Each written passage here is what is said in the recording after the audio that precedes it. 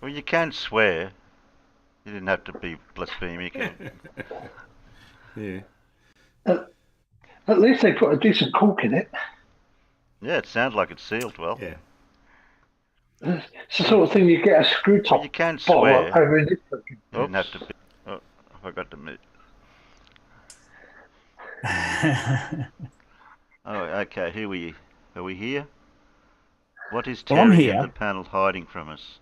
Or wouldn't you like to know, Dora?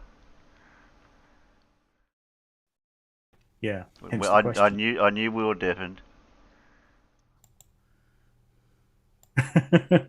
What's that, Fred? For some reason, when I hear someone who sounds as old as him doing that, I think. Oh, that you're still talking about something Oh, else. he's on about Denmark. Oh, okay.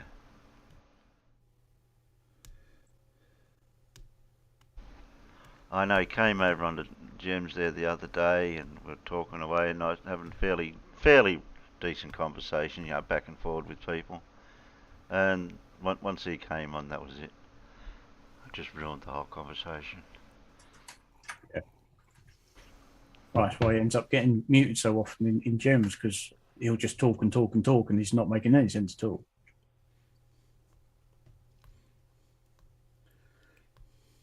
Clearly CGI people. You joining tonight, Triggered, or are you doing some homework? I think he said he was doing homework. Yeah. That's why it keeps draining Fred the goes, are battery. they ever going to unmute? What do you mean, are we ever going to unmute? We've been unmuted for the last...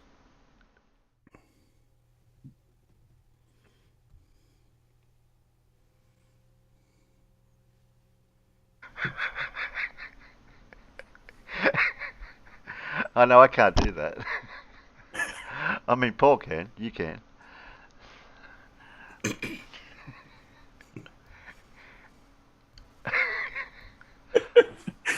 Oh Oh, dear, that's must so be funny Wednesday. when that happens.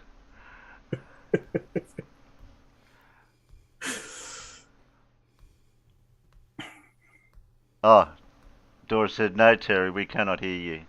Oh, okay.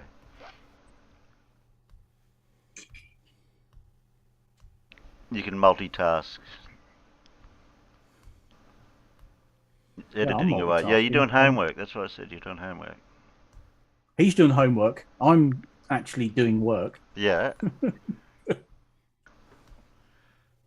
Trying to. and I'm just waiting for Blue to have his breakfast. And where's the link?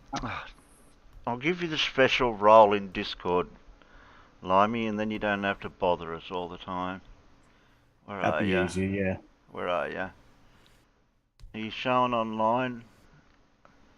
Over there. And then I can DM, change your role.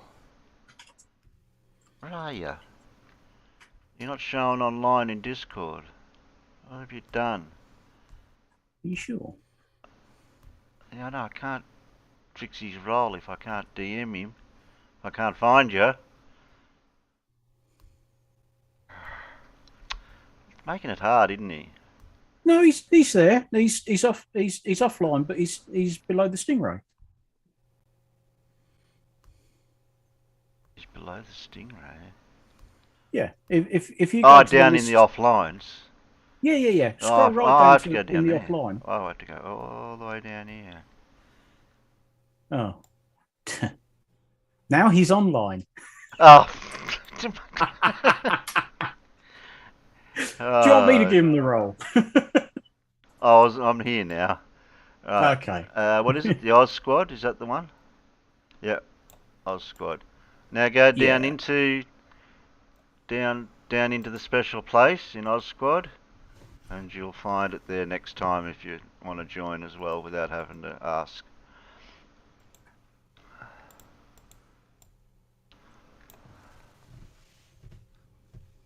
Yeah, Bob dropped in the other last week, but he didn't. I don't know if he said anything or he didn't want to join anyway. So he was only in Discord. I can't remember. Can't remember He the was in doing it. Discord, and he went to say Yes, something, that's and I right. couldn't hear Yeah. him. And oh, okay.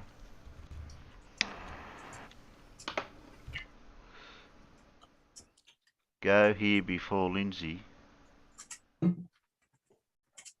Yeah, people actually want to watch Lindsay. Right? What's wrong with you people?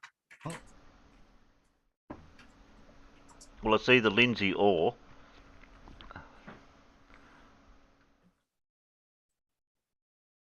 if we come up with an or. Well, yeah, or Yeah, or. I suppose better the devil you know. I've got a bloody Gary come up on me YouTube recommended there one day, and I'm going, shit, how'd they get there? Yeah. I can't even remember. It was one he did. We had these little tubes of something like lip balm or whatever they were, or whatever, it could have been something else, laying on his floating floor in his lounge room, talking about perspective or something. Must have been one he done a while ago. I don't know.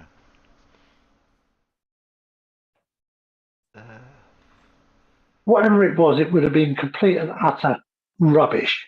Yes. I've still got landing lights on our flat Earth to do with CC in his car. I've still got that video floating around down there in homework. That's still down there.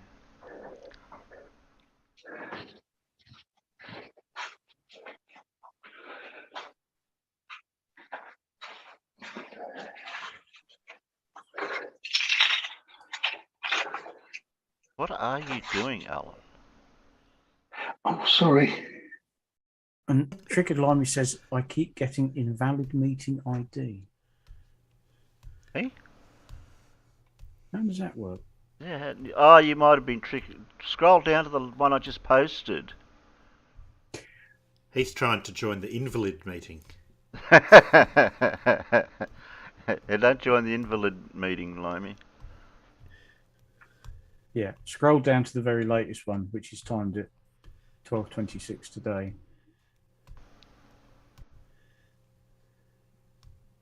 Alright. How many videos has Lindsay dropped lately?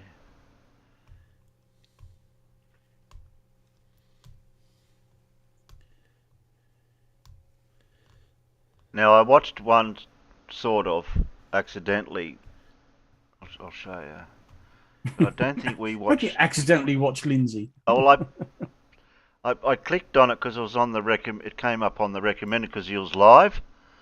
Right. And I typed something in the side chat to see if I could get a response, but he didn't seem. I don't think he was reading his side chats.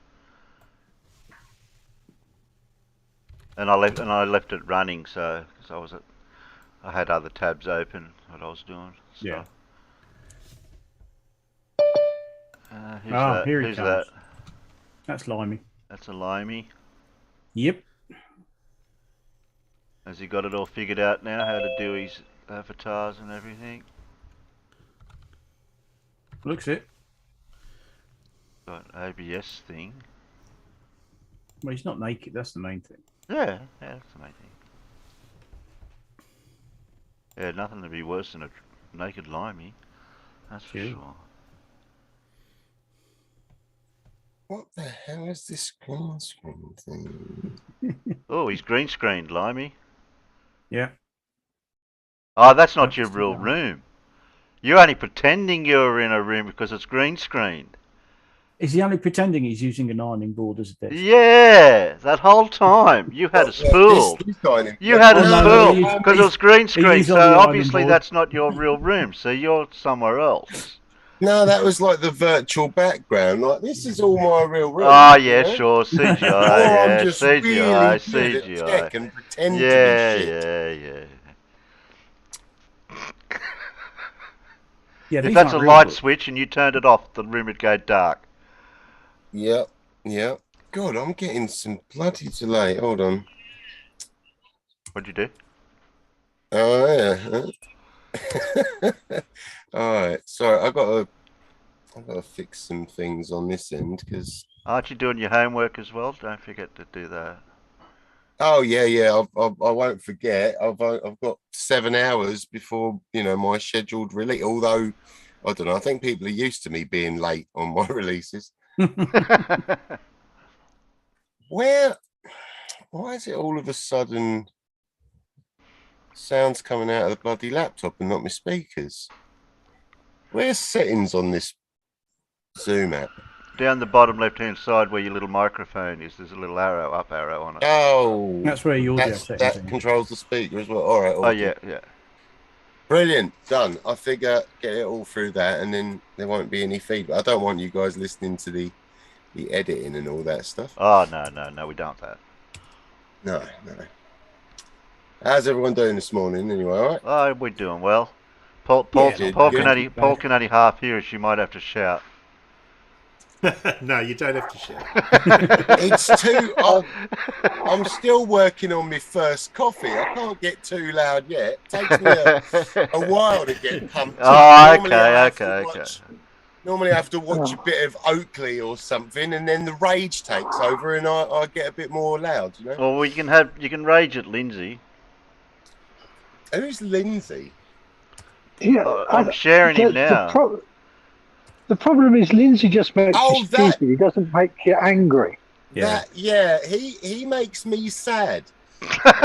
Okay.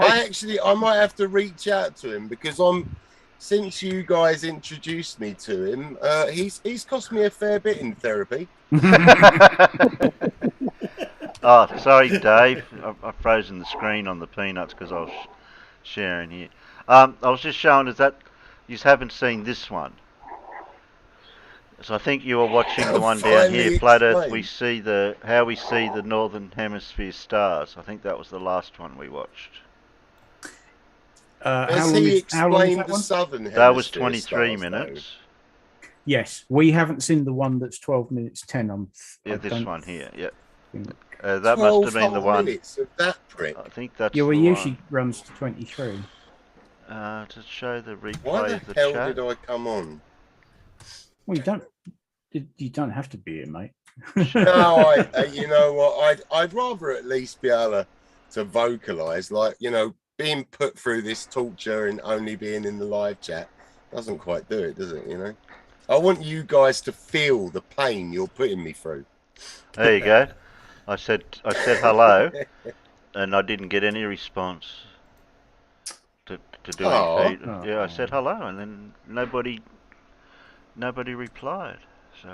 You mean a flat earther that doesn't want to have a pleasant back and forth on the shape of the earth? Yeah, I was going to continue the conversation. I just sort of stuck my nose in, said hello first, and that was it. It could be worse. All Sean Hawkins has to do is say hello in Arwen's stream, and he gets instantly blocked. Yeah, Arwen doesn't like Sean at all, does he? No. Do you know what Nemesis means? Yeah, well, his Nemesis is called Sean. Oh. What was it again? A righteous infliction of retribution manifested in the form of an appropriate agent. I won't do the rest of it because it's not. Because I know the line you're getting to. Yeah, good old Bricktop. Oh God, yeah, he's brilliant, isn't he? What's he bloody That's one of the most quotable films ever made. That one. Oh yeah, bloody brilliant. I just watched it again the other day. Actually, it sort of put me in the middle. I finally watched that. Did you guys see The Gentleman? I've watched that a few times. Yeah, that was really bloody good. And then, well, because Snatch was right, you know, next to it on Suggested on Netflix. I thought I ain't seen that one in a while. I kind of want to watch Lock, Stock and Two Smoking Barrels now. Just for the moment with the Bren gun. Oh God, yeah. Well, that and just I don't know, Vinnie Jones. Like I love his character in that. You know. Will you all please stop getting shot? Oh, brilliant! Oh dear. Right, that's okay. That's cheered us up, and now we're going to have. Oh God, yeah, we should have 10 minutes to be should have saved that short discourse for afterwards. Afterwards, yes. Well, I could always I'll rewind. Okay, I'm starting. Oh, we'll just listen to ourselves after. Look what it's time for. Yes, it is. Yeah, I'm about to go and get mine. Bloody. Lindsay starts and everybody buggers off and makes a cuppa. Not a bad idea. I'm about to see how well you guys work with Wi-Fi so I can go back outside. Lovely day out there. As I'm already outside. Alan's outside Wi-Fi on his phone. Well, I want to get work done while I'm chatting, so. Yeah. I could switch to my phone for the actual chat, though, couldn't I? Well, yeah, I'm on the phone, and I know my phone will last 3 hours Hmm. because that's how long I was able to talk to Polly on Discord for, whilst also sending video. Hmm. It does sound a little bit like, I don't know, when you're talking through your phone, it sounds like you're being haunted by a spirit Yeah, it in is, the background. doesn't it? Like there's It does. this whispering wind. That Are might you be, okay? That might Do be, we need to send you a young priest and an old priest? look, that might well be because cars and lorries on the main Norfolk Coast Road. Oh, He's well, playing go with back indoors then. He's got to go and Come on, I've got to go buy electricity. Fair play. He's playing I with tell the you what, traffic. yeah, just because I've already been a bit of a pain in the arse, Terry, I might join through my phone. Yeah, you're right. You're welcome. Actually, fuck it. I could, yeah, the laptop's Wi-Fi should work. Yeah, I whatever. don't know. I've upgraded my 4G Wi-Fi, and I haven't quite tested how far the router goes when doing voice chat. Oh, you could try. You never experiment. I don't mind. Yeah, exactly. I might have to switch my. Do a bit of fucking- I'm science. taking my whole camera and Do everything a bit of outside as science. well. You're not Bit trying to of prove. sci- You're not trying to prove anything. You're trying to disprove something. Yeah, that's true. Let's switch to the shitty laptop potato cam. There we go. I can't take all this outside.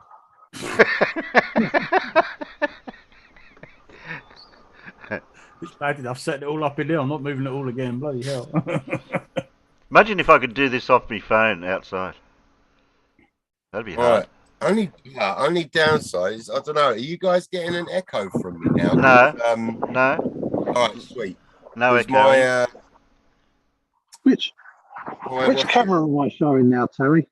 The forward camera. Oh, good. I know just thought you might like to exactly. see I where know I exactly. actually- I know exactly where you are. You're going past the swamp.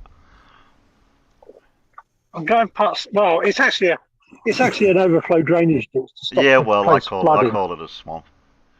Close enough.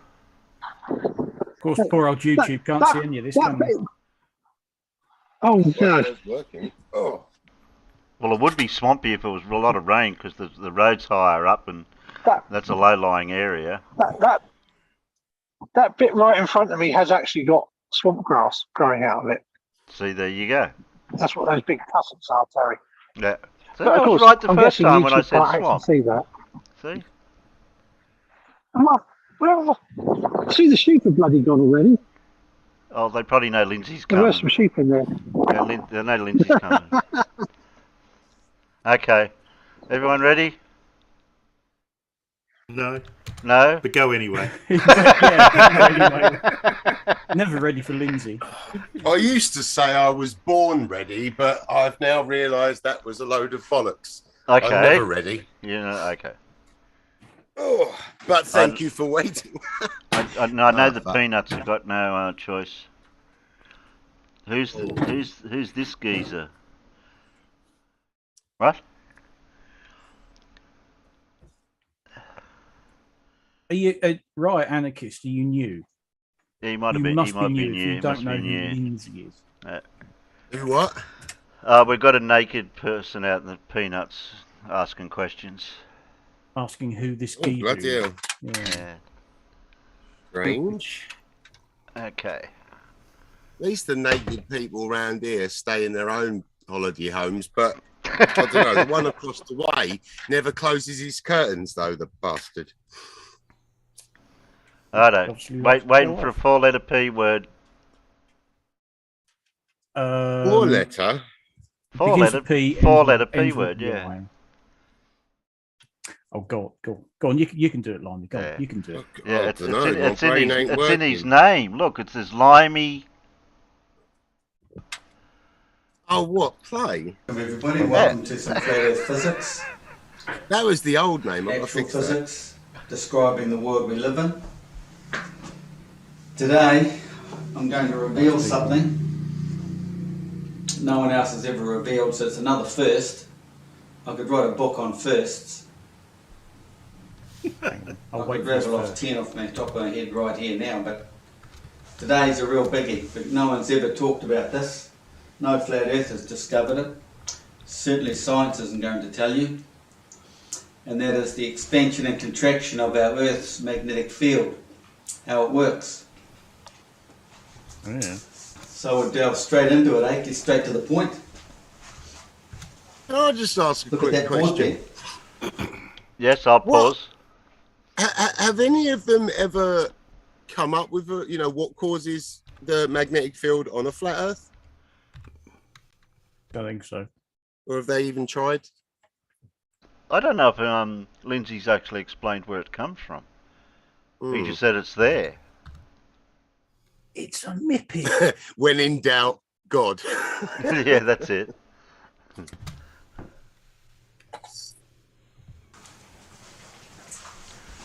I'm going to get a coffee. Yeah, I'm going to go and get I've two. explained to you that the northern hemisphere comes out like this, around the back end, in a cardioid shape. Because everything spirals out of the centre vortex. The central vortex here, remember physics has this event horizon. We don't see what's in the centre of the Arctic here. There's a vortex. And what's down in that vortex gives us the night sky image. And it's spiraling up and back down and up. It's going like this all the time. This is where the stars will come out or disappear. Long story, but check out my other videos. So they spiral out and come round into your horizon from the east, move across your arc of horizon and disappear in the west, northern hemisphere. But you've got the mirror image out here for the southern hemisphere. And so this is how it works in the southern hemisphere. And some simple-minded people just think, oh, that's why it's a spinning ball.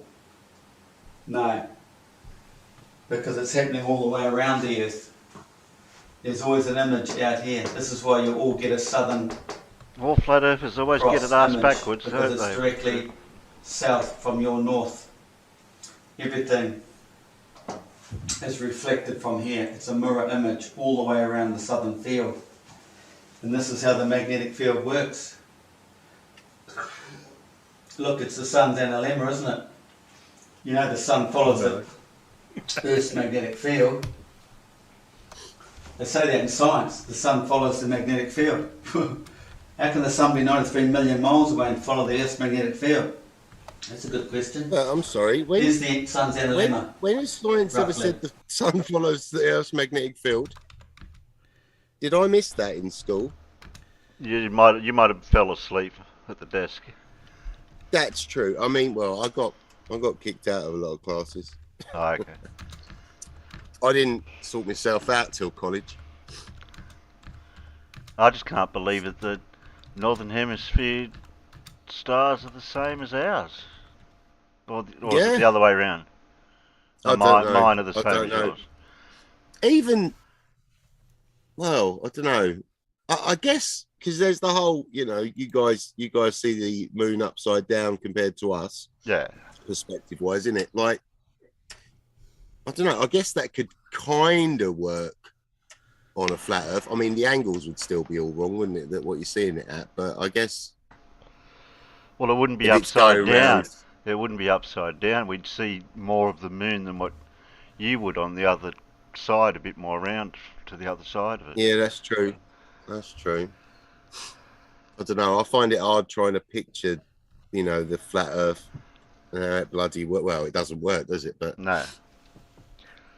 yeah, I don't know. I think a lot of it does come down to, because it does seem that the majority of flat earthers are northern hemisphere, aren't they? And Yeah, that seems to be an issue that I have noticed with the flat earthers, is because there's a bigger percentage from the northern hemisphere side and the US as well as in yeah, it's like Great northern Britain. hemisphere bias, isn't it? Yeah, And then when you start bringing up the southern hemisphere side of things, that really screws with their brain because they're not. Mm. They don't understand. And yet there's still Mitchell from Australia. That just blows my mind. Yeah. Having an Australian flat earther. Well, that's the ratio. See of what we've got. We've only got a handful that are come out onto the YouTubes and whatever's. Yeah. But there's not a lot of us that are on the YouTubes that are debating them from the southern hemisphere. Like we've only got me and a few other guys like Wally and Wolfie and a few of us like that.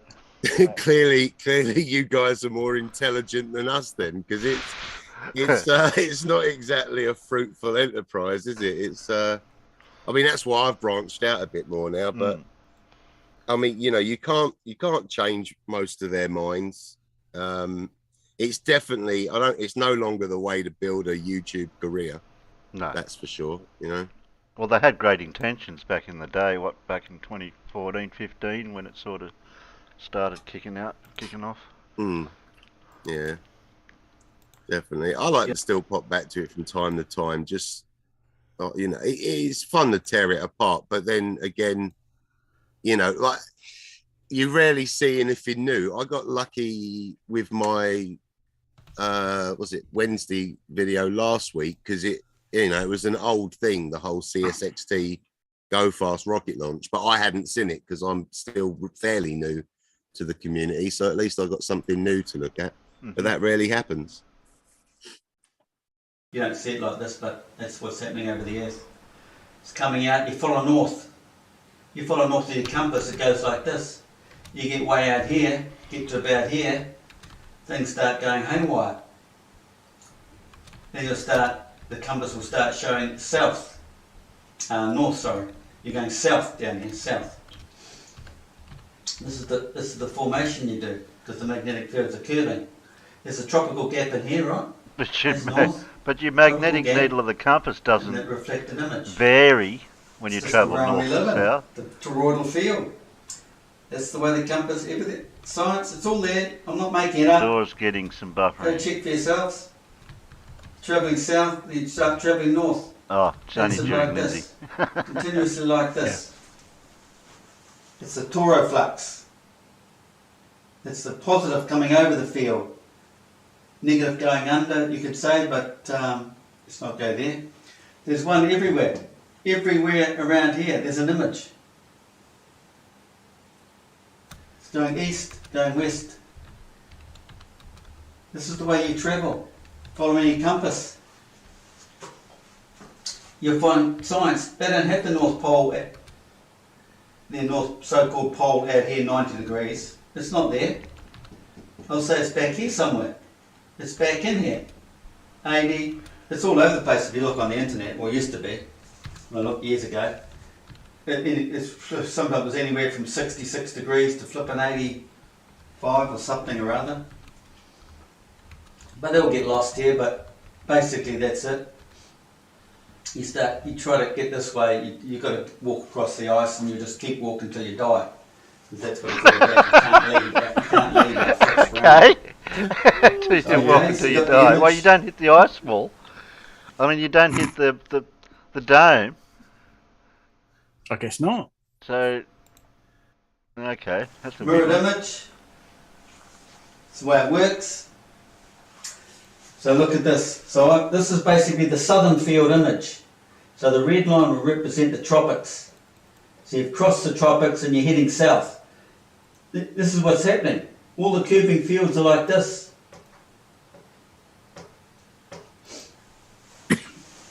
Because this, if you go right back to the initial northern hemisphere, everything is spiralling out like this. And it's always turning. It's always turning and spiraling out at the same time. So our whole field is doing this. Earth is fixed and stationary from the black hole, the flat plane of inertia to the black hole. So it's fixed and stationary.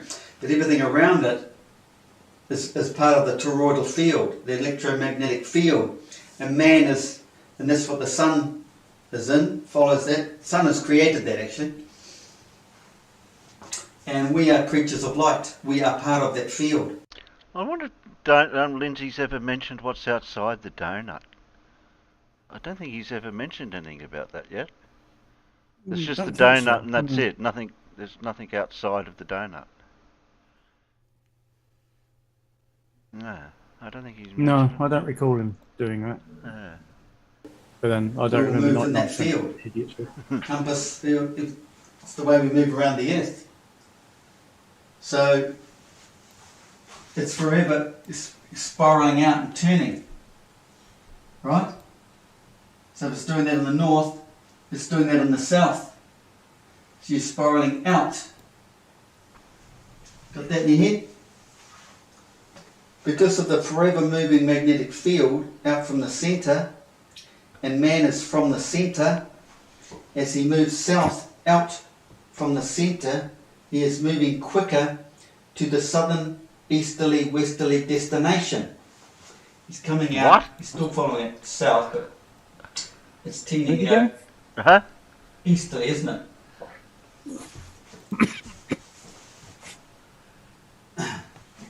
The ball theory of reducing arc of longitude is because you are getting there quicker due to the expanding outward field of the Toro flux, the Earth's curving magnetic field. Earth isn't reducing, the field is expanding. Right there, those two lines there describes the world we live in. So easy. No one's ever said that. Really? Expanding out. Oh, hi, Gary. Out. See, you're out here, so it's quicker. You're getting to A is getting to B. Maybe we could get Gary to re-explain Lindsay for us. Gary might have a bit more of an insight into what Lindsay's talking about. Gary's explanation for Lindsay is also perspective. Oh, okay. Quicker. That's where you all end up in the same place. You could say, if you're going south, it's all reducing down. But you don't end up in exactly the same place, do you? And the ball Earth shows you that. Antarctic's so big, you could end up anywhere around there. But that's the way it goes. Bigger. These are longitudes. But they're moving quicker. I think Gary could model that with a Can't couple describe of it rubber any better, bands and can an I? old dog bowl. Yeah. He could. Turning, forever turning. This is where Einstein all them came up with in the early century, that relativity. All relative to the observer as well.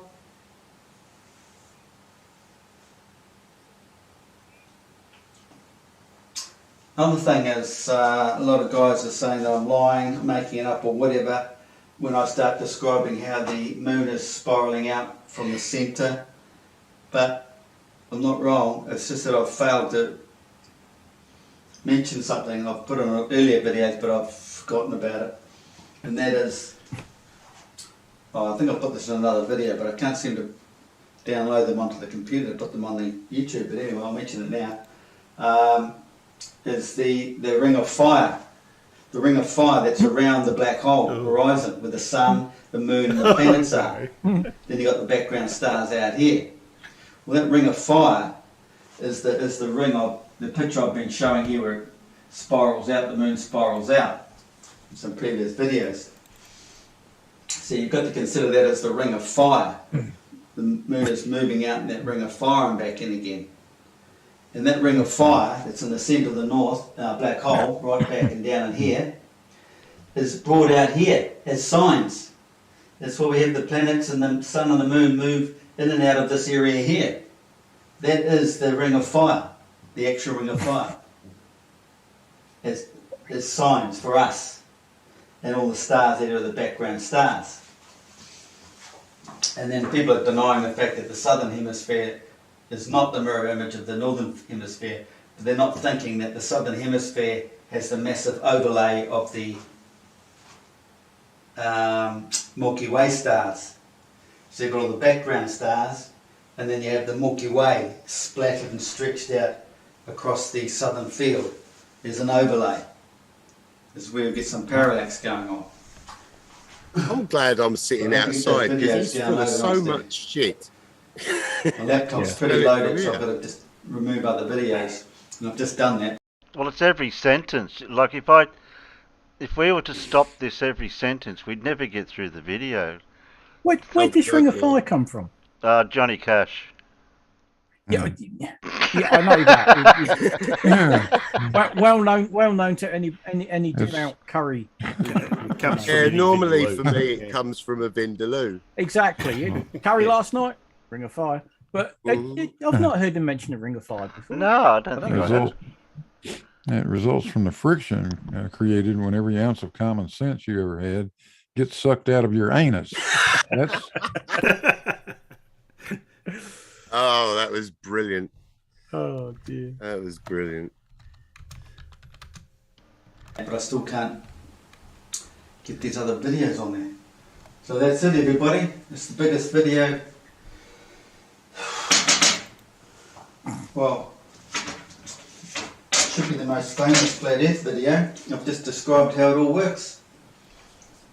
The best way to describe It's like that. the situation. I wouldn't It's use the always a word mirror image describe. from the north. No. But as you come out from the tropics, Capricorn, you spiral out. You're not only imagining this curving line, you've got to imagine it's forever moving like this. So you come out of here, swinging around to there. It's expanding, getting there quicker. I wonder if it's 15 degrees per hour, Lindsay. So the longitudinal lines coming out like this, you know, spinning ball theory has them closing up only because you're moving quicker the further you get out there. Okay? Post me the Nobel Prize, and I'll give you my bank account number if you ask for it. Thanks. Oh. Can give him his bank account number. Really? No, Stewie, we're not starting it again. I need your account number, your sort code, and the 3 digits on the back of your card. Thank you very much. And no, Fred, your sound was working. Yes, that was just Lindsay. Well, yet again, that was a Lindsay video that made absolutely no sense whatsoever. Yeah, I'll be right back. I'm going to call my shrink again. Okay. Make an appointment. Just when you thought you were making progress. Yeah. Oh well. I don't know. You know what? I think there's a fair few of these flat earthers that probably would get a similar diagnosis to me, and I can attest that therapy and medication really do help. So I don't think they'd help Lindsay though. Well, frontal lobotomy. It's a start. It's worth a punt, isn't it? Yeah, exactly. I mean, I think I could do it on the cheap, just through the eye with a chopstick, just down the side, like pretty easy. All right, I'm going to grab another coffee. Okay, we'll wait for you. Please carry on. I'll be over here. I'm not that special. Well, my mum tells me I am. Everyone's special really here. delusional. You haven't learnt the trick yet. You wait for the Lindsay video to start, and that's when you go and put the kettle on. Yeah, that's a good idea. Yeah, you forgot to do that, Limey. I'm learning. You're learning it. Yeah. While I've got everyone here, before I forget, because my Alzheimer's will kick in later, I'll have to thank anyone and everyone that donated some to my link below in my description. That'll really help out when it comes time. I do appreciate it. Yeah, well, you're more than welcome. Yeah, because I know you was talking the other day about renewing licenses and things. So I thought, we'll pump the old boy some cash. Put it in the jar, and when the time comes, that's where it stays in there. That's the kitty for hopefully there'll be enough there to. Oh, blimey! I'm just watching all the cars going past Alan. Bloody hell! Look where he's driving down the middle of the road. No. When exactly do you need to renew all this stuff, Gary? I'll get back to you on that. I'll have to have a look in my Zoom details to find out when it's actually. Well, yeah, I'll try to chip in a little bit at the end of the month when the YouTube pays out. I'll have a look. I know it's not yet, but I thought it was June, July, August. Oh, yeah, it's only somewhere July, August, maybe, ish. Oh, plenty of time then. Plenty of time. Yeah, well, we're well into sort of the halfway through May. I mean, it'll come around in no time at all. Yeah. Yeah, well, I mean, I don't really keep track of the date. Like every day for me is the same, really. But it's already the 18th, so YouTube kicks out in 3 to 8 days, depending. I just tend to look forward to Thursdays because that's when I get paid. It's like, oh, good. What bill can I pay off now, or what thing can I replace that I've been waiting to do for bloody ages? Yeah. Would you fill the car up with diesel? I'm doing that every week when I go shopping. I have to top it up because if you let it get too empty, it's just like you watch those numbers click by and you think. Well, I tend to fill up Asda or Tesco, and they have obviously pay at the pump. They're limited to £99. £99 won't fill my tank up if it's empty. Wow.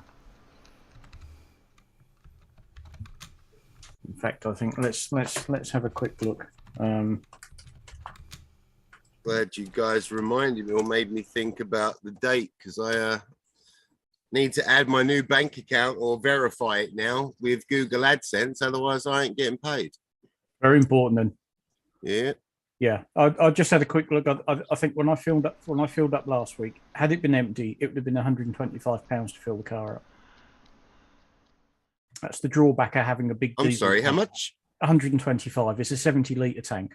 Oh my goodness! You know what? I'm glad that I don't currently drive. I couldn't do the job I'm doing if I couldn't drive about the countryside, because that's an inherent part of what I'm doing, I'm afraid. Well, yeah.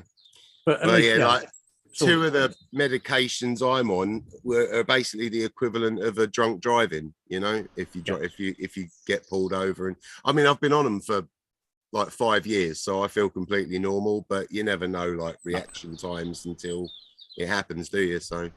No, but I was in Croydon yesterday. I'm in the heart of London tomorrow. I'm in Southampton Monday, and that's all part of my job. I'm now spending half my time out on the bloody road, and of course you get to write that off, then, don't you? Oh yeah. I'm claiming 45p a mile. It's like parking yesterday. I was there for not even an hour, and the car park was £4.50. That goes on the expenses, and all my expenses get paid. The next week. It's not like I have to wait a month or anything stupid like that. So I don't mind. It's just at the time you go, it's like tomorrow, going to London tomorrow, £12.60 for the tube. It'll be £7 for the car park, and I ain't done anything yet. And I've had to drive down to South Ruislip to park up there for half a day.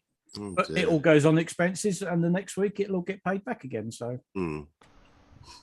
that's all right. I mean, at least you get paid weekly. Like I had a job that used to reimburse very nicely per mile, but when I was in the States, but it was fortnightly pay, or depending sometimes on the project, you didn't get the fuel money back for like a month. Yeah. And that could, sometimes that did really hurt. But yeah, at least it's weekly. Yeah, no, that's one advantage being contract at the moment. They said, we'll start contract and then see how it goes. To be honest, I'm quite happy just to stay as I am. I mean, the only problem with things with being contract is we've got a double bank holiday coming up again in the 2 or 3 weeks. Yeah. Bank holidays, I don't get paid. On time off, I don't get paid. But yes, it's the same. When you look at what they are paying you on an hourly rate, you think, yeah, okay, I can live with that. Yeah, it's very cool. The main advantage is I don't have to drive to some poxy office every day. as their office is a 140-mile round trip. My whole life is in a tiny bedroom, so when I wake up, I'm already in my office. Well, okay, my bedroom's the other side of that wall, but at least I've got the whole house. Yeah. Well, I mean, it's good, and like you say, when the weather's good, I can come outside, which is nice. Yeah. You know, there's not many jobs nowadays where you can sit outside, smoke a cigarette, or drink a beer while you're working. That's it.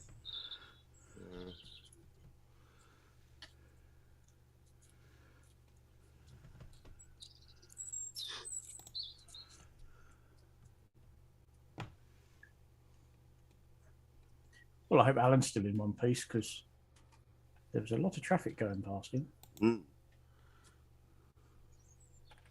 He's turned his camera off. He was at the he stays in one piece too because he's offered to let me crash up there for the Bedford level.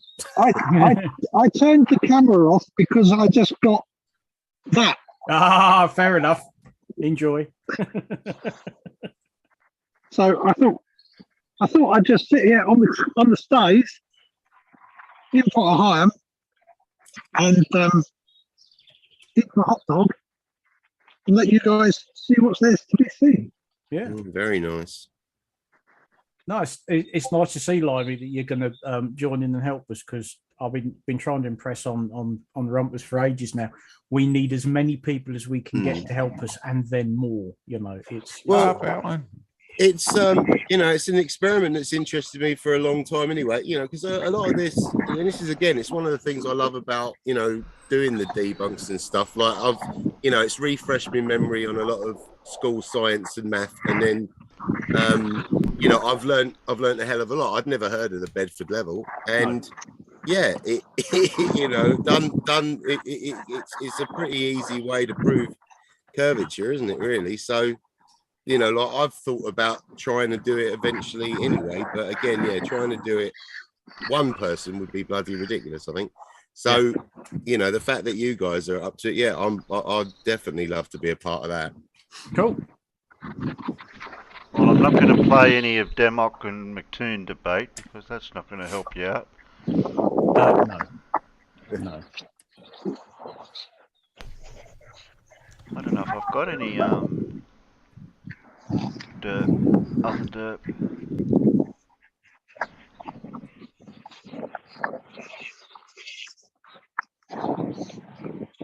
Did you have any dirt, Blue, on your live stream?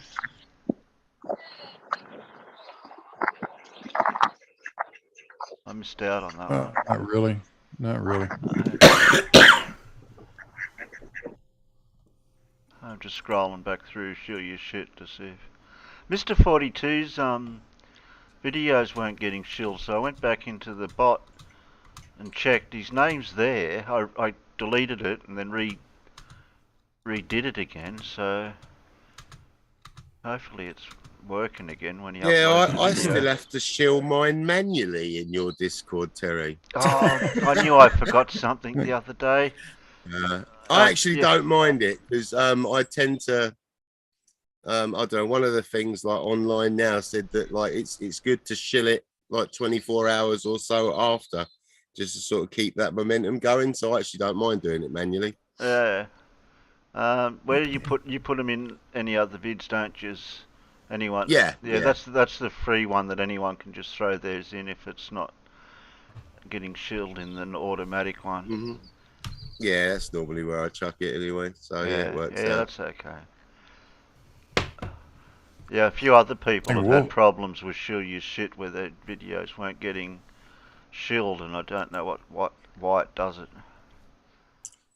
I think Wolfie's got a new video out. Wolfie? Yeah. I can't remember to check Wally's channel as well, because I have been missing so many notifications, and I haven't had one for Wally in ages. Oh, I don't think Wally's put one out lately. Has he not? No, because he usually DMs me with one that when he does do it, just so it reminds me. I haven't had one for a while. Probably still behind on his channel anyway. Who was I looking for just then? Somebody said something. You're looking for Wolfie, weren't you? Oh, Yeah, Wolfie put a new one out in, yesterday. That's quite cool. why isn't it showing up in... I'm scrolling through. Oh, here we go. Flight footage and facts for flat earthers who don't understand how... something. HUD. That I doesn't... think he's demonstrating how his HUD works. In this video, we're going Oh, just Wolfie. I didn't say play. That was Wolfie. Yeah, I didn't say play. I didn't say play. That goes for 17 minutes. So you can watch that for now. It does go for 17 minutes though, so... But it is interesting. Yeah, Wolfie does some good videos. I'll leave Simon for after. And Anton. And it looks like Isaac's You can feel free to show some of mine in that once I start getting a little smarter. What, this year? Well, possibly. Okay. Maybe next year. Give me time. Give me time. Isaac's doing the Terry. Australian election free speech vote. I don't know what that's all about. What's that, Paul? I did whip up 10 questions, Terry, so if you want a quiz, I have got one. Is that Isaac Butterfield you're talking about? Yeah, I do. I do play his in that once in a blue moon. Yeah, he's brilliant. I'm so behind with his stuff. There's just too many bloody videos. Too many people keep coming out. I just can't. Well, he's doing our election because we've got our elections coming up. So Yeah, that's pretty soon. yeah. How long does that go for, Isaac? 13 minutes. Okay, we might. I may play that later. I'll see how we go for time. Ladies and gentlemen, the Australian election is upon us, and this. Yeah, thanks, Ladies Isaac. and gentlemen. Why doesn't it Hey. mute when I put the videos up? I don't know. Stupid thing. They 10 hard, easy, or average? Two of them are hard. Two of them are reasonably hard, and the rest are easy. 42, Fleetwood Mac.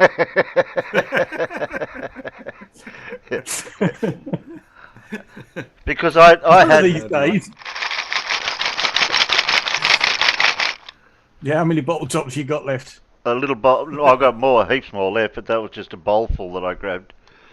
So I've got to put the bowl full back. Bottle tops. Yeah, Do you have that with milk? yeah, beer bottle tops. That'd be a bit crazy. Okay, I'll put them back for next time. Yep. Unless I throw in the odd one in between. You could do that if you wanted to. Yes, Oh, you could do that. I'll grab a handful just in case. Yeah. Because we might get doubles. We seem to be getting doubles. Oh, talking of doubles. Oh, Talking of doubles? What are we Oh, talking Lord. about doubles? What happened? oh, look what's on the screen. Where? No. Are you ready for a quiz? Is your mind at ease? I'm just looking at those bottle caps. Yeah, it's true. Oh dear. All right. Let's go for it. The first two are reasonably hard. For those that know a little bit of maths, they'll be easy, but for those that don't know maths, they'll be hard. So here we go. All right. So here's a maths question. We've got this equation here, x squared minus 9 all over x to the power of 4 minus 81. And we want to know what the limit of that is as x approaches 3. You've got a choice of 4 answers. Is it 1, 1 over 9, 1 over 18, or 1 over 27? Any ideas? Stewie said a bag of Holden spare parts. No, Stewie. Quite frankly, no. I can read the question, sort of. Yep. Not a Scooby. No, that's Let's see what the peanuts think. Okay, so 2 people have said A. 1 person has said C.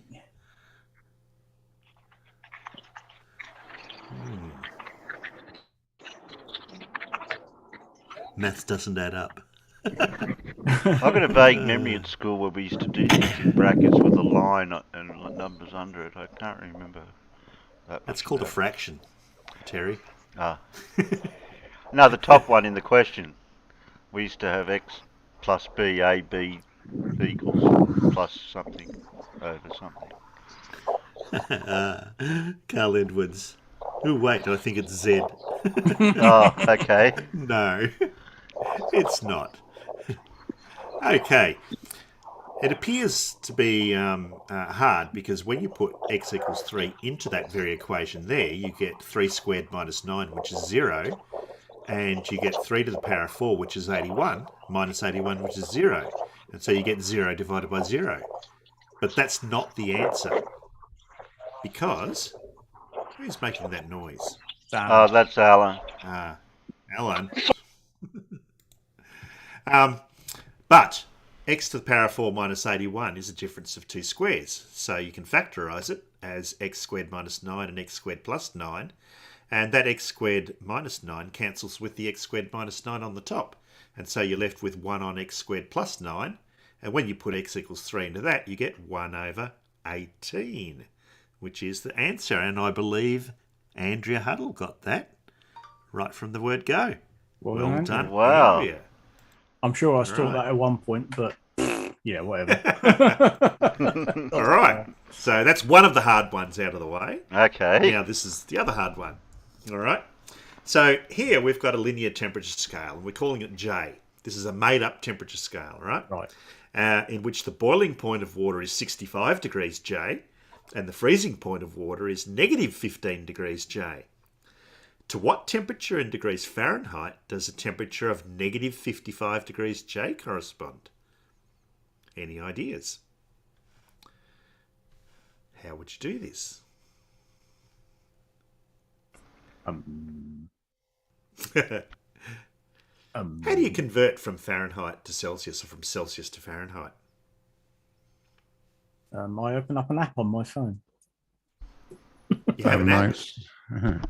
Yeah. Anyone know how to do it? Yeah. Blue's working out the answer, is he? Yeah. Let me answer. Let me figure out the answer to the question first, and then I'll.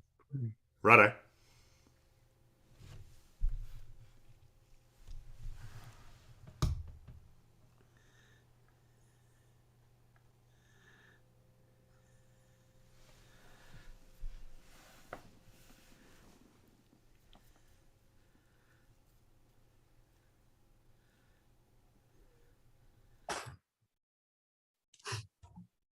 What did I miss? Anything good?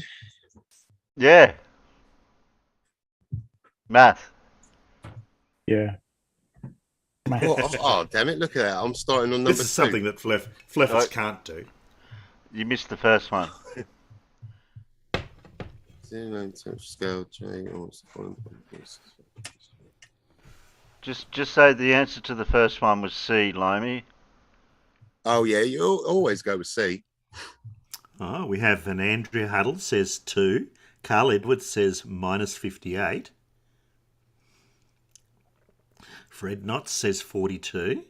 Yeah, but I think that's a joke. Good man, 42. Yeah, 42. Cold.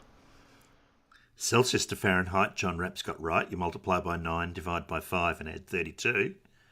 Yep. Who works in Fahrenheit? So has Blue got an answer yet, or is he confused? I'm confusing myself. Yeah. Well, we do actually have a correct answer out in the peanuts already.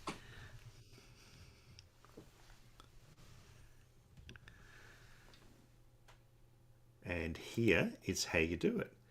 So it appears that to convert from Celsius to J, you have to multiply by 4, divide by 5, and then subtract 15. The reason for that is because if we do the difference between boiling and freezing, we get 80 degrees. And that's 4/5 of the normal 0 to 100 temperature scale. And 0 being 0, you subtract 15 to get minus 15 to be the freezing point. All right. So to convert to Celsius, we do the opposite of that. So we have to add 15, multiply by 5, and then divide by 4, which gives us negative 50 degrees Celsius. And then to convert Celsius to Fahrenheit, we do what John Rapp said.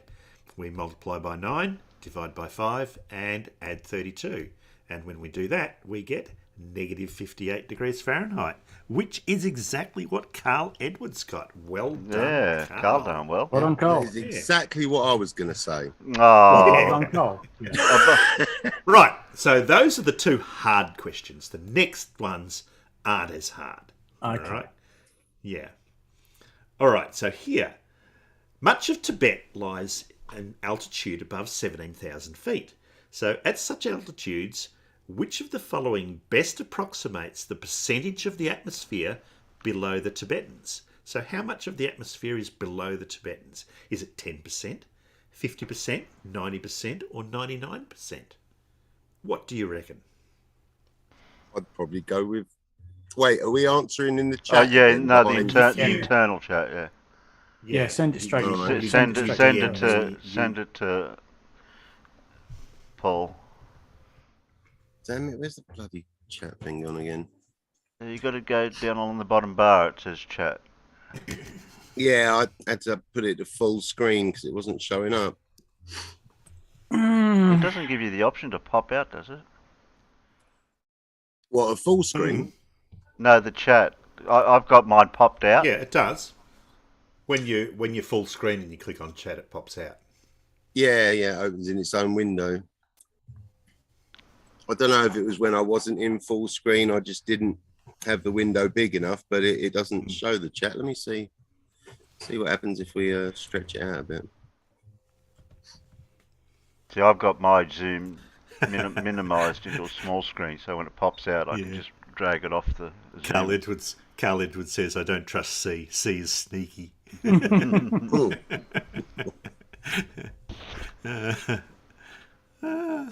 Yeah, thanks for that answer, Limey. If that's right, I'll copy you.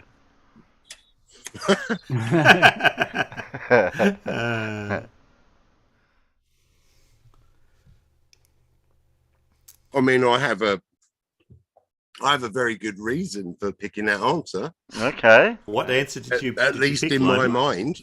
What answer did you pick, Limey? You can say it out loud now because I've revealed the answer. And that's because, as we understand it now, the atmosphere, parts of the atmosphere even go past the moon. But that's So very total low atmosphere, density, though, isn't it? 17,000 feet's nothing. Yeah, but it's like it's like the rest of that is made up of atmosphere that's very, very low density. It's still so atmosphere. The density drops off. The density drops off exponentially. Remember? Oh, of course So- it does. But Yeah. what density value is it when it stops being atmosphere in this question? I would still argue that it's A, because it hasn't yet hit 10 to the negative 17 torr. Is that what it is? No, Yeah. it's a long way from 10 to the negative 17. So 50% can suck my nuts, as Oakley would say. Oh dear. Oh, the answer actually is B. It's about 50% of the atmosphere. All right, 50% of the atmosphere is below them, and that's Lies. by mass. All right, not by volume. That's by mass. Oh, Okay. Yeah. where does it say mass in the question? You've got to assume that. Well, no, you don't make an assumption. I mean, according to Nathan Oakley, you got to assume it. Assume. Well, it didn't say what percentage of the height of the atmosphere. No. It just says what No. percentage of the atmosphere, Right, that and would be mass. so Yeah. if you haven't Yeah. defined if it's height or mass, I'm just looking at the atmosphere as a whole. So I think I should get extra points for being creative. We're not But on now the Flat I Earth see. channel here. We Now don't I get see points how for your being silly. questions go. So I will. This isn't I will QA. look for sneaky answers in the future. Limey, I'll give you 2 points. Oh, thanks. Okay, next question. Okay, so there are 50 people in a room. 28 are male and 32 are in college. 12 are males in college. How many women who are not in college are in the room? What? All the information you need is there. This is not that hard, actually. Yeah, it's not that hard. I just need a second to work it out. Yeah, just think about it carefully. Well, there are 50 people in that room, all told. Yeah. You reason it out for us, Terry. You can reason it out loud for us if you want.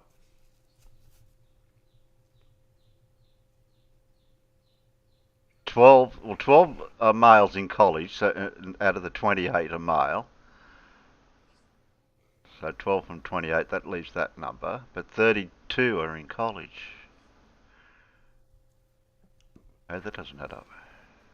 Done. Ah. So have you sent me an answer, Limey? Mm-hmm. Have you sent me an answer? I have. Where? I can't see it. Sending it to Top, haven't I? No, you're sending them to Terry. Yeah, you send them. Yeah, you send them You got to to send me. it to me. Oh, who am I sending it to? Curse? Send it to Kirst. Curse, yeah. Yeah. All right, done. Yeah, I don't mind you sending the right answer That is to me, correct, Limey. Limey. You have got it correct, Limey. Well done. Thank you.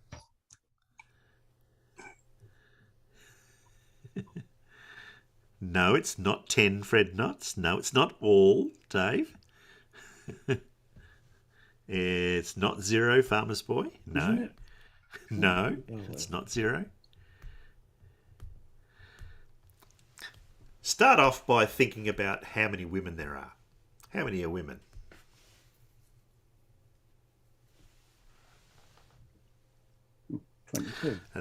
And then once you've figured out how many are women, how many women are in college? Well, if 32 out of that total number are in college and 12 of them are men, that means 22 of them are women. No. Sorry, 20 wrong of with them your are maths there. Yeah. So if 20 of them are women, and there are how many women altogether? Oh, yeah, 22, of course. Yeah. And the Peanuts have suddenly come up with the right answer. Well done, Peanuts. The correct answer is 2. Because if there are 28 males, that means there are 22 females. If there are 12 males in college out of 32, that means there must be 20 females in college. So 20 females in college out of 22 females altogether leaves 2 of them not in college. Well done. Wasn't so hard. Next question. What competing model lost out to the Big Bang Theory in the 1960s due to the discovery of the cosmic microwave background? Blimey.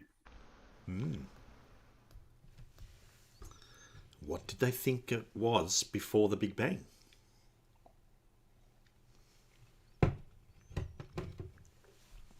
Haven't a clue. The opposite. You'll kick yourself when you hear the answer because What, the gnib you gnab? know what the answer is. You know what it is. The oscillating model. No, it wasn't the oscillating model.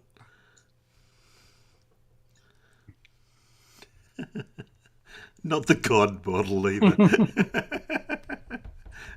Oh dear. The toroidal field model.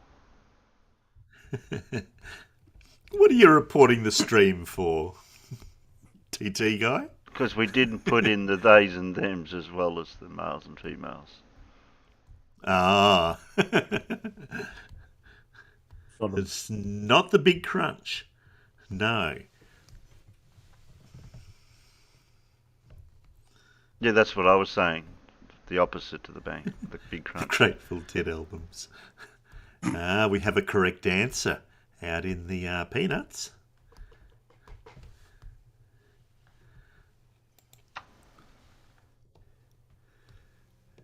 And as the diagram shows, well done TT guy, it was the steady state model.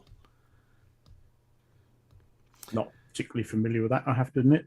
Where apparently in the steady state model, what happens was as the universe expands, matter gets created and fills up the spaces, and so the density of the universe stays the same.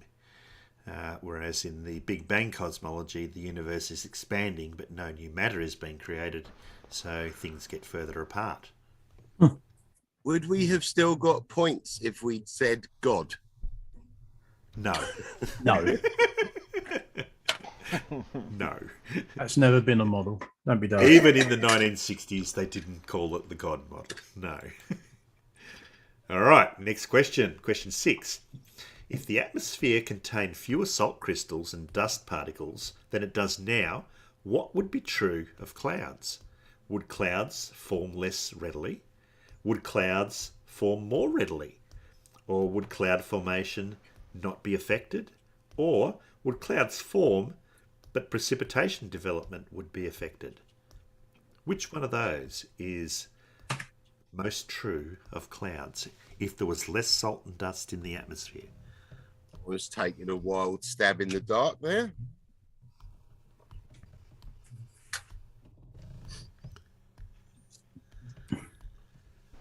I'll go with that one because that's what I'm thinking.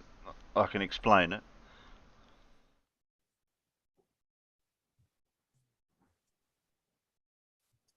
See, now, you know, if we use a very loose definition of clouds, would chemtrails affect the answer? Oh no, not the chemtrail. We were talking about that before, weren't we, Palmer? Of clouds? What is your loose definition of clouds, Limey? Anything that looks white up there. Oh, okay.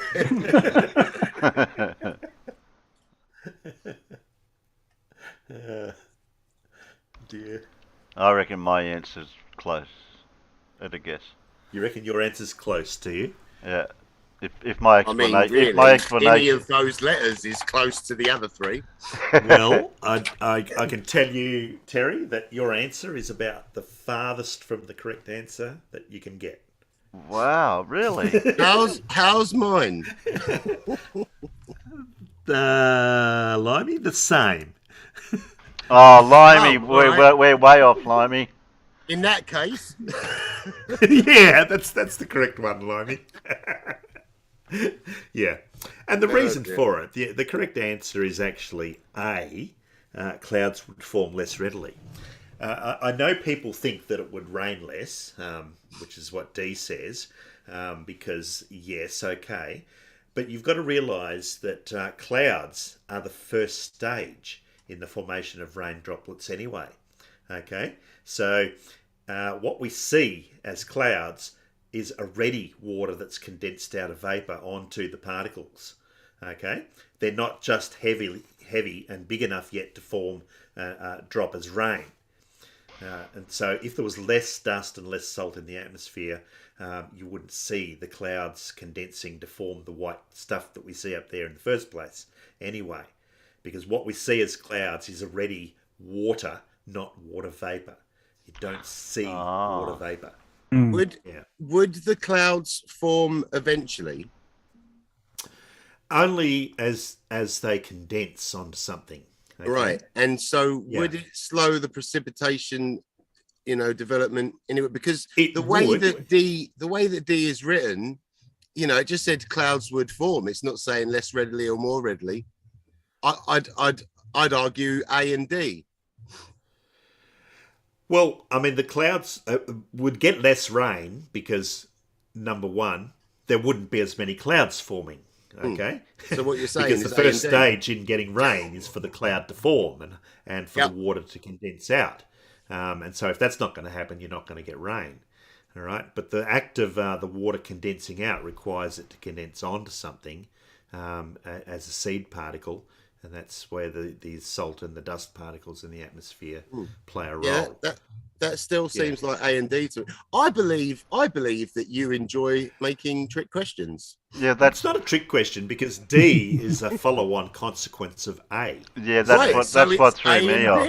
Yeah, that's what threw me off because I'm thinking that because there's less particles, less rain. No, its clouds would form less readily. Yes, I should have. I guess both A and D would be A then D, but A is more correct than D. Okay, right. I think that's a matter of perspective. Let's check with Gary. Have we got any rubber bands to simulate this? I'd like to see. All right, question 7. While eating out, you and your friend both tip the server $2. Your tip is 10% of your bill, while your friend's is 20%. What is the difference in dollars between your bills?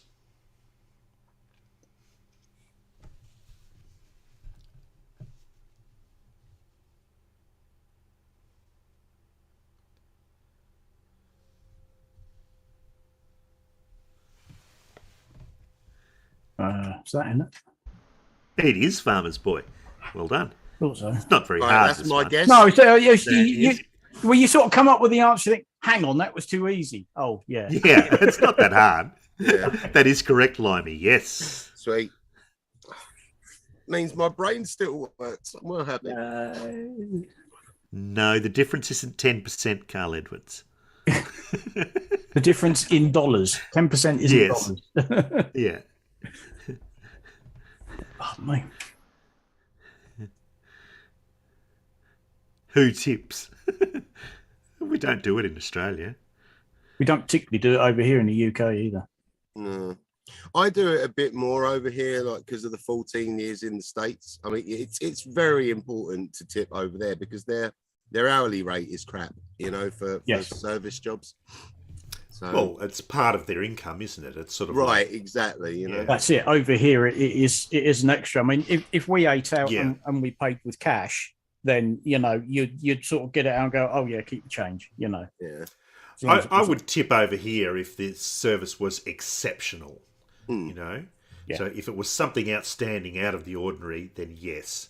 But if it's just the ordinary everyday service, no, because they're actually getting paid a normal wage anyway. Yeah. There's the few other professions too, and I think most people will tip a cab driver, and I'll tip a hairdresser. Well, I haven't used one in years. I just shaved my head, but I would tip a hairdresser when I use them. What, a tip for tips? Yeah. She didn't get tipped this morning, but I needed all the loose change I can get for all these bloody car parks I have to keep using it. Because half of them you can't pay with a bloody card. So, really. Don't most of them have the app now? No. All the ones around like my way and that, you just download the app and then you just pay it through that. It's so easier now. Well, I hit an owl in my car the other day, right? And it's buggered up the front bumper. Yeah. The plastic bit that goes on the front bumper, it's cracked it and pushed it in, so it needs replacing. And I've found a replacement part that's about $300, right? Jesus. But to get it delivered to me is about $250. That's just for the people watching in England. That's about £3. It's a bit more than that. Yeah. What is the exchange rate for Aussie dollars now? I don't know. Let's have a quick butcher's out of interest. Yeah. So the answer to this question was $10. $2 is 10% of 20, and $2 is 20% of 10. So they paid $20 and $10, and the difference is $10. A pound sterling is $1.77 Australian. Okay. I was reading it off for a minute. I was like, I don't know. It came up in columns, and I just looked at the smallest and the biggest. So I was like, wait, no, 1 GBP is 177.76. That ain't right. But yeah, 90.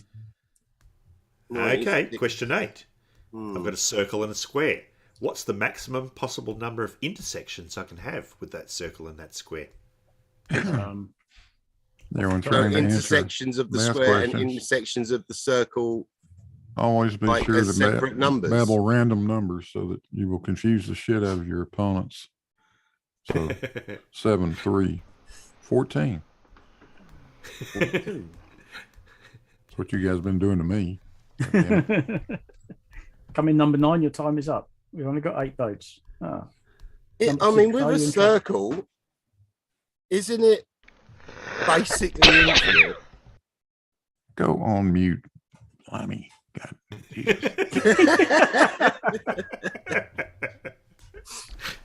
I'm confused. It happens. So we've got a square. Yep. Let's look through the square window. Yeah. And then let's look through the round window. Yay! Yay! And you can see that the maximum possible number of intersections you can get is 8. Oh, you meant putting them together? Yeah. Well, to intersect each other, you kind of have to put them one over the top of the other. Yeah, but that's what we didn't understand, did we, Limey? The intersection. Right. I mean, where does it say like intersections both together? How are you intersecting the circle and the square? Separately. How do they intersect then? I was working out the intersection points of a square, and then I got confused with the circle. The intersection points of the square with what? With itself. With its sides. With itself. Oh, you know what I was thinking? I was thinking for intersection point, I was thinking like, equal points. Where I was thinking sides of the square where they like intersect in the corners. And then diagonally, like where it could fold, basically. That's what I was thinking. Oh, God. I was thinking the intersection points of the squares, the lines that make up the squares, like the corners. No. I mean, when it says the possible number of intersection points of a circle and a square, I got kind confused of indicates with that the circle and the square are intersecting. Yes, yes, obviously, but I got confused. What if it was a cube and a sphere? Huh? What if it was a cube and a sphere for intersection points? Oh, that'd be different then, wouldn't it? Would that be 24? No, 16. Wouldn't each corner be 3? Yeah. So it was 8. The answer to that was 8. 8, yes. Okay, question 9. Okay, think of the fingers on your hand like you've got 10 fingers, right? And if each one of those fingers is a binary digit, so it can either be a 1 or a 0, all right, up or down. If you think of those as a 10-digit binary number now, what's the biggest number you can represent with those binary digits on your fingers?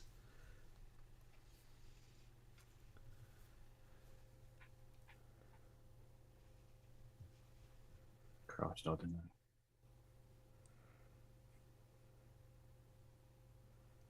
Yeah, you had me at hello, Kirst. I'm so with one finger, you can only have either a 0, or 1. The biggest number is 1, right? But with 2 fingers, the first finger represents 0 or 1, but the second finger represents 2 or 0. And so you can have 2 plus 1 is 3. That would be 3, would be the biggest number with 2 fingers. What's the biggest number you can have with 10 fingers? I think I've finally been able to answer one, Paul. Huh? So I think I've finally been able to answer one. Ah, it's not that answer, Alan. Probably not mine either. What, 10 bits? Oh, all right. It's 1 minus that then if you... It is, yes. Well, you mean it's that minus 1? Aren't we doing? Yeah. Is the answer in binary? It's in base 10. Don't ask me what base 10 is, Limey. No, I don't know. Is it 10 to the negative 17? Well, that would be the answer. That would be the answer. Limey's got the correct answer in binary, but what would that number be in base 10, Limey? Base 10 is. I think I've put the number. Well, I don't know. I'm going to Google what base 10 is. It's what we use base 10 is what we count in, Limey. Yeah, we count in base 10, 1 to 10. That's base 10. Oh well, then actually it's 0 to 9. Yeah. I think I've put the answer under it then. No, that's not correct. Yeah. What? Did you ask the highest number you could get to? Because of course, okay. Yeah. The first answer you put, Alan, would be the next finger, the 11th finger, wouldn't it? It's the total number of values you can represent, including zero. Exactly. Oh, the total That's number right. of possible combinations. Is that what you're saying? Yeah. No, No, the biggest number you can represent. in binary. Yeah. Yeah. Oh, I'm still confused. How do I And the convert answer- that binary to base 10? Here's the generic version of it. Two to the n, all minus 1. Yeah. For the highest First number. finger represents 2 to the power of 0. Your second finger represents 2 to the power of 1. Your third finger represents 2 squared. Your fourth finger represents 2 cubed, etc. All the way up to 2 to the power of 9. Okay? And so when you add those numbers up, you get 1023. Where's the 2 come from? Like, if where's the 2 come from? The Like, two- if each the finger 2 comes represents from- either a 0 or a 1, Yeah, because then the the biggest two number you can have is states. 10. Because each finger No. represents 1, 10 fingers is 10. No. But each finger can only represent 2 possibilities. 0 Oh, or we're 1. counting Up possibilities. or down. Oh, Okay. right. So once again, it comes Yeah. to your questions not being very clear. Got you. Oh, no, the question is absolutely clear. Is it? Where does it say possibilities? You've got to remember, I might play smart on my channel, but I'm like 1 IQ point away from a flat earther. Which side? That's true. Well, you're ahead of me. You're ahead of me, Limey.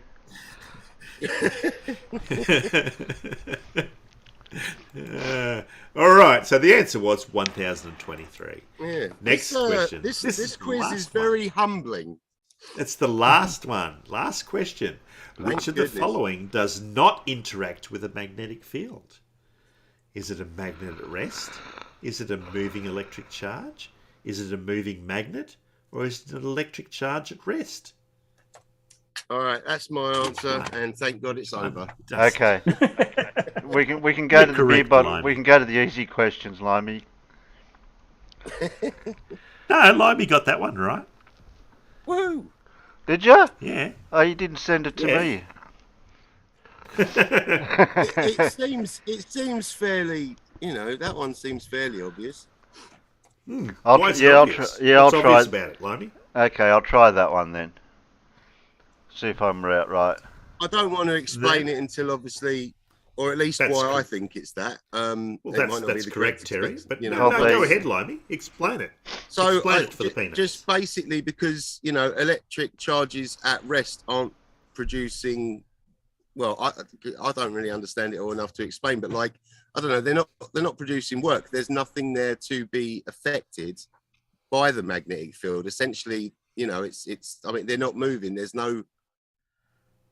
nothing there in my mind. A magnet at rest. There's still its own little magnetic field. Moving electric charges. There's work. It's producing something to be affected by the magnetic field, and obviously a moving magnet. Same reason as the magnet. So that's kind of what I thought.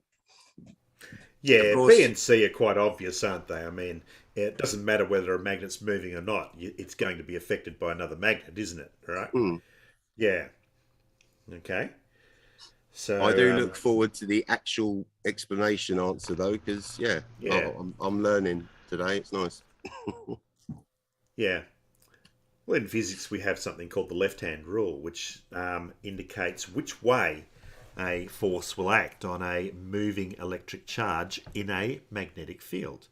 And the moving electric charge creates what they call a current.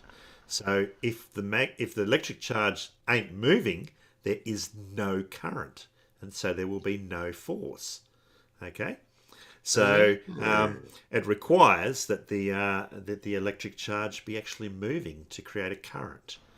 And any moving electric charge or current creates a magnetic field around it, and that magnetic field will interact with the other magnetic field.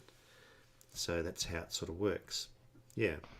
But if the charge is at rest, there is no magnetic field around it. There's only an electric field. So the correct answer was D. Well done. So there you go, folks. That wasn't too hard, that one. No. So the first two questions, like I said, were quite challenging, but the rest weren't too bad. There you go. That's your quiz for today. Oh, thank you. At least I got one right. I think it was a lot more than two of those that were challenging, but thank you. Compared to some of the other quizzes I do, Limey, that's not bad. But anything to do with math and equations, that's where it hurts my head sometimes. I'm getting back to maths a bit with this sort of line of work, but there's so much more I need to like A, refresh my memory on, or B, learn entirely.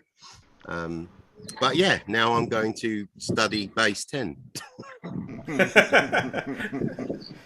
You've been studying base 10 all your life, Limey.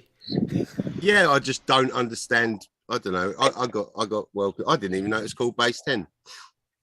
So, where on earth is Alan? Is Alan lost? I am on the river path. Oh, I thought you were lost. I thought you were lost for a minute. I am on the Potter Heigham side of the river path. I went down and there was a very nice windmill, but as Paul was in the middle of his quiz, I didn't interrupt. But I decided to head back because it was getting a little tight and I didn't fancy trying that without having certain items with me to aid in my... and I think I'm going to get visited by a dog now. Nice. On a completely unrelated note, did anyone get to catch the blood moon, live themselves? No, we did. We wouldn't have got that. No. We didn't get that. Cloud. Lots of it. Yeah, I was tempted to set an alarm. I think what was our best viewing time around here was like between 4:30 and 5 a.m. I think it was right as the moon set and the sun rise. In fact, I think moon set and sunrise were within a minute of each other here. Oh, right. So it was very close to Senahelion. But it was cloudy attack, because I was ready to go out at 1:30 so that I could set up at 2 to start recording the entire, from when the shadow first started to totality. Do you ever sleep, Alan? Sometimes. Yeah, sometimes. My sleep patterns are all screwed up, especially now my carers come up back in, like today, 20 past 10. Alan could sleep at any time. Yeah, yes. Same here. I sleep on stream quite a lot as well, unfortunately, because I randomly, literally just go out like a light.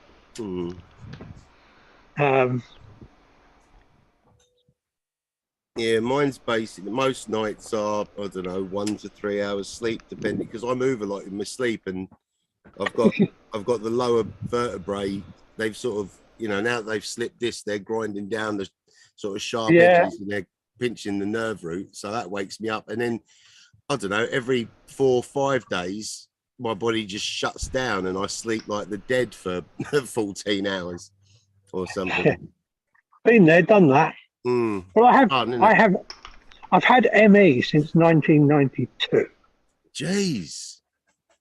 So I'm kind of pretty good. I'm kind of pretty good at managing it these days. But yeah, sometimes, of course, the problem is that a lot of the drugs I'm on can mask the effects of the ME. Yeah. Or the ME is masking the side effects of the drugs. Yeah. Yeah, I get that quite either way, bit. that's not good. Like the pain meds, they help cover up the pain, don't they? And then, you can overdo it because you don't realise you're hurting yourself, and then you're sort of stuck in bed for a day or two. Well, of course, one of my problems is apparently, the doctors they put me on pregabalin. Yeah, me too. But apparently, according to the consultant that I saw a couple of weeks ago, that can very negatively affect your cognitive abilities. So he's taking me off of that because we can't tell whether it's the pregabalin or the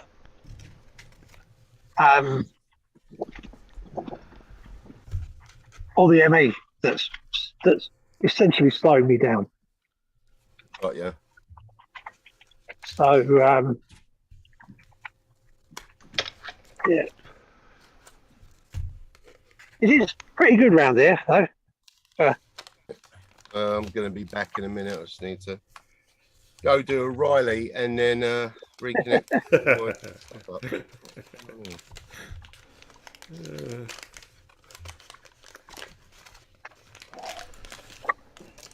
I'm just getting rid of all these doubles that we had last time. Oh yeah, you had a few, didn't we?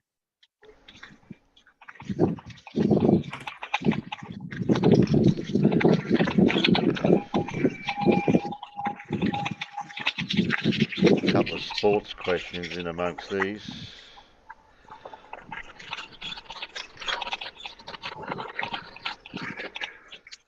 Anyone play 10-pin bowling? Not for a while, I must admit. I haven't been bowling for quite some time, but Okay. used to enjoy that. So you don't remember what the perfect score was?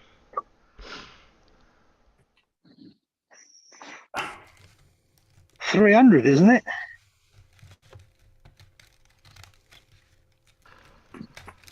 Is it 300 or is it 400? I can't remember. I'll see if the Peanuts can give a couple of guesses. On this door as well. Well, it got to the point where he was playing that often. I did actually buy my own shoes for it. Oh, okay. Rather than having to borrow, the ones they have on site.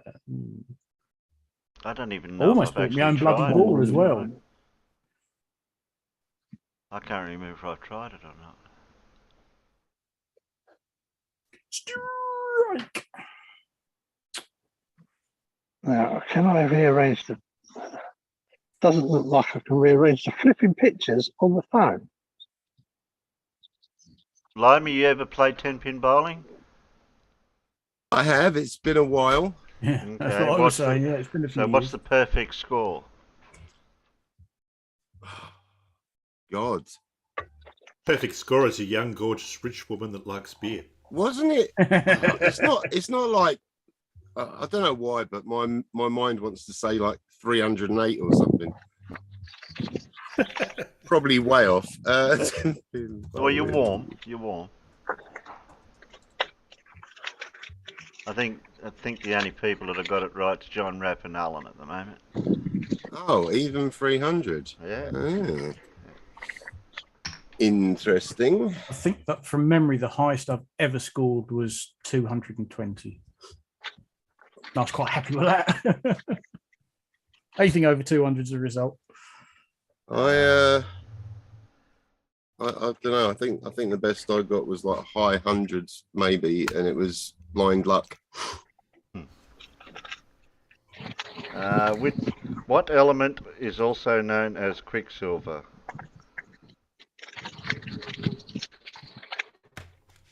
Oh. I'm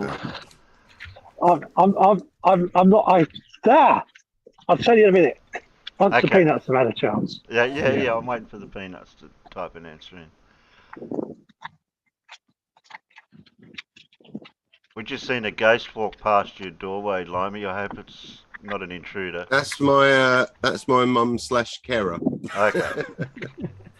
Oh yeah, I'll put it in. I think it's. Oh damn it! I'm on the wrong screen. It would help if I was. There we go. Wait, who's asking these questions? I wasn't looking. Terry. Who else would it be? Send them to top. I want to know how Dora I don't gets recognise voices very well. I want to know how Dora gets 300 out of 10 times 20 plus 10. Yeah. 30 times 10 makes better sense. Yeah. Because don't forget, whatever you score for a strike actually depends on how well you throw the next ball. If I remember correctly. Yeah, doesn't it? Like back-to-back strikes, like it gets better and better with score, doesn't it, or something? Yes. Yeah. But now I kind of want to go bowling.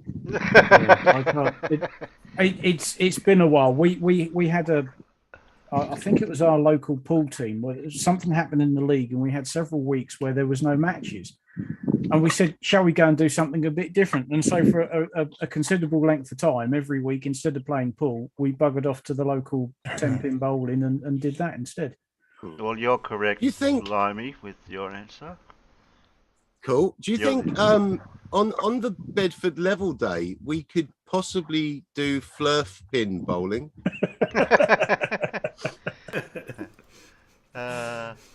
That would be nice, but I'd say that's a spelling mistake, Dora, but I think I know what you meant. Her first answer was definitely a typo, yes. Yeah.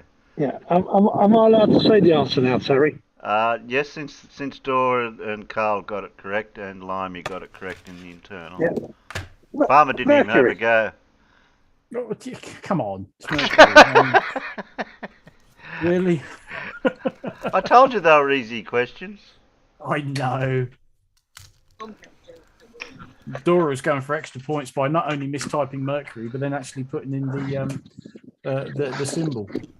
Okay, this one I don't think you'll know the answer to it. Okay. In which war did Simpson and his donkey gain fame?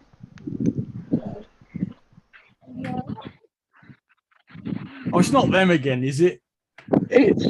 I think I know which one that is. But hang on, now I've got to figure out how to get to chat and send not I'll let you know when the Peanuts Paul. answer, and then. Okay, Carl said the War of the Roses.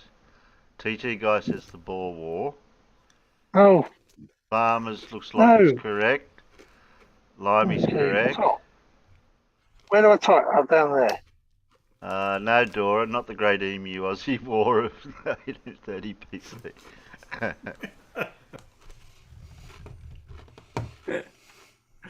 I'm just waiting for a peanut to get the correct answer.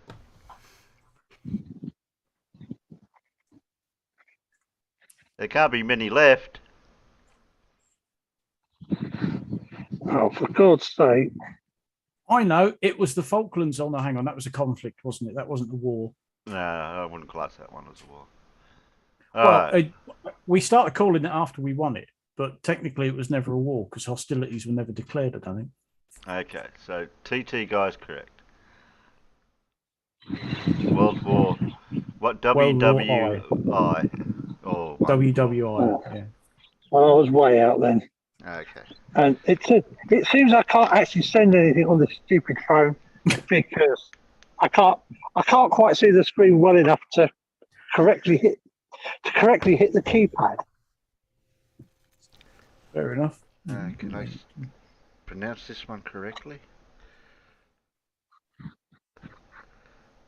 Try it and find out. Oculation is a formal term for what human act? Sorry? Oculation is a formal term for what human act? Want to know? No. I'm having a guess there. No. No. No, Carl. Oculation. Yeah, I'm reading it correctly. Yeah, I don't know. I just don't think I've come across that one. Oculation. It's not ringing any bells. It's not bell ringing. Oh, wait. There you go, Terry. You know, I think I know what the word means. So I think would it be this?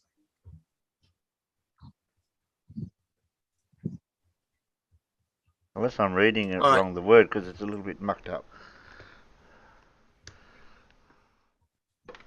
I don't know. That's my final guess on it.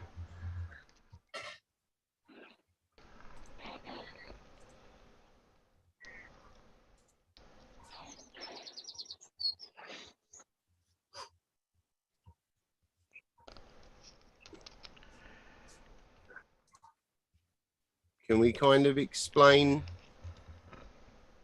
Yeah, see, so because what Carl Edwards has put there, like that's the definition of oculation as I understand it, really, isn't it? Like stopping light, isn't it?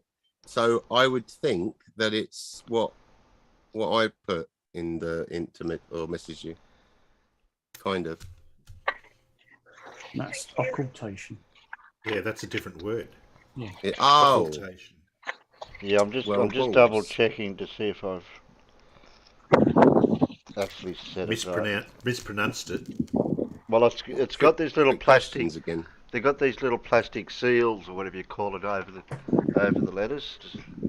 So what I did, removed that to see if that helped. You're not researching on YouTube, are you, Terry? The giveaway, because we know where that leads. Yes, as Clarkson used to keep saying, I was on the internet the other day, and look what I found. I think, oh. You got that with that delete laws that I've covered. Who thinks he's a constitutional law expert because he's done a lot of Google and YouTube research. Oh yeah, well that's I can't really read it properly if that's the first letters are a bit mucked up. Well, tell us what the answer is now. Read the answer and we'll tell you what the word is. I'll have to redo that one next time. So look up the word for kissing and then you can get the correct spelling of the word.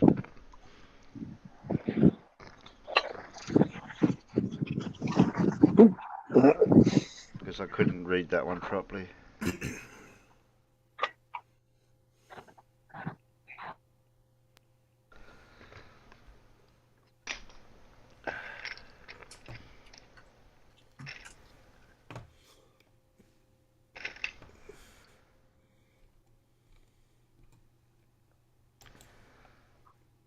I must have picked an old batch of caps that have been around for a while. They've tarnished the...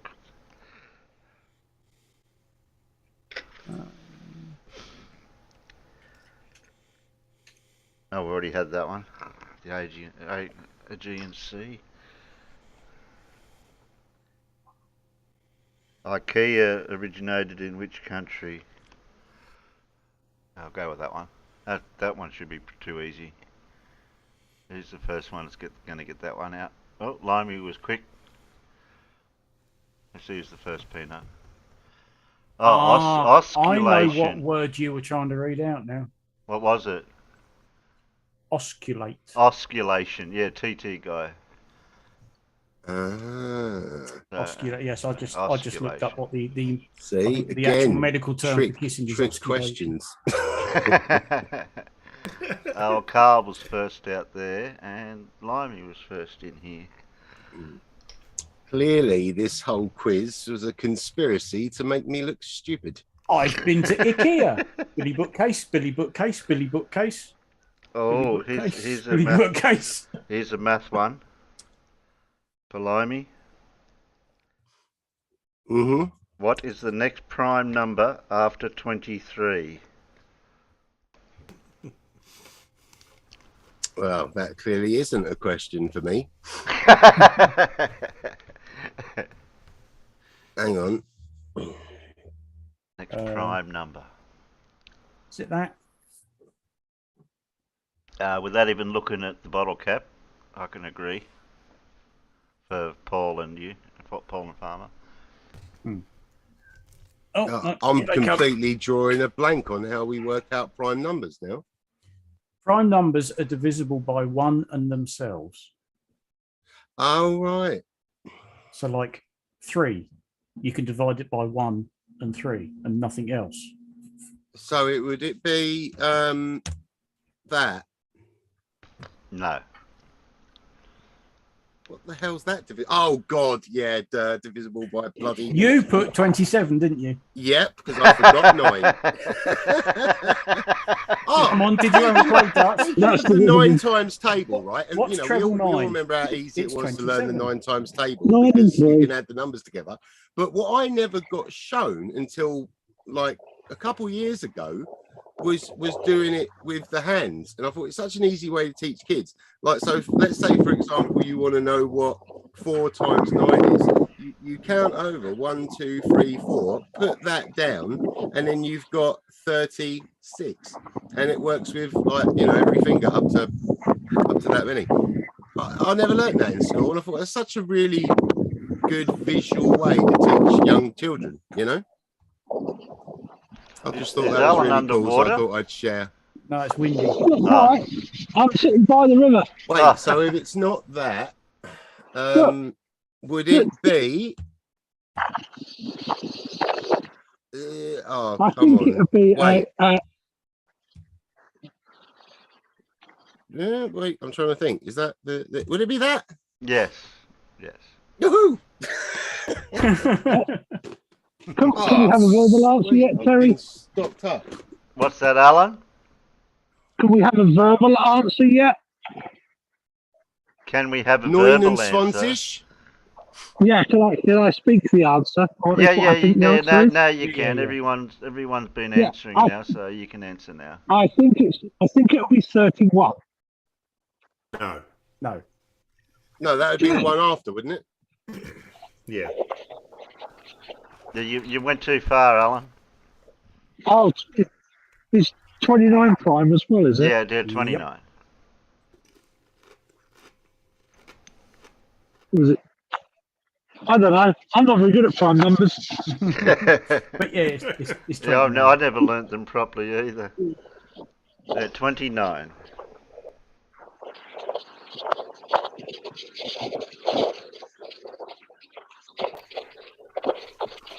All right. Sadly, lads, I'm going to have to jump off because I'm moving a bit too slowly with this video editing, and I need to relearn how to do planar tracking. So, thank you so much. It's been a hell of a lot of fun, and when's the next one? Sunday, isn't it? No, Wednesdays and Saturdays. Saturdays. Wednesdays and Saturdays. All right, that's it. Cool. Well, hopefully I'll see you guys then. Yeah, okay then, mate. I'll catch you. All right, have a great day. You too. You too, mate. Yeah, ta-da.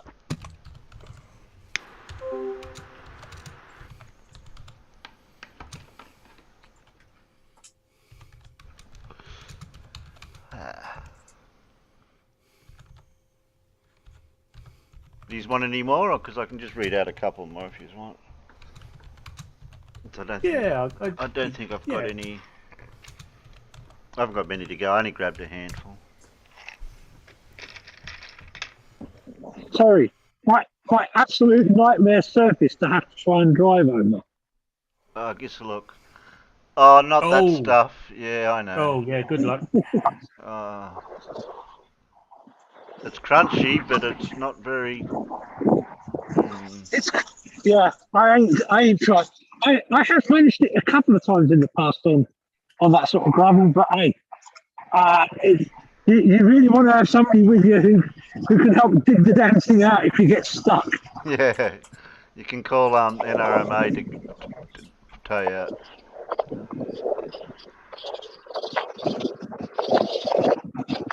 Yeah, can we call a preventative tow truck for Alan? Yeah, that's what I was saying, Dora.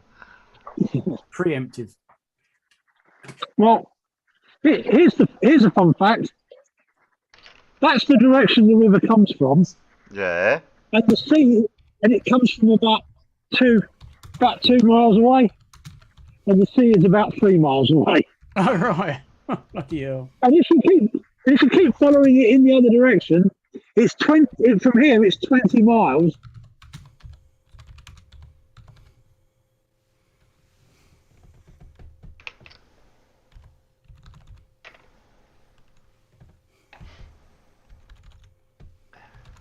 I think Alan cut out.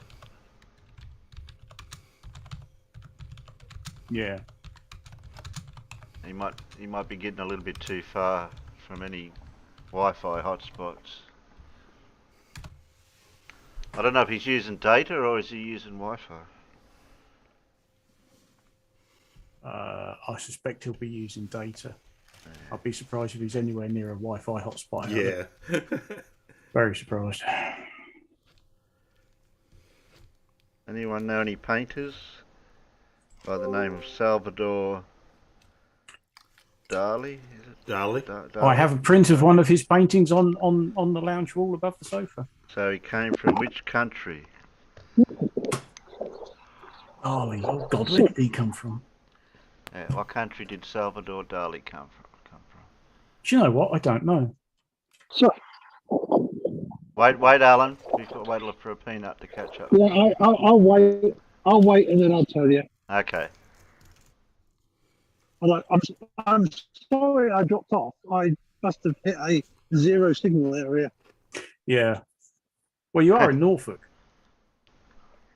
Yeah, it's actually not bad. It's all four, and this is all 4G. Oh, It's right. actually pretty good, isn't it?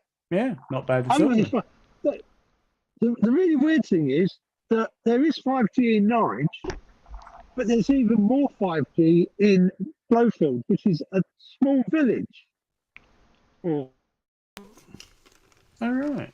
No one in the internal's going to guess country. Sorry, a biggish village. Carl's had a 5G. guess. Got one answer from Carl. Or He Dora. might be right, actually, Yeah, but I'm I'll not give Dora's 100%. answer.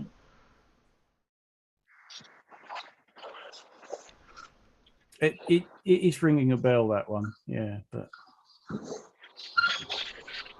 I have the Metamorphosis of Narcissus. Yeah, well, we'll go with Dora. But even though Dora said Salvador Dali, I didn't say Dali. Sounds Spanish. Yeah, Spain. Was that what you were going to answer, Alan? I was going to say Spain, yes. Okay. Ay, viva España. Yeah, that's the one.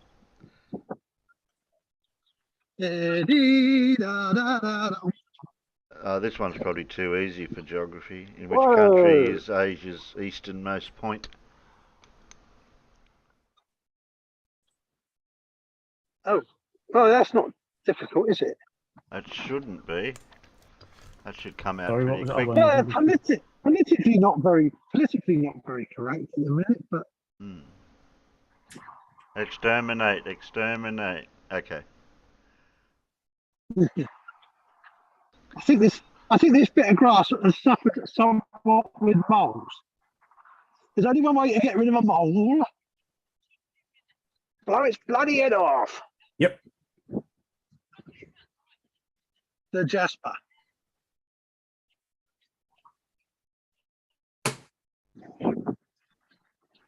Oh, Dora missed the question. What was the question? Oh, in which country is Asia's easternmost point?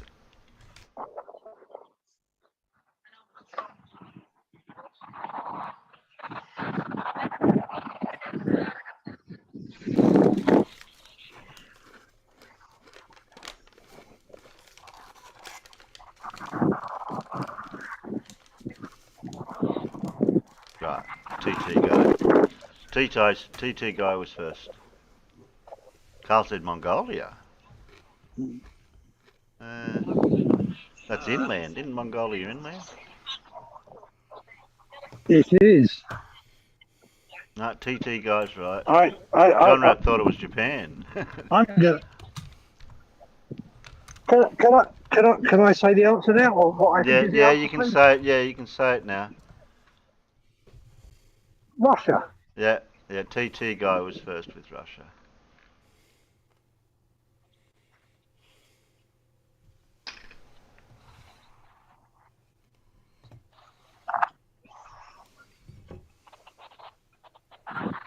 Oh, what English landmark do the beef eaters guard?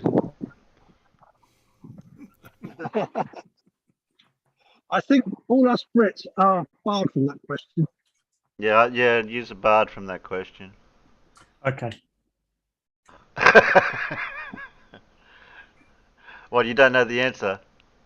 Of course I know the answer.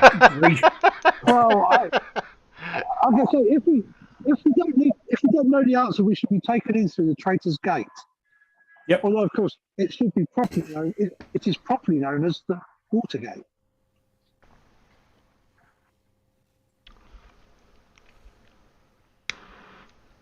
Dora said that castle in London. I think I'd better steer clear of them geese, hadn't I? Yeah. Okay. They might react badly to So the who tower. said the Tower of London first? TT guy. Carl. Okay.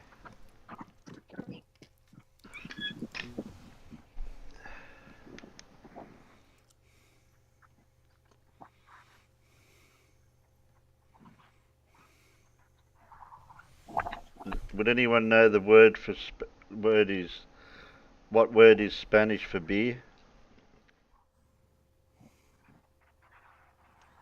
No. No. Severa. Oh, you're close. You're warm. Oh, You're warm. Never been to Spain. You're very warm, Alan. Doors goes beer. I've never actually. Yeah, I'm quite warm. Yeah. Looks like I've not been to TT Spain, guy but I have been. No, TT guy got it. As I say, I haven't been to Spain, but I have been to Gibraltar. It's actually spelt CERVEZA. So who got that? Dora. Oh, Dora actually spelt it correctly. Even though TT said Cerveza.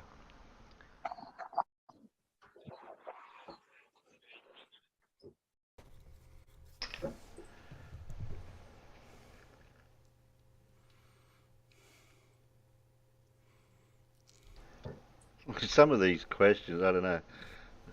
What is the Aurora Borealis known as? Wow. Even I know that one.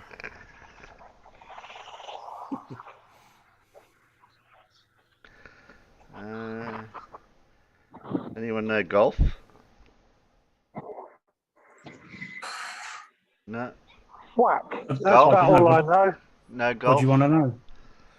The Ryder Cup is contested in which sport? Oh, I said the answer. Golf. Golf? Golf. I knew that anyway, but it's golf.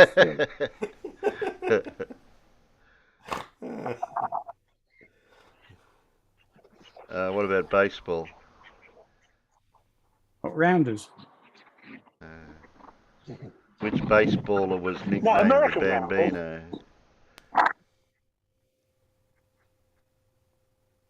Which baseballer was nicknamed the Bambino? There's a certain person on the panel that could know it. Well, there's a certain person on the panel who's got more chance of knowing it than the rest of us. Could. There's a possibility. Not saying he does know. He just could be a possibility. TT guy got it. Did he? Yeah. Not that I would know. That's what I said. You could know it. I didn't say you did. Oh, this is the one my missus knew when I asked it. I asked her what was sodium bicarbonate is better known as what. She knew what that one was.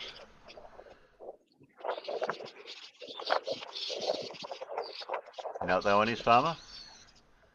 Sodium bicarbonate. Yeah. Baking soda. Yeah, that's it. Baking. I was thinking, yeah, it's baking soda. Yeah, TT got that one. Do I hear seagulls? You did hear seagulls, yes. I shall have to turn round and go right back to the other end to get off this. Okay, which major river runs through Budapest and Vienna? Oh, that's easy. That's the one that's not the Rhine. That one. Yep. Thought so. And TT guy again. Well, they start almost. Wow, They start almost within spitting distance of each other, don't they? The Rhine and the one we want. Yes. TT's on the ball here. He's putting the answers out as quick as what I'm saying. Questions. So the Danube then. Yes. He's got the bottle caps too. You drinking Carlton drafts too, TT? What do you win? Nothing. The tile game Mahjong originated in which country? Yeah.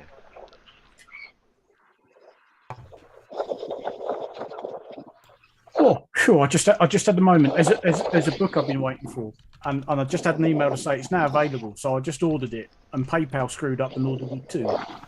Oh, sorry, TT guy. Dora beat you by a hair. And the owner of the company, who I just emailed, and I said, "Oh, I only want one." He said, "No worries, mate. I'll refund you one." John's going, I'm closest to Terry. I see the answers before the questions. I'm out. Might be something to do with your interwebs connection then. I don't know what it is. I don't know what's going on there.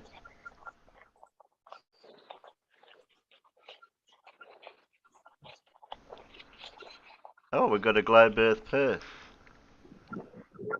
Oh yeah. Yeah. He's naked though. Yep. You're allowed to have I can give you a spanner if you're subbed. Alright, last couple. What have we got? Oh, this one looks a bit crunchy, this cap.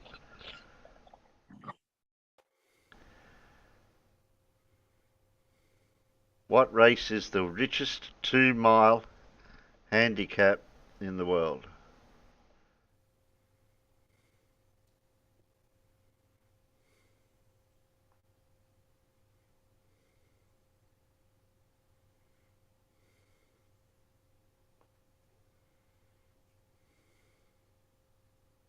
I don't know. What sort of racing? Yeah, that's what you have to. That's what you have to. Well, I'm think. presuming that must It'd be. have to be a horse. Yeah, race. but what? Yeah, but what? Which one, Carl? I can't stand bloody horse racing. Having grown up in Newmarket, you know, I can't stand bloody horses. The Aussies are getting this one. Yeah. Having had a flat in the stable, I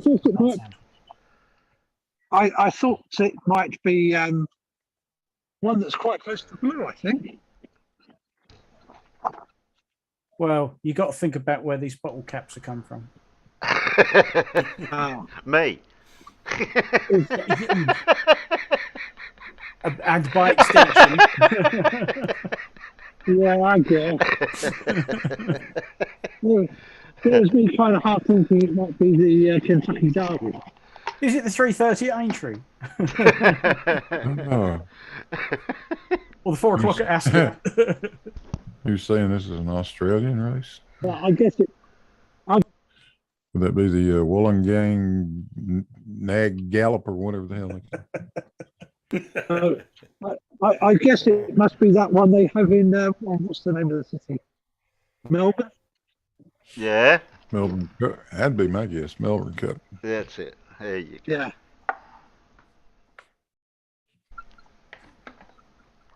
Oh, there you go. I've run out of caps for today. Oh no, that was good. That was. Now we'll go and dispose of that lot, so we'll never ever see him again. Until next week. Oh. Come on, we always have duplicates to crop up and go, hang on, we had that the other. Yeah, we get a couple of doubles. Yeah. And also we might get the odd really the ones that are so stupidly easy it's not even worth reading them out. Oh look, Earth curvature. Where? Alan. Oh, Alan. Alan. Careful, don't go too high, you'll get dizzy, you'll have nosebleeds. Yeah, you get vertigo, Alan, if you get rising elevation too high. No. But I'm going to take my hat off because I don't really want to lose the hat. No, don't lose the hat.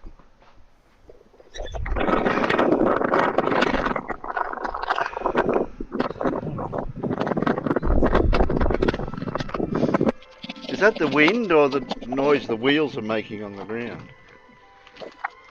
That's the wind. I'm stationary. I was going to say, it can't be the wheels. He's It's not got a moving. bit breezy out here. Yeah. I think it's the way the wind's blowing over my ears with the bloody earpod things. Oh, they don't have a foam thing over to cover the speaker, the microphone part. They're wedged in my ears, mate. I thought they were supposed to do bone conduction, but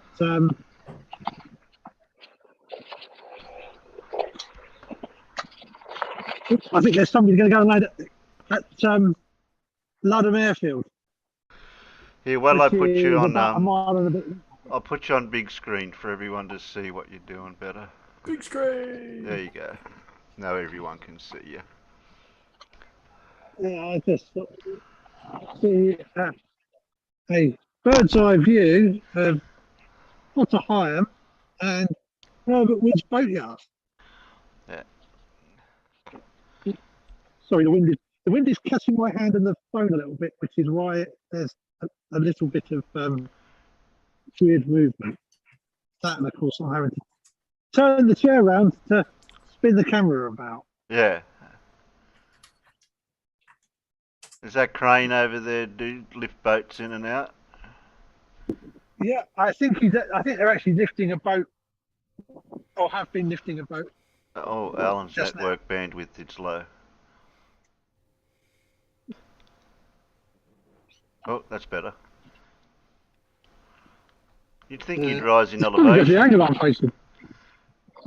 Where's your nearest telecom tower to get the signal from? Bugger knows, mate. Bugger knows.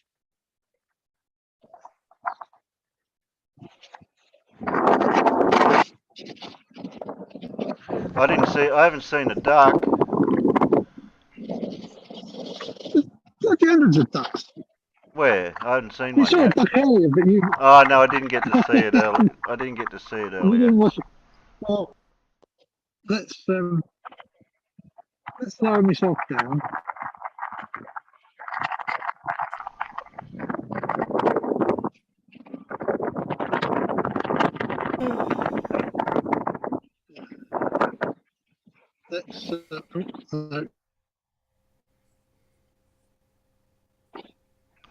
Let's make the chair ready for going down a really steep slope by tilting it back quite a lot.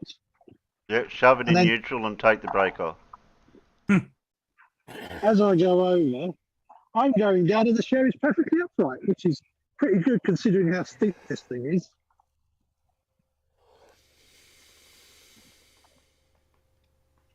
I actually prefer coming down it.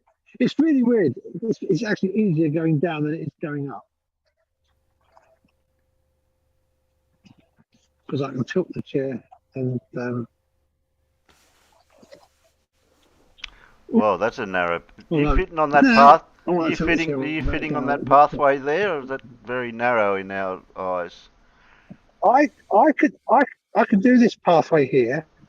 I did about 3/4 of a mile on it earlier. You know when I was talking to, when I was via those marshes, the Yeah. buildings on the left hand side.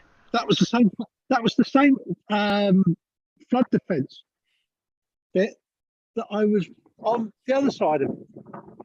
Now, what I was saying, the pathway Who's the doesn't look problem? very wide over there It's behind not. you. Oh look, there's a duck. No, there's a duck. Duck confirmed. There's one. He's Can he's- you pick it up to see if it goes quack or not? Because Paul needs to know these things. I definitely know that one's a male. Because I can tell an adult male mallard from his plumage. Beautiful plumage. And yeah, I was going to say, and that one is actually a really nice looking one. The iridescence on his back is pretty quite good actually. At least from here using my actual eyes. Your natural. My actual eyes and not looking through a camera. As opposed to unnatural eyes. Well, Gary's always on about your natural eye. Oh, okay. Yeah. Because clearly cameras are the work of Satan. Oh.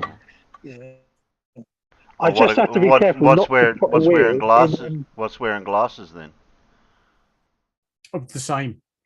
I have no idea what wearing glasses is. And people are now looking at me like I'm mad because I'm talking to myself. Well, that's. Can we tell them that you are? Oi, come back here. They say I'm actually mad, so don't worry.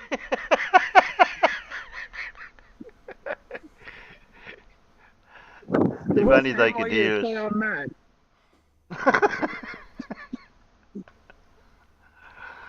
Yeah. Scream, do you know the earth is flat while you chase after him? I want to see him. Yeah, go on. Go and tell them the earth's flat, Alan. No. I don't know that. I don't know that I want to go down there because I don't know whether I'm going to be able to turn the chair around or not. Very easily. You'll have to do a 10-point turn to chuck a Yui. I have to go to knock down and turn the chair around. Yeah, farmers, what time is it? It's 3. I could have told you that, Alan. Oh, all right. Well, yeah, okay. Yeah, if it's 3:05, I don't know that I want to go down here today to. Oh, sorry. Let's go and have a look. Well, we're finding out. Well, we're also finding out the extended range of your signal as well. Well, as long as there's a mobile phone, 4G mobile phone signal, we'll be fine. Yeah, that's what I was wondering. Where your tower is. You might have to Google that one when you get home. Find out where it is. Absolutely no idea. Yeah, I got one just over the next block over. I can see it when I drive down the road. And there's one in Corrimal as well. Yeah.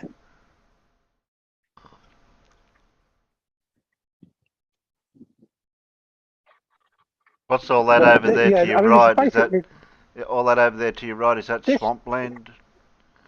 Not the fence to your right. That side. Yeah, is that a field? Yeah, no, I have to change hands because it's a drained swamp. Oh yeah, another swamp. Because that's what the Dutch did. The Dutch came over in the 17th century, and they drained all the swamps. Yep. Thanks, Dora.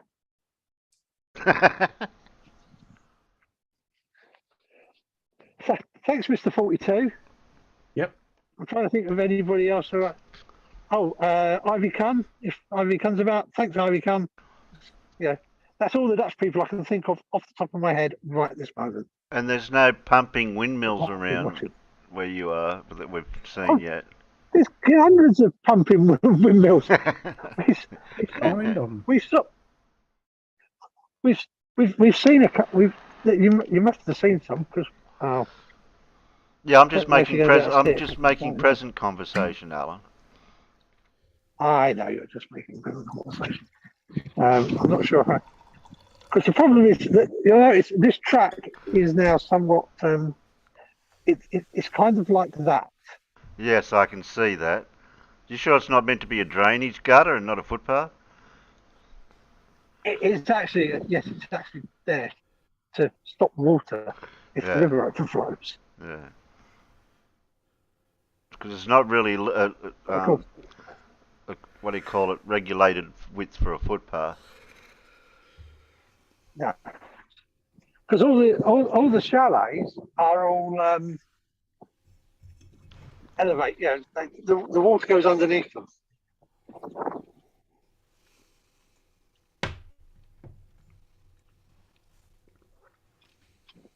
Well, while you're watching that, I'll grab me videos. Somebody has a Lancaster wind vane up there. And a one. If you can't zoom in on it because your quality of your video might not be able to. I don't know. I can't even make it. I don't even know how to make myself go full screen in here. Okay. I'd have to share the camera, wouldn't I? Yeah, I don't know. I don't know how to do that. Yeah, Okay, well, you it's a bit, guys can see what it's a Alan's little doing bit at the tight. moment. I can't, because I'm over on Discord looking for bits and videos. Yeah, I feel so. Fields to the right of me, and not a lot to the left. Now, what I really want is to be able to come down this same path on the other side of the river, because then I could have a nice circular walk that went along the back of the Scullies, but along a decent bit of the river, and then back up Staines Road and round past the church to get home. And I'm going to turn around now because it's. I don't think I want to go all the way down to the boatyard down there. Mm-hmm.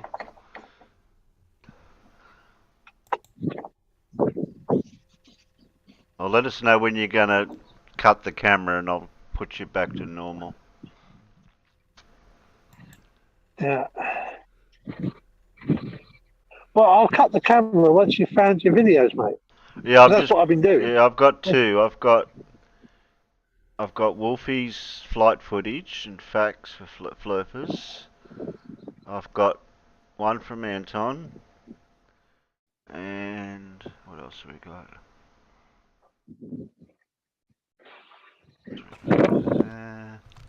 Yes. Because while you're sharing that, it's pointless me having the camera on, isn't it? No, well, I'm sharing you at the moment full screen for Zoom, so that way the people out there can... I gathered that.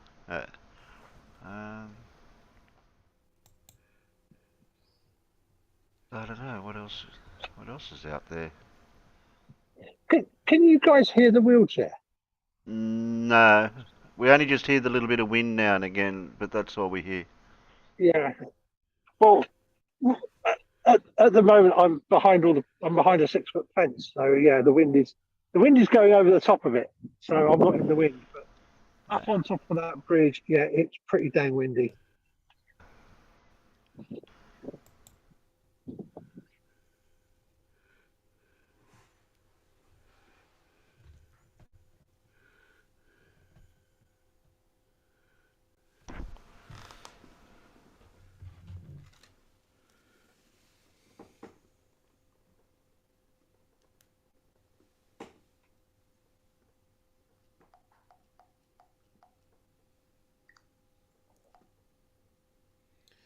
Oh, a vegan psycho harasses people on the street. Maybe one day I'll have to get a YouTube conspiracy. I was just thinking maybe one day I'll have to get one of the boats out and we can go for a boat ride.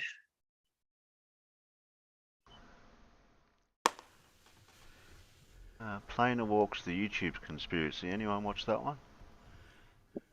What's that about? No, I haven't seen that yet.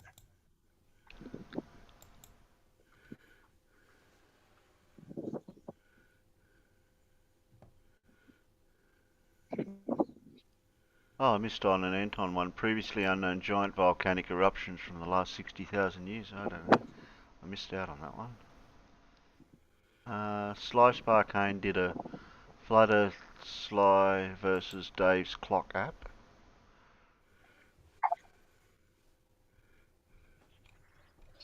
Sly's done 2 of them now, I think, hasn't he? I don't know. I don't know. I hadn't actually watched that one yet. I don't think it goes. It's in our time limit. Cool. So we can grab that one. I think the guy in the kayak's getting a toe off the boat. I suppose it didn't look like he was.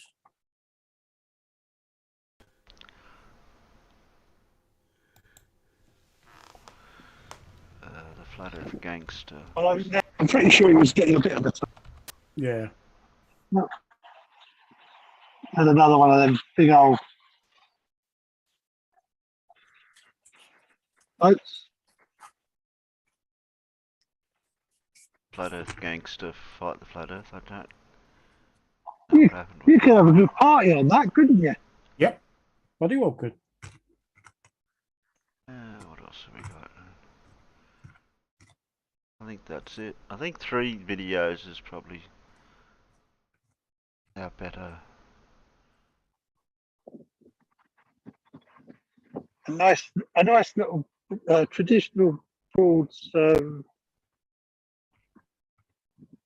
a minute. Slice done Sailing. two. Slice's float at Dearth's clock app. That was Yes. done. There was two of them. Yes, there were. He's done two of them. So which one's the better one, or we watch either one, or the latest one? Well, logically, I'd play the first one first because the second one was just a bit of a follow-up. Oh, that would be confusing if we didn't do that. Is that Squeak? That's Squeak. Yeah. When I have these online meetings, I have to remember to close the door. Otherwise, she just comes in the middle of a meeting. Everyone's going. You can see everyone's going. I can hear a bloody cat somewhere. Shut up. I know what you want. You want the windowsill. That's our lot. Scroll back down. There's a couple of other interesting ones from Anton. If you go to his chat, go to the show you shit and scroll up. There's some couple other good ones we missed. Okay,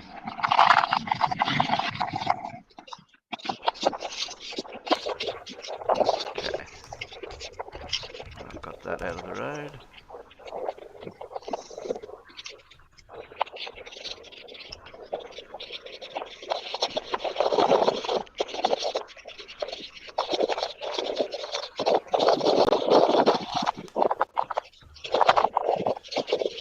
It could be a pirate. Yeah, watch out for pirates.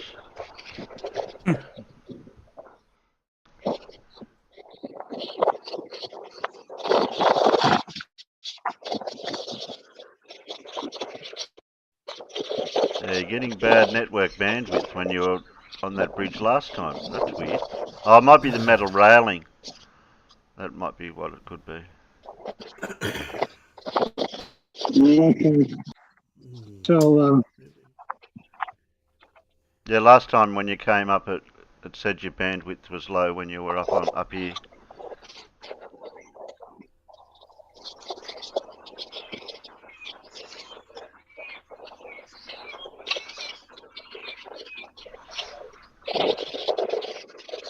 So you're heading back towards the town?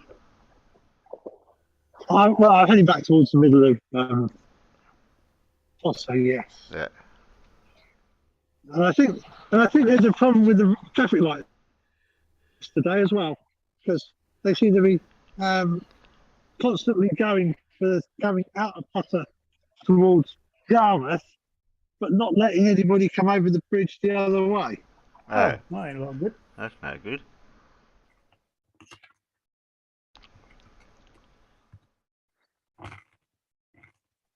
So, of course, every now and again, cars are just driving over it on red, aren't they? Oh, I hope there's not going to be an accident. Space Matt, where are you? You're lurking out there in the peanut gallery. No, we haven't played Wolfies yet. I've got to.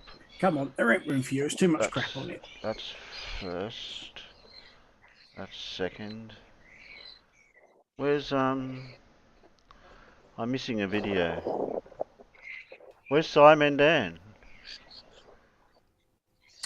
Good point. Yeah. Where's Simon Dan? Because he did one yesterday. Where'd these go? We should have had Monday or Tuesday's one. Tinfoil Tuesday. Yeah. Tinfoil Tuesday, yeah. Yeah, where is it? I don't know. I don't know. Scrolling back up again to see if I can find it.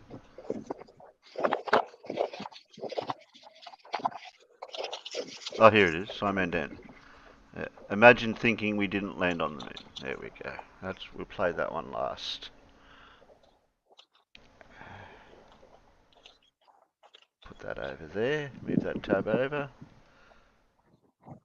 So in order, you should have them. May 14th. May 16th. Right. I've got them all in order now.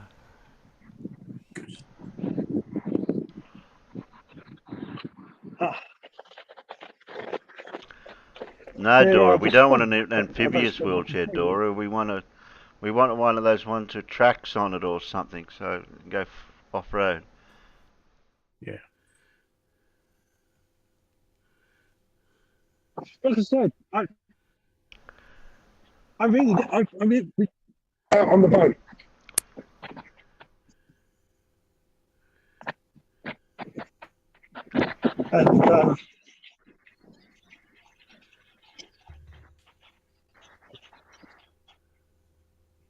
And yeah, I can't get up there.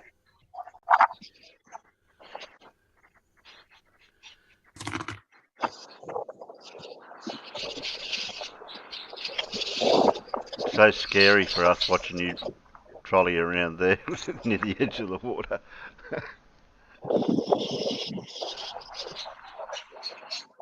Oh, I thought you want to see the swan. Oh, okay. Yeah, I see a swan.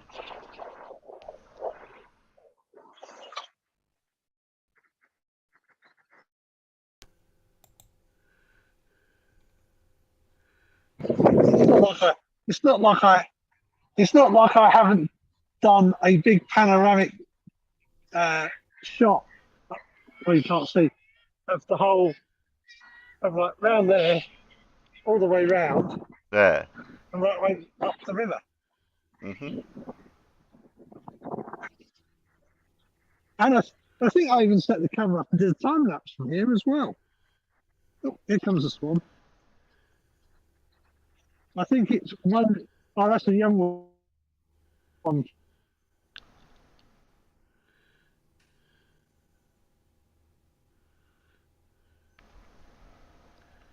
Well, we better get onto these videos, otherwise we won't finish off tonight. Yeah. Oh, I got Farmer by accident. Sorry, Farmer. It's all right. I'm going to get it back to the gallery. There we go. Has anybody noticed what's on the stern of that boat over there yet? Oh, or is it too far away? No, I've already reduced your size, so I can't see now. I have to go back to pin. No, no, the quality's not crash hot to be able to see detail. Okay. I'll get back over and yeah. Now and again we get good quality, and then sometimes it goes a bit. Yeah.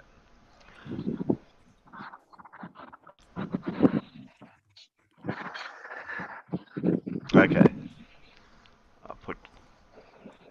Go back to gallery. Remove pin. Let's go over and I'll show you what's on the stern of that boat over there. Well, I'll start the video, and then when you get there, let me know. Oh, it's going to be like 30 seconds. I'm rushing. Look, I'm going fast. I'm going flat out. This is flat out, mate. I don't know. Actually, am I as crazy as flat out?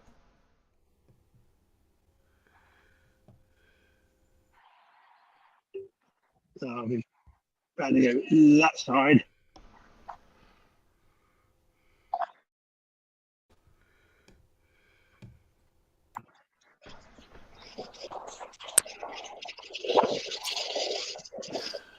Dead slow. Oh, come on then, pigeons.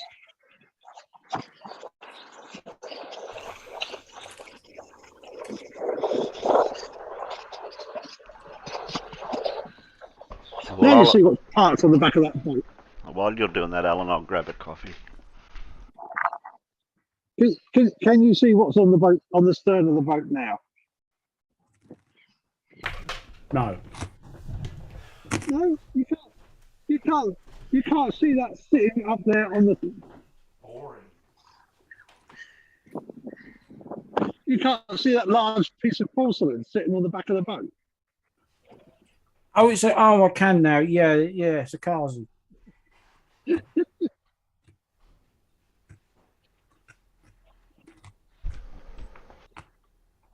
This is the guy that maintains most of the chalets along the river. Yeah, right. He doesn't have a back. He doesn't. Well, he does have a back, but yeah, he has a boat as well.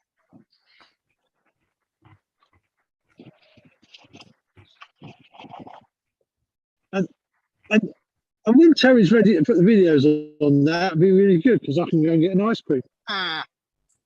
Terry, put the videos on. Alan wants an ice cream. That's all right. I'll head in the right direction for getting the ice cream, and then I can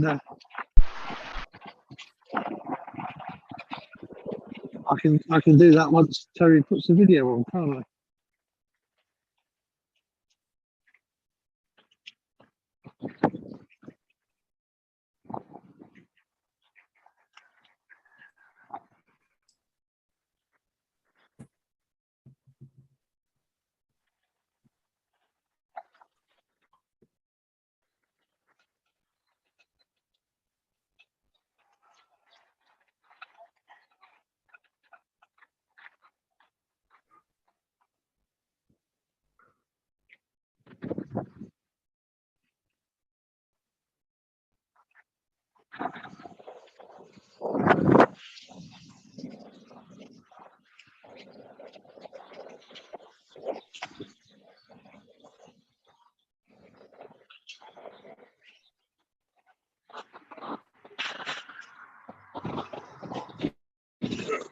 Terry. Where's he gone? Terry, press play. I was making a coffee, I said. Oh wow, that explains it then. See, look, I'm back here because I need an ice cream.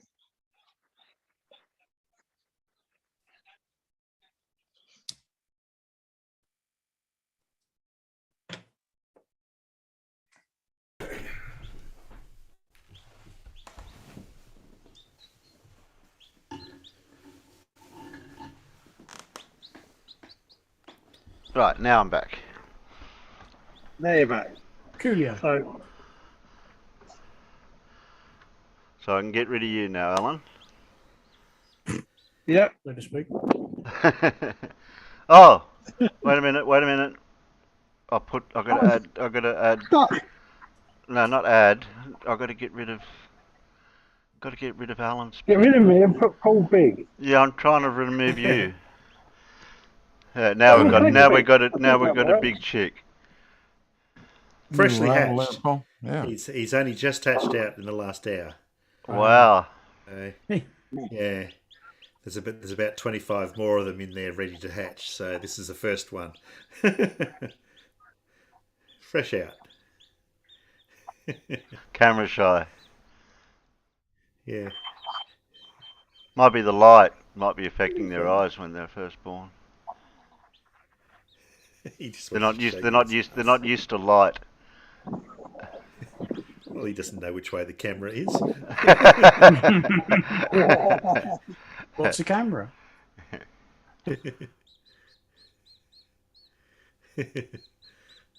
Bless. Yeah. So there you go. That's the first one. Whoa, he's a bit wobbly. I suppose so, yeah. Yeah, he hasn't got his land legs yet. No.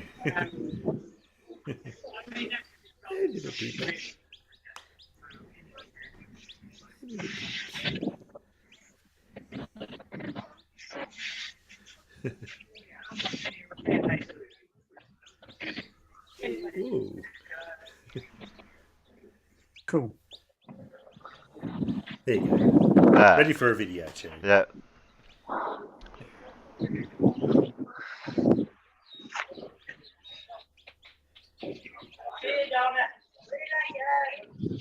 Press play. I was just waiting for Alan to mute. I'm going to mute Alan, or Alan mute himself? Yeah, you can mute him for him, Terry. Did that mute? Doesn't come up mute for some reason. Hang on, let me try it. Yeah, you try to see if you can. Because I can't mute him. I pressed mute. Yeah, same here, it won't let me. Let's try it that way. Yeah, that's what I just did too. What? Can't mute him. How weird is that? I don't know what we can do with him. Oh, he's muted now. Oh. No, he's not. Oh, he's muted here. It says mute here. Oh, Oh, well, okay, that's muted. Yep. Okay. Shut him up. Righto, press play. In this video, we're going to look at some footage taken on recent flights, because these clips address a number of incorrect claims I still see flat earthers making occasionally. What I will do is step through each clip explaining the various points, and then I will play them in real time at the end. So the first clip was taken on the flight back to Australia from the USA. Here we can see the route from Los Angeles, California to Sydney, Australia, and the clip was taken just before we crossed the equator. You can see the aircraft icon here is halfway across the Pacific Ocean. The Global 7500 has the range to do Los Angeles to Sydney non-stop easily. The old Global Express did not have the range, so trips to and from America would always stage through Hawaii here. Los Angeles is the home of Disneyland, and no trip to that city is complete without a visit to the theme park. So this is where you first come into Disneyland, and right here there is a small train that goes around the perimeter.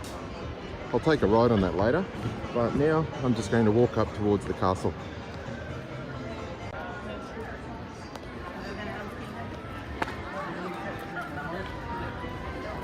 Hey, hi Wolfie! Oh, hello, how are you going? Good, how are you? Fantastic, nice to see you again. Nice to see you again. Thank you. Have a great day. Thanks.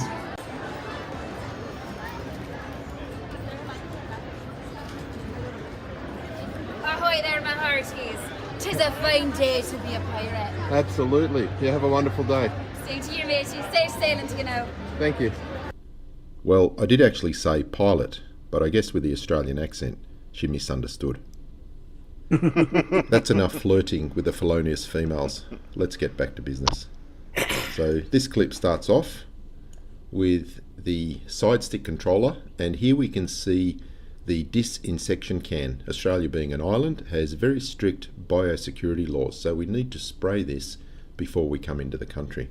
From there, I move across to the iPad to show the position of the aircraft, and you can also see the location down here. We are just north of the equator.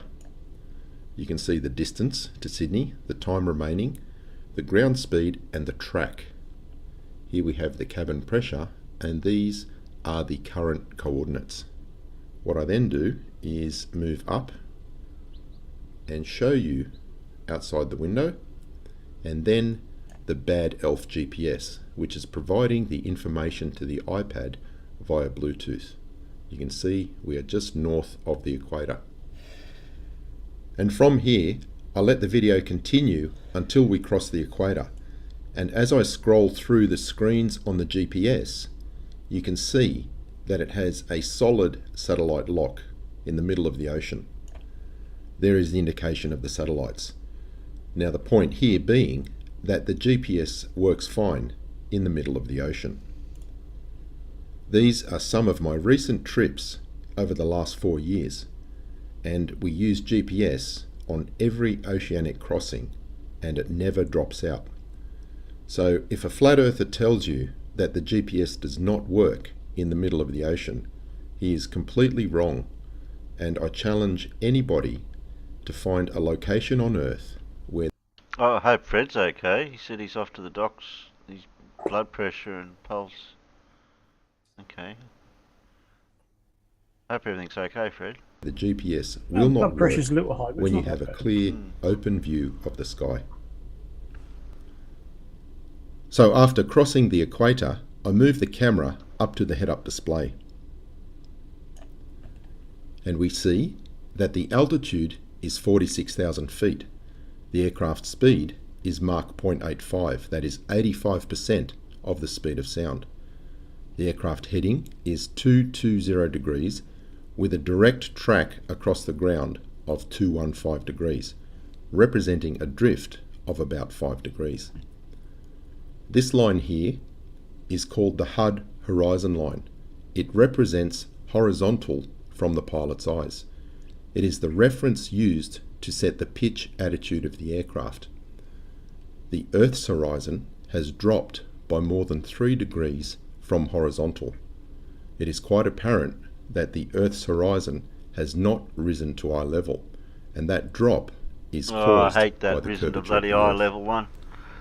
I have explained this in detail in the past, and I think most people understand.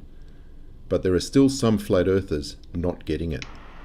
They claim that this Hud Horizon Line is above the Earth's horizon because the nose attitude of the aircraft is it's facing up. That is not the case. This Hud Horizon Line represents horizontal. The pitch attitude of the aircraft is measured from this line of horizontal. There is the 5 degrees up and there is the 5 degrees down indication, and it is this symbol here that shows the nose up pitch attitude. Okay, so it's the difference above between the horizon this line. symbol and the Hud Horizon Line represents the pitch attitude of the aircraft. In this case, the aircraft is pitched nose up, and it is measured from horizontal up to this pitch attitude. As you can see, it is just over 2.5 degrees nose up. So here is the explanation in the Flight Crew Operating Manual. It is called the Airplane Reference Symbol. The airplane reference symbol represents the projected center line of the airplane. The actual reference point is the center point of the V in line with the two horizontal lines. So right there. Really? Now what usually happens when I show footage of the head-up display proving that the horizon has dropped is that flat earthers go into damage control, and they show images like this indicating the aircraft flies with a nose-up pitch attitude, maintaining a steady altitude. That is true, but this nose-up pitch attitude... And you've gone through in detail about all this too, Blue, haven't you?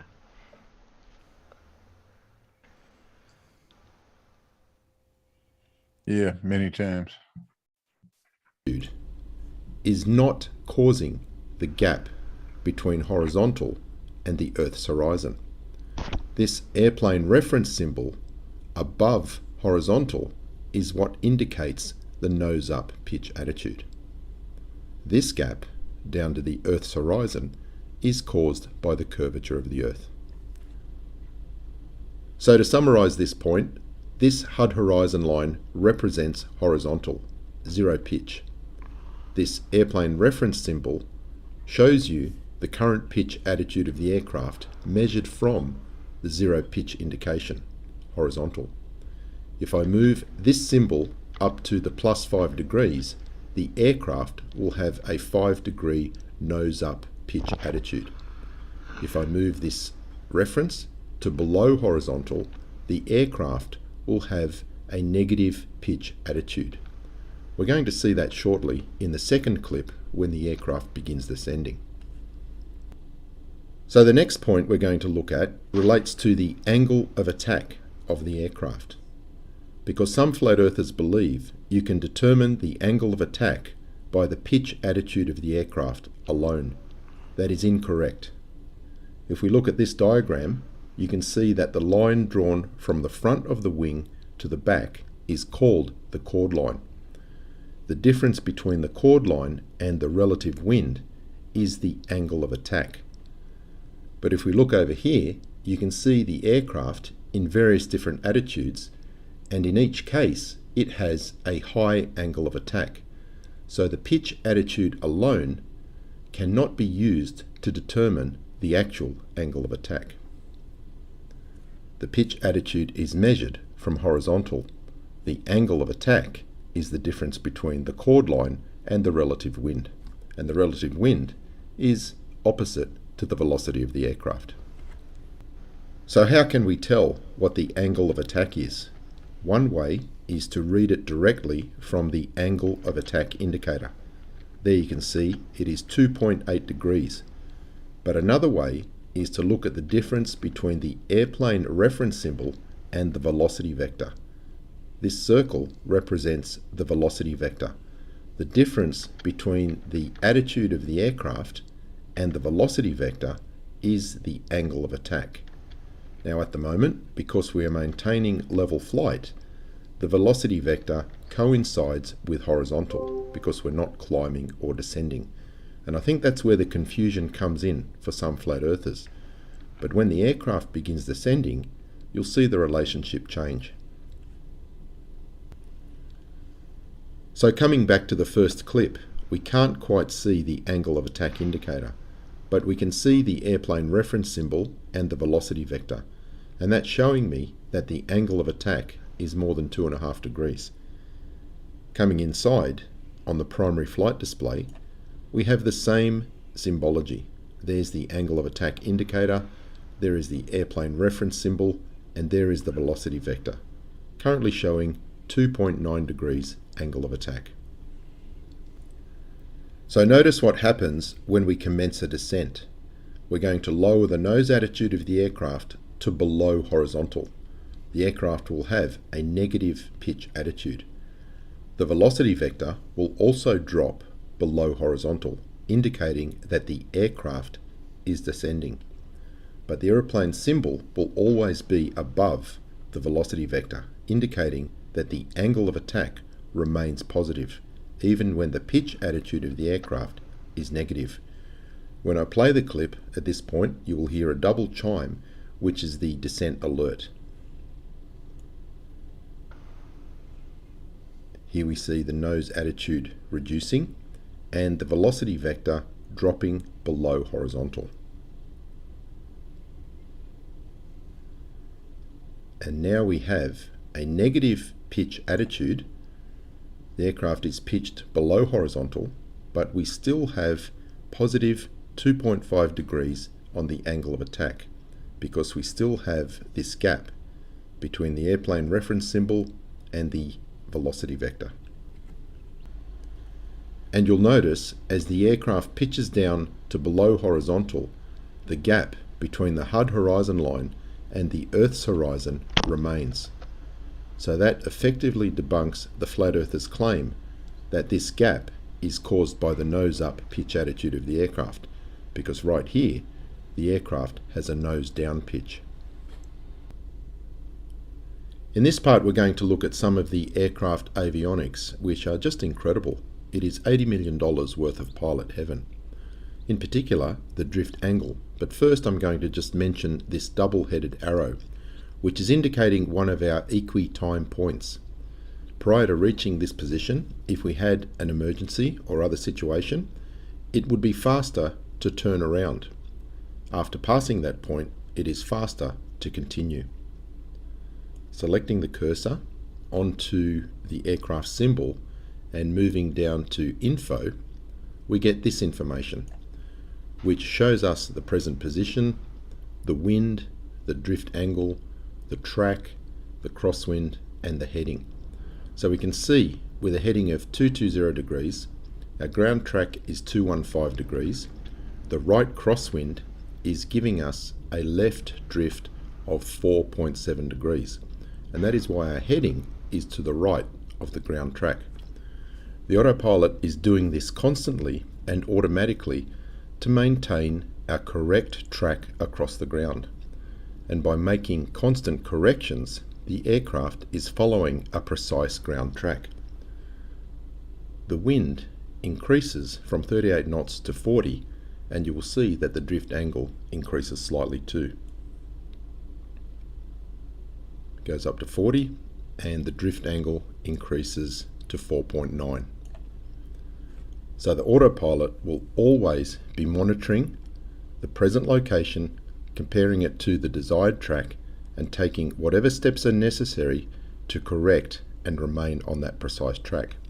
And that is how the aircraft compensates for wind, imbalances in the airframe, and the effect of Coriolis. Some flat earthers are actually saying that pilots don't have to correct for drift. Well, this indication in an $80 million corporate jet proves them wrong. I'll now play the videos. Please enjoy.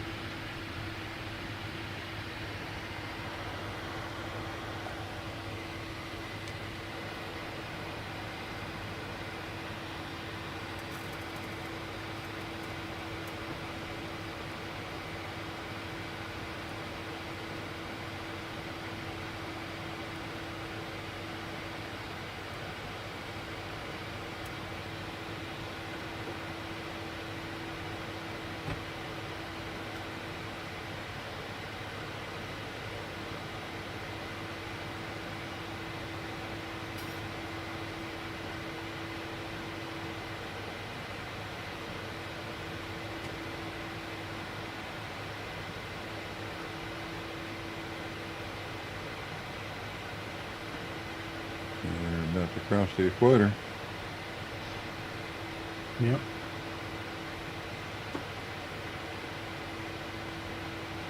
Which numbers are they? I can't quite read it properly from here. The top is the latitude. Yeah, it just switched to south. It went from north to south. Oh, okay, yeah. Yeah. I see the south. Damn kids and their $80 million toys. And they're rock and roll.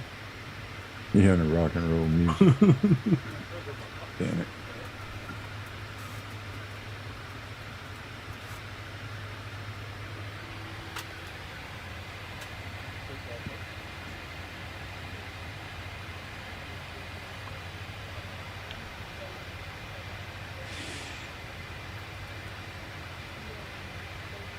I have got to get me one of those things.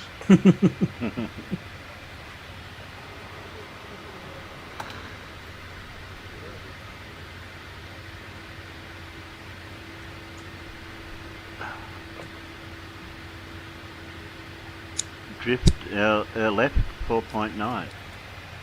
Ah, didn't read all the rest of it. Just have a look. What did he say the bip was going to do? Huh?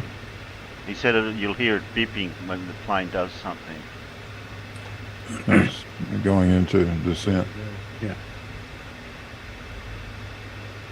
Yeah, I can see the nose coming down at the top line there.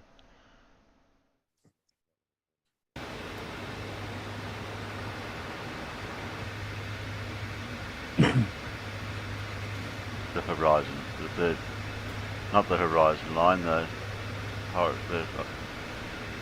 what's the word for it? Huh? The top line. I had a certain word for it. Was that it? Oh. Yeah, that's it. Good video, Wolfie. Yeah, it was a good video. I wanted to read. Is it that one? I think that was the closest it could get. What are you looking for? It had some readings on there. I wanted to look for, see if I could read them, because I could see drift there. I can't read that Crosswind. word. Oh, crosswind. Yeah, crosswind. You've got headwind. Headwind, crosswind. You got two wind components. Yeah. So it's coming from the right at 38 knots. Yeah. 26 knots. What's that one? The headwind? Headwind. Yeah. Wind's only coming from one direction, but you have to break it down into two components. Mm-hmm. Either a headwind or a tailwind, and then a crosswind, either left or right. We call it a wind triangle. Okay. So I can show you how you do that sometime. Yeah. Yeah. Present position, that's these coordinates, latitude and longitude. Yeah.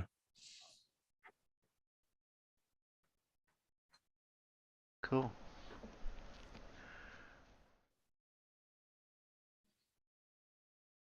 And what do you call, where is it? I'll find it again. Stop there. Yeah, that line, well, you can see the horizon, but was there a word you called the line, the horizontal line? Yeah, it's just the horizon. That's classed as the horizon line. Okay. Yeah. That's level. That's and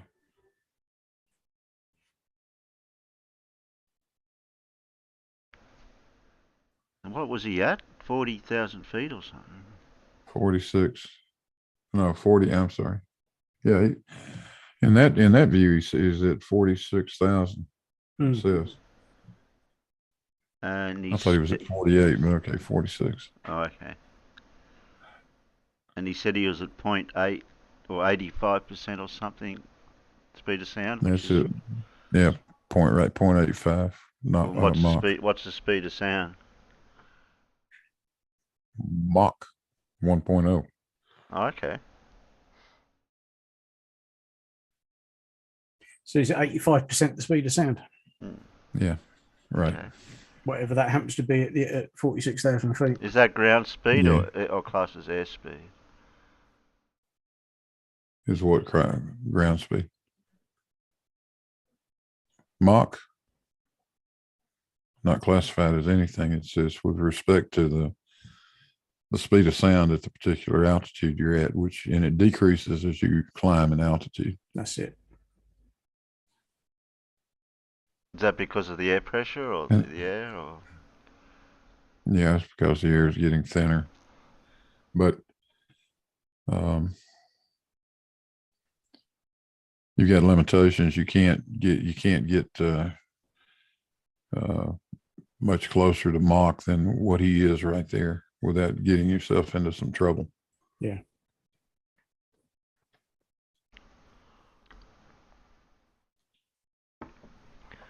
No, we've got a flat enough out there trying to confuse us all. Even at 0.85 Mach, probably parts of the sections of that wing are already going in excess of the speed of sound. Wow. I can move my camera around and make that line appear lower or higher, or align with the horizon at will. No, you can't. No, you cannot. It'll just be in the lower part of your frame on the part of your frame in your view. That's all it'll be. Doesn't make that move around.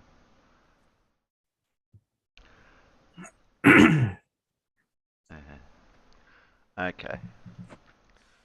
Stop sharing. Well, move your head around too much, you won't be able to see what's in the HUD. Yeah, you just see the ceiling of the plane or the floor. Yeah, aren't they set up depending on where you are in relation to the HUD? Yeah. You've got to be in the right spot to see all that. If you raise yourself up or drop yourself down too much, you wouldn't see any of that. Yeah, it just goes away. Yeah. So you wouldn't be able to line the HUD line up with the horizon because you wouldn't be able to see it. You don't see it. Yeah. It's self-correcting in that regard because of that problem. Yeah. Oh, I heard chicks.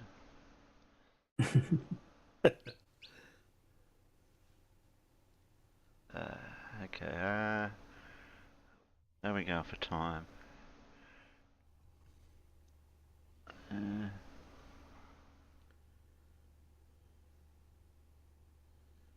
I did want to play.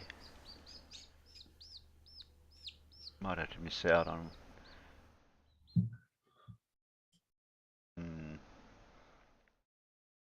I put the thumbnail up because that was what Anton's video was all about for the thumbnail. Right. And we got Sly's Flat Earth Derp's clock app. Well, that's part 1 and part 2 of that. How long's the other one go? Oh, the other one's only short. Okay. What's Paul doing to the squeak, squeak, squeak. Chirp, chirp, chirp. Chirpy, chirpy, cheap, cheap. How expensive are they? I don't know. They go cheap. Yeah, they're going cheap. They're going cheap.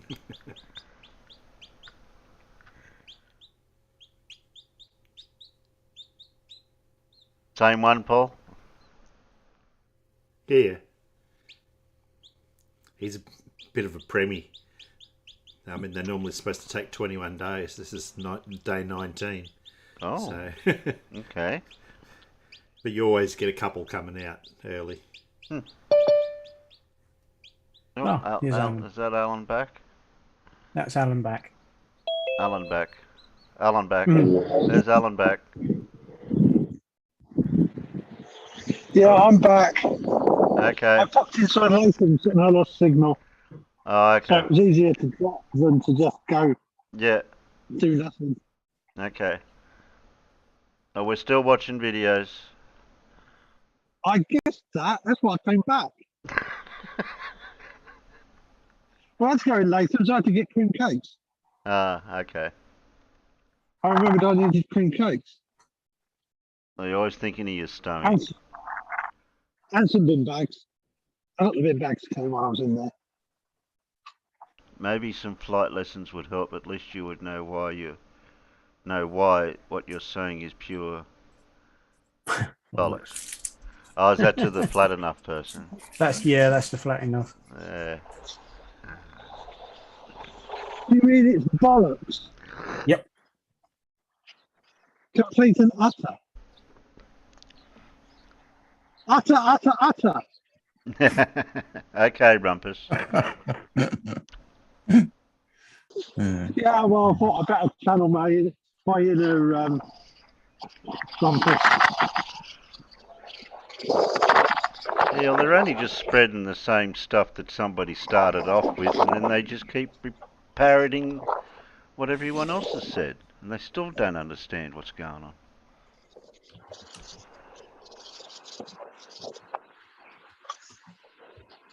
No, I wait at the bridge until... Yeah, press play, Terry. Yeah, I'm pressing play. I've been asked many times to do a review on Dave Weiss's clock app. I never really did it because it's a clock. But since there's nothing new to debunk right now, why not? Okay, Yeah. So here goes. First we'll tackle the promotional video that he's got. A better way to tell time? Dave, it's a clock, man. Get over yourself. And it claims to show you where you are? My phone does that just fine, and you're using my phone's GPS. The day and night time using the azimuthal equidistant nighttime. globe projection? Okay. The sun and moon positions, which they are not. The reason for the seasons by telling people what the date is. And yet another claim of real time, which your app gets from my mobile device.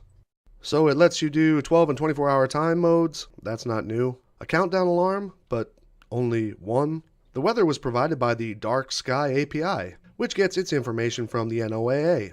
You know, satellites and stuff. Hey Dave, why did you vertically compress this image in the background here? Are you trying to make it look like oval star trails so you can support your flat earth claim? I thought modifying images was bad. And then of course there's this, which is one of the actual 3 reasons for this app. But at the end of the day, it's a clock, man.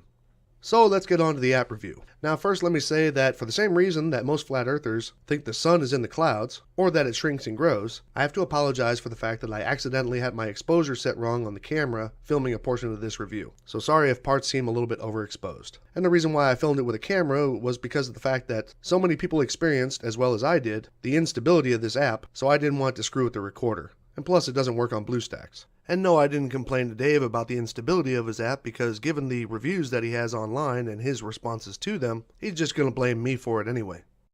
Learn some customer service skills, Dave. Really.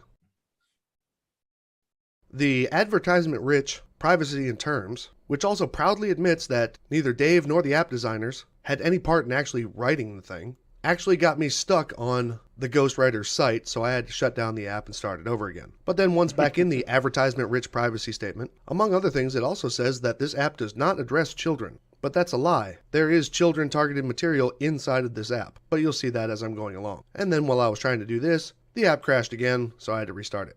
Wow. So here we are in the clock app. And here's the first window. Though it's a little bleached out here, it says, you need to allow locations permission to see the latest weather and use the tracking in Friend Finder. Now, I don't know about you, but offering location tracking to folks who generally seem to have a problem with their locations being tracked by corporations sounds kind of odd. Yeah. Just thinking about your customer base. Double standard there. Next window. Oh, gee, I would love to sub me T, my referral code, but I don't have one. And then here's some other permissions. And I forgot what this one was, but anyway. And here we are. Jeez, So I'm a lot gonna of run through rigmarole this just rather to get quickly, into a little app. because this app is really nothing more than a widget collage with 2 clocks on the same face. First, the settings. Oh my god, there's ads in the settings? Dave, tell me again that this isn't just an app to make money? I mean, Wow. really? The settings are a jumbled mess.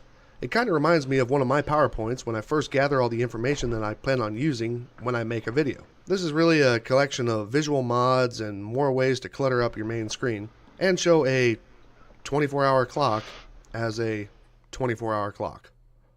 Oh, and when I tried to change the compass from stupid to normal, the app crashed again.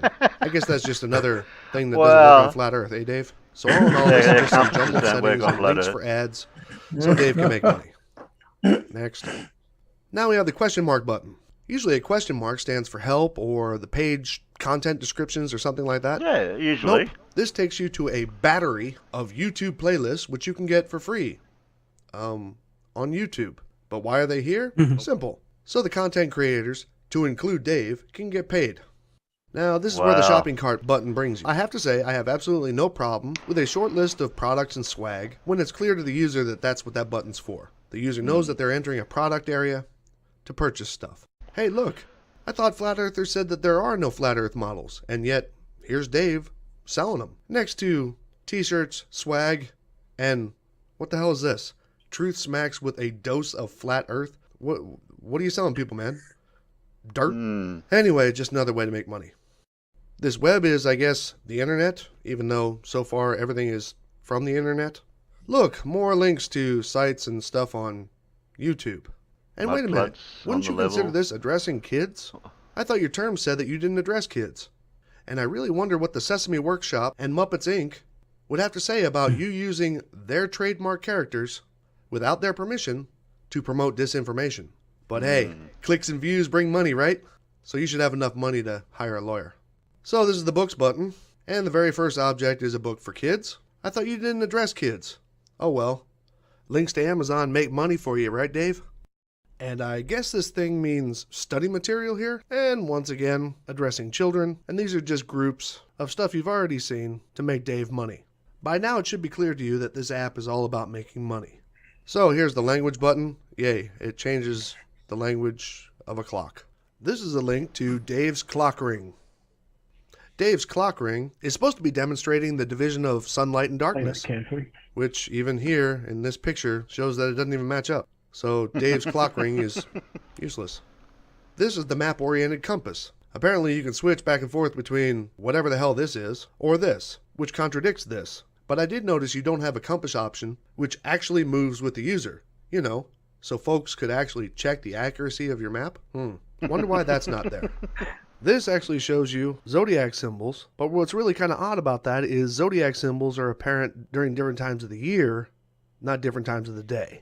Now, I'm guessing this button means to leap forward, which, for whatever reason, somebody might want to know what time it is next month. But it's actually just a preset button instead of using the time scroller that he has on the bottom, so whatever. However, according to Dave's app, it is a method for predicting the future as far as the location of the sun and the moon go. I wonder if we can use that. Now this button brings you to the meme library from hell.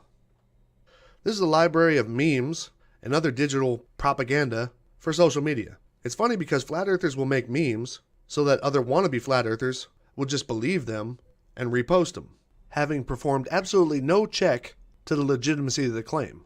Stuff like horribly faked green screens, fake pool pictures. But wait, which one is it? A green screen or a pool? Hey, I did a video on this hysterically inaccurate one. And hey, look, using footage from a fisheye filmed high-altitude balloon, which flat earthers use to claim a flat horizon, on the side of the slide that says that it contains no fisheye views. I thought you guys researched stuff, really. Hey Dave, how come this one didn't make it as one of the backgrounds for your clock? Anyway, this is a graphical simulator of currents and flows of different types, gathered by satellite data and ground-based stations. But the flat earthers here decided to use the AE projection of the globe so they can make it look all high-tech, this is how we track flat earth type stuff. But if you go to the Null School website, which they oddly don't tell you anything about, you can open it up and see exactly what's going on. Now it's time for the Friend Finder individual tracking app. The app that allows you to personally identify yourself as being anti-government and give your traceable location to the public. But I wasn't going to join because I really don't need in my life that a bunch of flat earthers know my personal info, especially where I am, since many have stated that they want me dead. So when I didn't register, it promptly closed, but not without showing me something on the way out. First of all, why would there need to be a Mercator projection of flat Earth? If the Earth is, well, flat, then there would be no need to have any other projection except for the flat Earth. And why would you use Google? The very owners of Google Earth. And what? 55,000 paying and trusting flat earthers? Hell, Dave, even you don't trust they. You yourself like to allude that the government is wanting to stop the truth from getting out. David doesn't believe in coincidences. Well, you know, I'm not saying that foul play is at hand here, but you have to look at it. You know, Globebusters is literally banging on the door of one of the biggest secrets in our world, which is that we don't live on a globe. We'd have to be naive to think that the powers that be are not watching an experiment like this. They had every opportunity to, if they wanted to, interfere with it. And here you are, getting supposed truth sayers to publicly say where they are? Now you might say that, well, your phone is already a tracking device. Fine. But now it's a tracking device with you identifying yourself as a anti-establishment, telling the world that the government lies, flat earther. Doesn't that actually kind of say, hey, guys in the black suits, here I am? And I even have my questions about 55,000. I did some generous numbers of the upload count and compared them to the predicted uploads on Apple, because Android says you only have 10,000 plus installs of your app, and the next increment is 50,000. And even being more than fair with my calculations, as well as knowing that the install count is not an active user count, but rather how many folks initiated an installation of the app, even if they uninstalled it right afterward, because you do have plenty of complaints of instability, to include the things that I experienced using your app, which, again, publicly you blame the user for that. And given your customer base and how few trust the government, amazing how much information you can get out of online, how the hell do you have 55,000 people who paid for the app and paid for the friend finder service? Did you inflate this number, or do you share with other apps which your user did not agree to? But you know what? Screw it. Let's take that 55,000 as fact.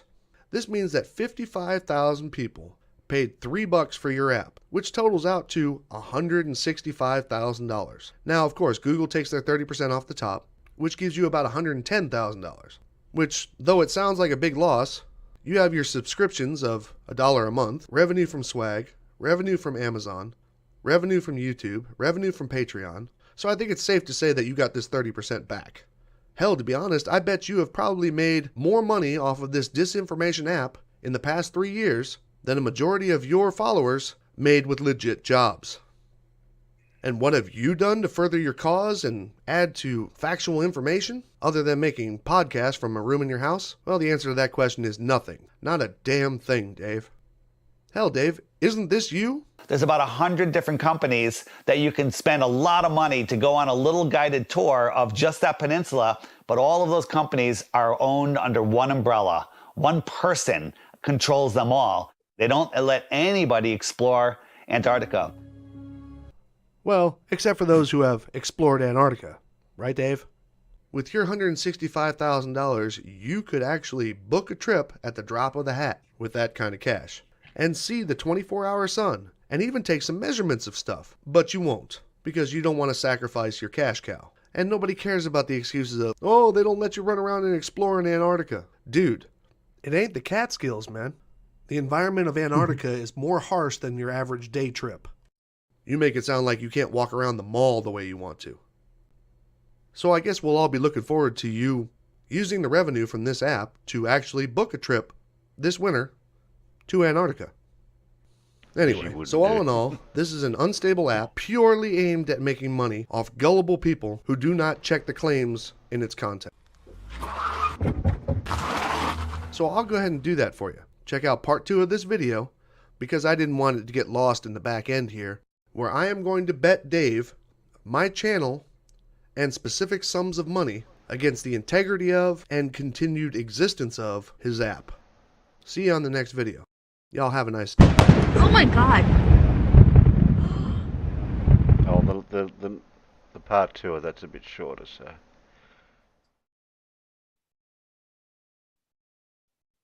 I've never even looked at the app, so I've got no idea. It just looks wrong in just looking at it. If you're watching this video, you probably just watched my other video about all the things that are wrong with the app from Dave Weiss, aka Dearth. I'm going to make this video kind of short. According to Dave's app, it supposedly shows the actual position of the sun and moon. I'm going to prove that it doesn't. And I am so sure that it doesn't, based on a time in the future predicted by Dave's app, that I am willing to bet my 6 years of research and a good bit of money. And I am going to rely on the predicted sun location as stated by SunCalc, timeanddate.com, and Stellarium, and compare those with a military-grade compass and Google Earth. First, some facts. The way Dave's app orients its map is by taking the longitude of your device's GPS coordinates and rotates the map, making that coordinate the 180-degree position on the clock, essentially centering your location on the vertical line between the center and the bottom of the clock. And then he places the hour hand accordingly. And yes, I am also fully aware that the size of the sun and the moon are exaggerated for visibility in the app, but the center of the sun and that position along the hour hand is claimed to be the location of the sun, and that's what we'll focus on. I've even made this model to show it in far more detail.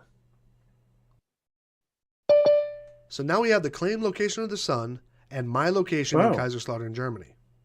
You see, messing with the functions in Dave's app, he has a jump forward button, which, when pressed, jumped 1 month ahead to the 20th of May 2022 at 7:44 p.m. Central European Time, displaying his claimed correct location of the sun for that date. And that is what I'm going to be challenging.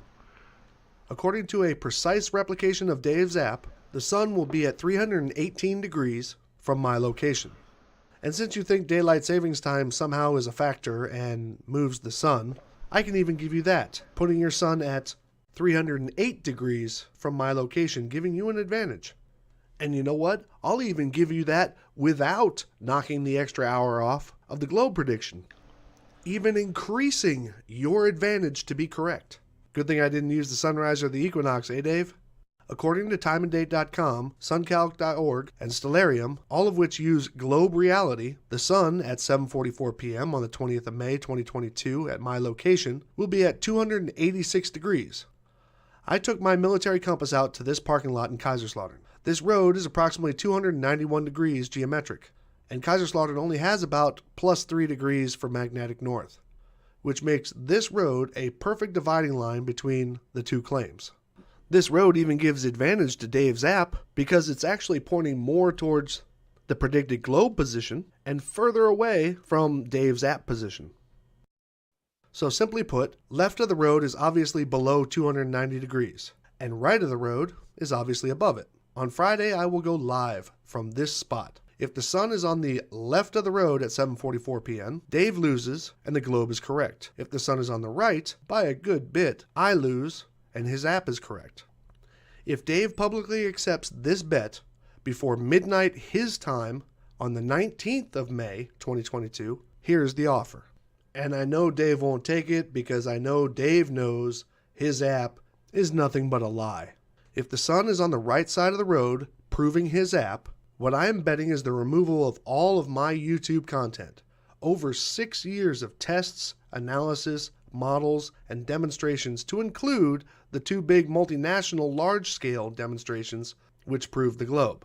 And I will leave behind one single video. This video will display the results of this test and that I concede that Dave's app was correct. Additionally, I will send $299 to the PayPal of Dave's choice so he can use that money as voucher money for 100 new users to his app.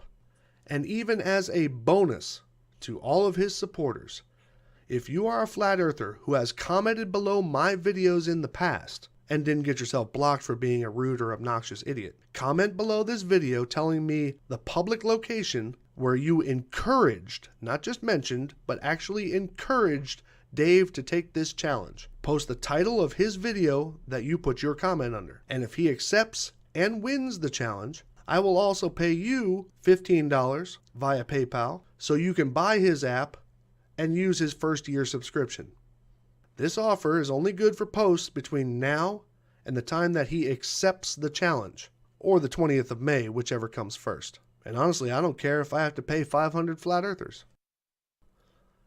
However, if the sun is on the left side of the road, proving the globe, Dave will take down his app permanently. No transfer of ownership, no new versions where you're just a partner or anything similar.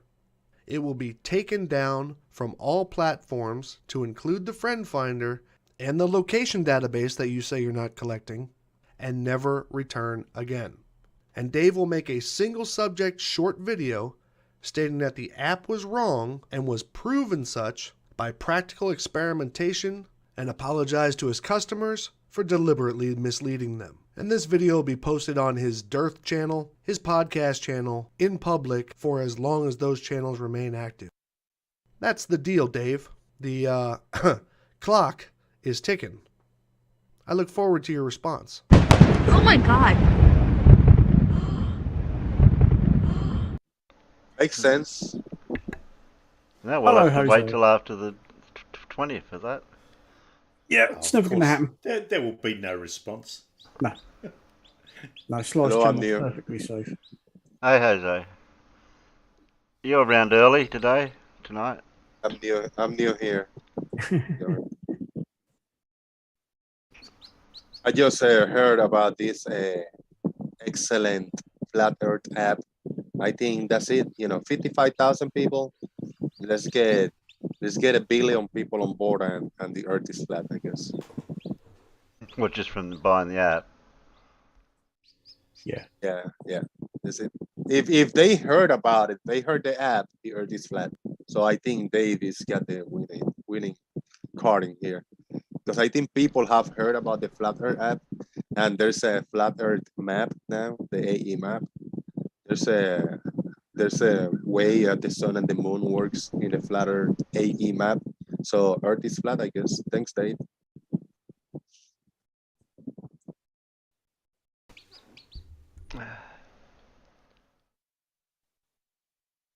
I don't even know what I'm saying. I'm just, following. Oh, dear. I saw you were live. I said, let me see if I can find a link. It should be kind of in a secret place or something like that. And hey ho, special place. No, it means special place, not a secret place.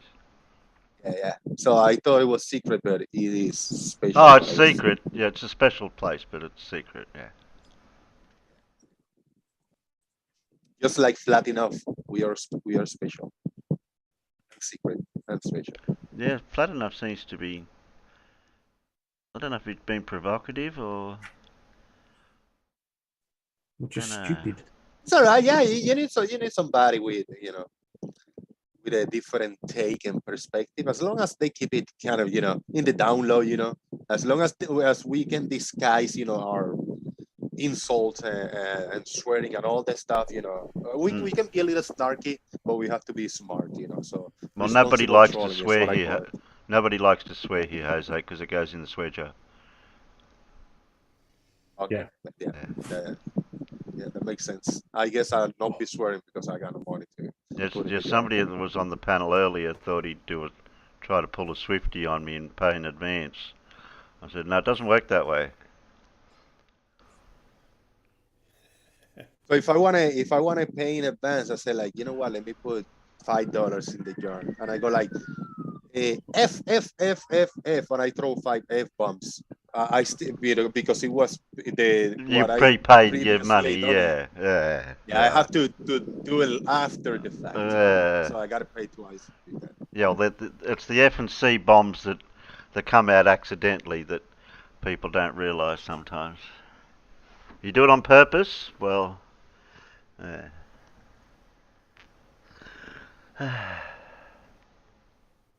So when you find the friends, then you get the Mercator map.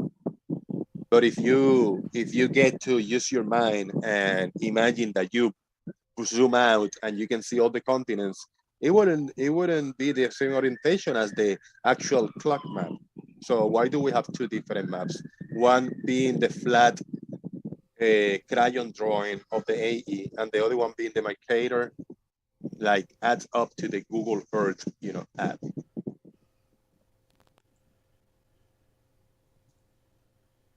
Well, is that just to confuse people that he put the globe Mercator, globe Google Earth, and then he put the AE flat map, or? Well, what I know is that the flat Earth maps basically just the centralisation of North Pole in the centre, because I know that there is other maps that look similar to that, where the centre of it is put anywhere on Earth and you can have it as a circular map. Well, they aren't actually flat Earth maps anyway. They're actually projections of a globe. Yeah. Both the AE map and the Mercator map are globe maps. They're not flat Earth maps. It's just a flat Earth is just picked that particular one. There is no flat Earth map. And you know why? There isn't. Because it's not a flat Earth. You know why? Yeah, that's right. Earth's not flat. That's why. And there was this this caught my attention, the cardinal points thing. So you got the AE map, right? And then you got the cardinal points. So one, you got the big north, and then you got south, south, south, south. But then you switch it, and you got north in the top, like where Australia is located. You got north, and then you got south over here. Yeah, that's the ones I was talking west about. and east. What? You know, what's up with that? It makes no sense. So if I want to go north, what do I just head to Antarctic, like heading to Australia, or what? Yeah, I definitely wouldn't want to use that to travel from here to, was it Los Angeles from Sydney? Maybe Blue can incorporate that for your like next plane trip. Say, I want to go northeast, and you just use the AE map with the north, south, east, and west in the outside perimeter to travel. I'd end up at the ice wall if I just headed that way.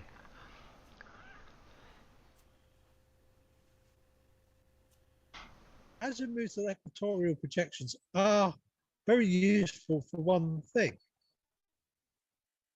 Figuring out what bearing you need to have to get to some other place and how far away that some other place will be, providing you start from the middle. Yeah, providing you're centered on your location to begin with. Yeah. Yeah. Yeah, they're pretty good from that point, but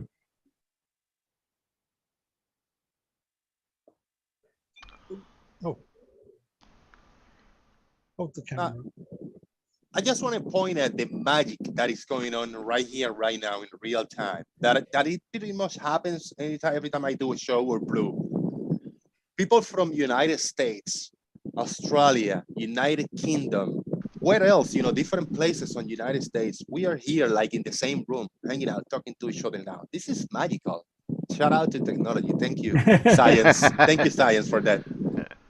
Yeah, but I would never dream of being able to do this 30 years ago. It just would never have occurred to me. No, you wouldn't imagine it. Here with a webcam on and be looking and talking to people literally all across the world.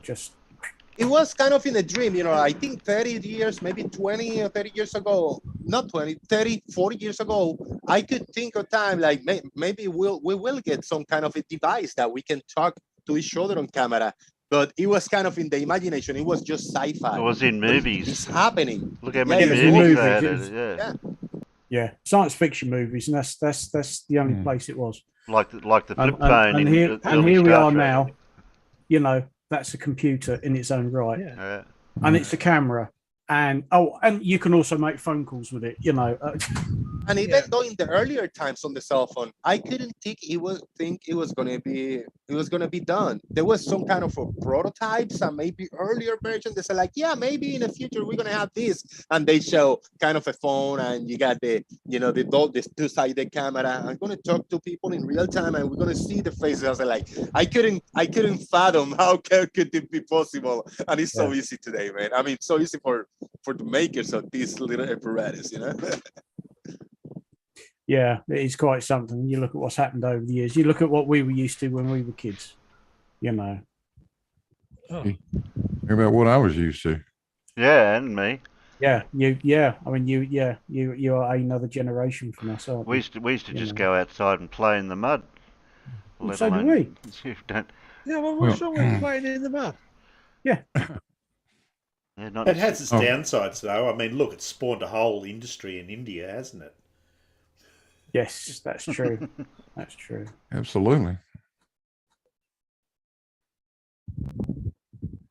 Yeah, I watched these shows. I watched the shows Tribal People React. People from India, you know, from that area on the world. and they are, poor people. They make, I think transferring, converting the US dollars to their money, they make like maybe $50 a month, something like that. With $50 a month, they're able to pay rent, feed their family, and pay bills and all that shit, whatever they pay. They don't have electricity, most of them. They don't have running water, most of them. And then they just gather in this room, 3 or 4 people, and then you got the, the show, we're going to watch this video today. And then he present videos of machines, for digging machines or construction, art, all kinds of stuff, from America. And they look so, they are so honestly, reacting to that, like, whoa, mind blown. When those are things that we just, kick to the curb and see every single day at every single moment. I mean, the bottled waters, tribal people try fresh water for the first time, and they're just giving a bottle of water. The ones that we buy a bunch for $3, and whoa, it tastes fresh, it looks clear. I've never seen clear water like this. We go like, oh, mind blown, and we complain. Fucking A. Was that swearing? I heard swearing then. Oh, no, I didn't know. That wasn't swearing. I don't think so. I heard voices. That was a frog. He said frogging. Oh, did yeah, he? That was a frog. It might be your accent. It might be your accent, Jose. Yeah. All right. Did you ever figure out the difference between beaches and bitches?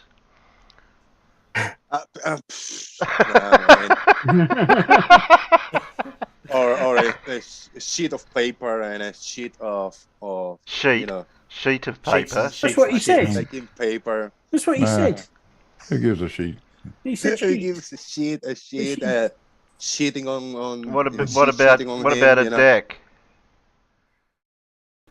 A deck, I don't think I got any issue, because the deck is where you like put the boat on, right? The deck. You got to be careful when you're polishing your deck. Yeah. Yeah, but I have more issues I got is with beach. Like I want to go to the beach and swim with some beaches or something. You want to go to the beach to see the beaches. But then when I grab that sheet of paper while talking to that sheeter and taking a shit at the same time, it's all the same, like the same word. I cannot differentiate the accent, cannot separate it. I'll spend a bit more time here, Jose. We'll help you. Yeah, that's good. Appreciate it. Oh no, sorry, I was a bit distracted. I was reading the side chats. I want to know how Jose puts clean shits on his beds. Yeah, I don't know,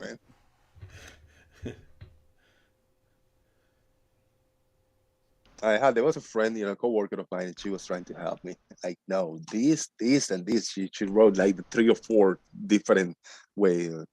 The shit word. I had it for like a minute while I was practicing and saying it, and then 2 minutes after, that's gone. That's it. I'm too old for that. We're gonna try.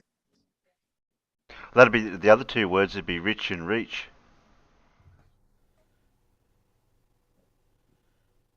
I mean, you just say the same. You kind of broke the last sound for one word. Rich and rich. Same little trick there. That's a good word game, this. What have we got? Oh yeah, the thumbnail. That's right. Got to play Anton. Oh yeah. Then we can understand what my thumbnail was all about. Yeah, that'd be handy. What's a 4-letter word that starts with P, Jose? Poo-poo. 4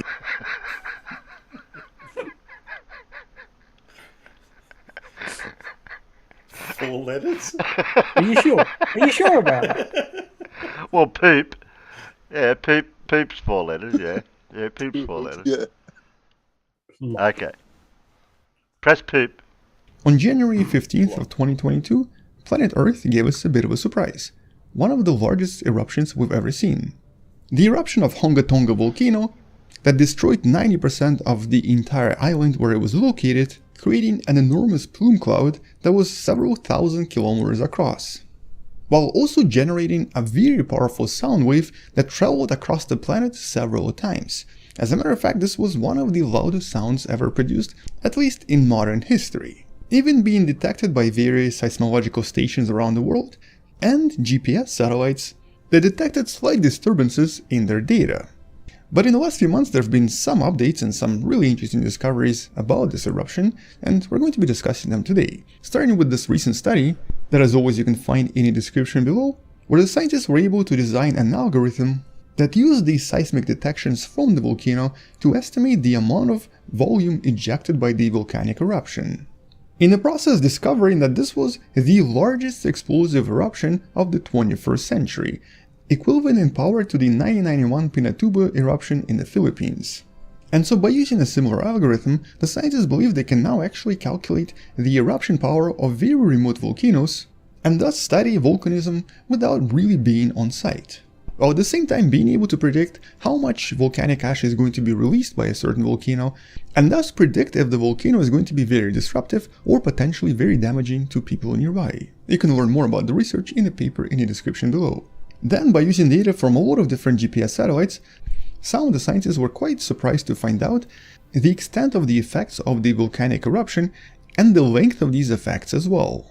First of all, it became apparent that a lot of the atmospheric waves created by the explosion were actually active for at least 4 days after the eruption, and also ended up going around the planet at least 3 separate times. For example, here is the altimeter data collected by these GPS satellites approximately a couple of days after the eruption. You can see the waves moving back and forth. While at the same time, all of this caused a lot of the disturbance in the upper atmosphere, including what's known as ionosphere that we're going to discuss in a few minutes. And so the shockwave that you see propagating right there was actually traveling around the planet several times. In this case, this is a shockwave that was detected by measuring the water vapor levels using a satellite known as GOAS-17. But it's really the effects on the ionosphere that were most surprising and to some extent most unusual. So first of all, one of the teams using the pictures from satellites was able to estimate that the volcanic ash rise to the altitude of about 58 kilometers or 36 miles, with some of the other stuff like gas, steam and ash even reaching mesosphere. And that's actually believed to be double the altitude of the Philippines volcano in 91, the Mount Pinatubo. And following this, it took approximately 13 hours for all of this plume to disperse. But ultimately, some parts of the plume were able to almost reach space. As you can see, it was actually at an altitude of about 85 kilometers. This was surprisingly calculated by looking at various shadows formed by the plume itself. Now normally, in order to calculate an altitude of a cloud, the scientists will use the measurements from infrared instruments and some of the models that compare simulations with temperature and altitude. But in this case, the method relies on the idea that the temperature will decrease at higher altitudes. Yet we know that once you go high enough in the atmosphere, something different happens. The temperature can actually start going up. And that's sort of what started happening with the volcanic ash, which made it almost impossible to calculate the maximum altitude. And so some of the scientists from one of the papers below managed to find a different solution. They used a stereoscopic observation using 2 different satellites to create a 3-dimensional picture, and then use some of the shadows to calculate the maximum altitude that way. In the process, obviously discovering that a lot of the stuff stayed in the upper atmosphere for a very long time. A lot of the volcanic ash, including things like sulfur dioxide, carbon dioxide, water vapor and so on, eventually get distributed across the entire planet, with aerosols persisting in the stratosphere for at least a month. Although in this case we believe it might even stay there for at least a year. But at the moment the calculations suggest that it's probably not going to influence the climate of the planet for the next year or so, or even change the average temperatures on the planet by more than half a degree. Nevertheless, because a lot of the material in this case reached the upper atmosphere, including of course the pressure wave, all of this ended up even influencing ionosphere and reaching outer space. In this case, 2 satellites measuring ionosphere, such as NASA's ICON, also known as Ionospheric Connection Explorer, and ESA's SWARM satellites, discovered that a few hours after the eruption, there were quite a lot of extremely fast winds and very powerful electrical currents formed in the ionosphere. That's of course the region on our planet where we usually detect things like aurora or a lot of other electrical activity. And so this eruption ended up electrifying some of the upper layers of the ionosphere, creating one of the biggest disturbances in outer space we've ever seen. And so in this case, it's believed that as the volcano erupted and pushed this huge amount of gas, water vapor, and dust into the outer atmosphere, it ended up creating extreme winds that expanded into the upper atmospheric layers, with certain winds moving at speeds of over 200 meters per second, a little bit slower than a typical jet airplane. And this is also the fastest winds ever measured by these missions. And as the winds propagated in the upper atmosphere, they started to influence some of the particles in the ionosphere as well.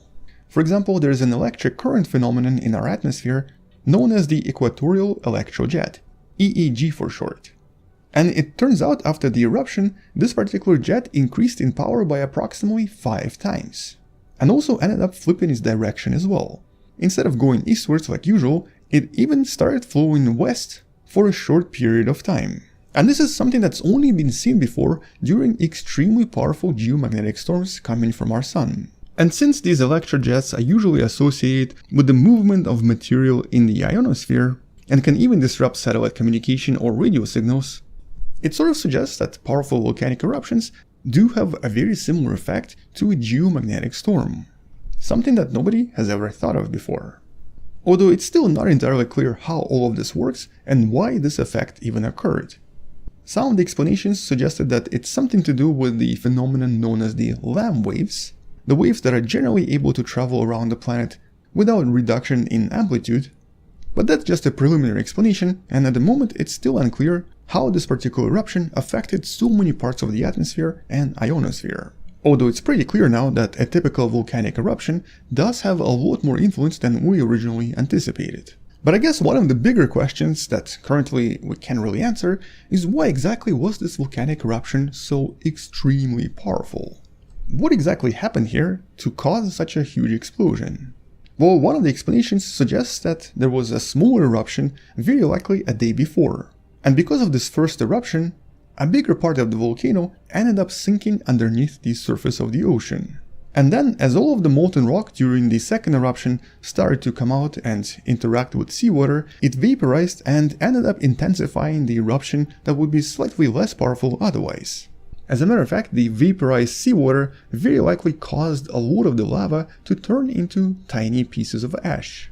And when all of this combined with ice crystals in the upper atmosphere, this also ended up creating a huge amount of static charge, creating something like 10,000 lightning strikes per hour, and representing roughly around 80% of all lightning strikes on planet Earth during that particular day.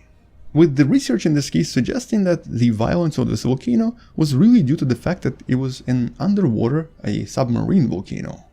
The combination of energy from the eruption, along with the mixture from water and atmosphere, ended up releasing way more energy than was possible otherwise. And because we know that this volcano erupted previously, for example here's a picture from 2015, with the eruption being just a little bit less powerful but obviously not creating the same effects, this particular suggestion does make a lot of sense. So mixing water, volcano, and certain atmospheric conditions does produce way more energy and creates dramatic effects that would be impossible otherwise. But I guess for now that's pretty much it.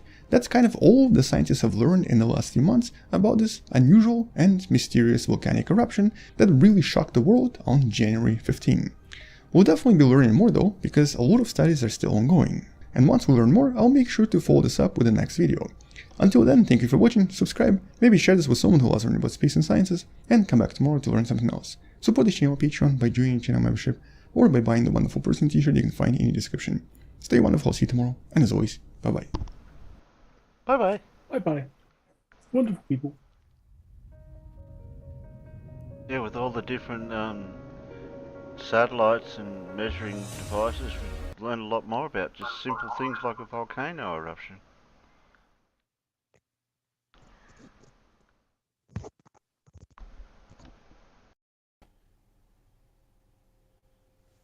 Tidy your desk, Alan.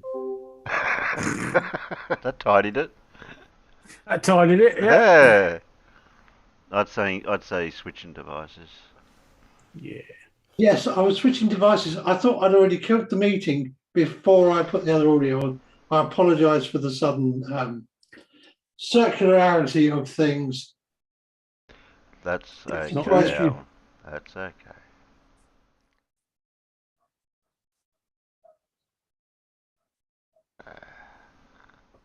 Oh, somebody's dog is going mental. Did you catch that last video, Alan, at all, or?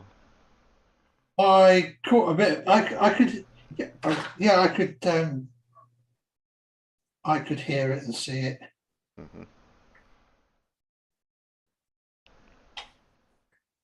Yeah, I like the replay of the capture they did from space, where you could see the pressure wave expanding out from. I reckon that looked cool. Yeah. How many times did that go around the planet? I forget now. Oh, I was doing some other stuff. I missed that bit. He said, I know it said it went around the Earth a couple of times or something. Yeah, and of course it goes around. Essentially it goes around the Earth in all directions, but it ends up arriving locations twice. So how do you explain on a globe how it picks up the sound, what pressure wave all over the globe, and then trying to relate that to a flat Earth? You couldn't. There isn't a flat map that works for it. That's right. Not both hemispheres anyway. Scott took screenshots from windy.com when it happened. Oh, Scott's lurking. Must be lurking out there. Oh, yeah. I was just looking over in Discord at the images he took. I can share. Where are you? Share. No, I don't have to share. I have to go to there. Go to Discord. There. Am I able to share the same? Oh yeah, I can share that. That's that window I can share for you guys. And then I'll just get rid of you guys so I can see what I'm doing. And I can scroll down to the... Yeah, I like the other ones though. What they did. In the infrareds and different spectrums they did. Wasn't really that far away from us. It's a wonder we didn't hear it. Well, I don't think we would have heard it from here, maybe. The sound, because I know they heard it in neighbouring islands, maybe New Zealand. I don't know what's closer. That's the top of the island of New Zealand, isn't it? Because I know I've seen a video where the bloke's standing on the beach and you can hear the sound of the bang, the boom of it way in the distance.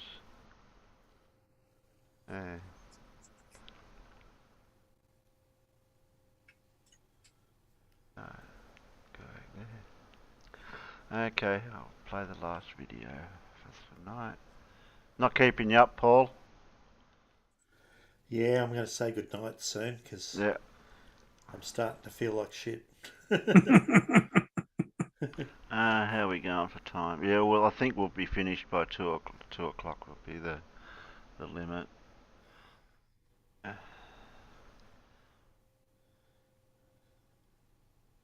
Is the moon landings. And with around 5% of Americans fully believing that the moon landings were faked by NASA, then you can see why. That's 16 million people. And one of those 16 million people is the subject of today's video.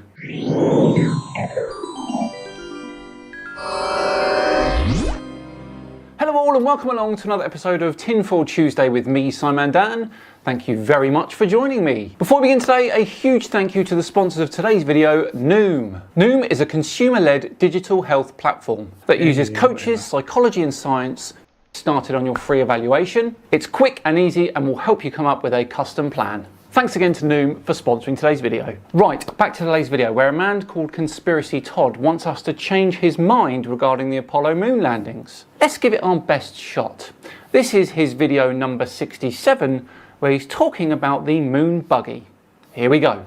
Hi, I'm Conspiracy Todd and welcome to this week's Common Sense Proof that the moon landing was indeed faked. Common sense proof. As we have seen from flat earthers in the past, common sense doesn't always mean correct. Okay, and this week we're going to look at this Apollo 16 Lunar Rover Grand Prix footage. It's been stabilized, so it's not jerking all over the place. And I want to point out a few things. Let's make it full screen here, and here we go. Notice, I want you to notice this guy never moves, except right here at the beginning. He moves, but watch this. He's not moving, he's not moving. And then they skip a frame, and he's in his new position. But he's still not moving. He will never move. He jostles around from hitting all these bumps, but he doesn't move. So an astronaut in a massive spacesuit sitting on a moon buggy not moving proves what exactly? And I'm going to fast forward it here, because you can't see anything out there. Here he comes. He's getting closer. Watch his left arm. His left arm is just, he's just holding his left arm still. He's very stiff-armed. Okay, I don't understand why that's an issue. Also, watch this. He's going to make a left turn, but mysteriously the tape has been damaged, and then it comes back on and the wheels are turned all the way to the left. Isn't that weird? Okay, now he's going to have to use his right hand to straighten out the wheels again, but mysteriously the tape has been damaged again, and we get back and the wheels are straightened. Okay, again, so what? What about this piece of footage here where you can clearly see the buggy's wheels turning? I think they were having trouble with their, and I think this was a remote controlled rover, and this was like a doll. Hang on. So they faked the moon landings, yet used a remote control buggy driven by a dummy to make you believe it. Gotcha. Because he never moves. This left arm never moves. And he's held in place by a Velcro seatbelt, and his feet are down here, and that's all that's holding him in place. And his right hand is on this T handle, which controls everything on this thing. Okay? The T handle controls everything on the rover.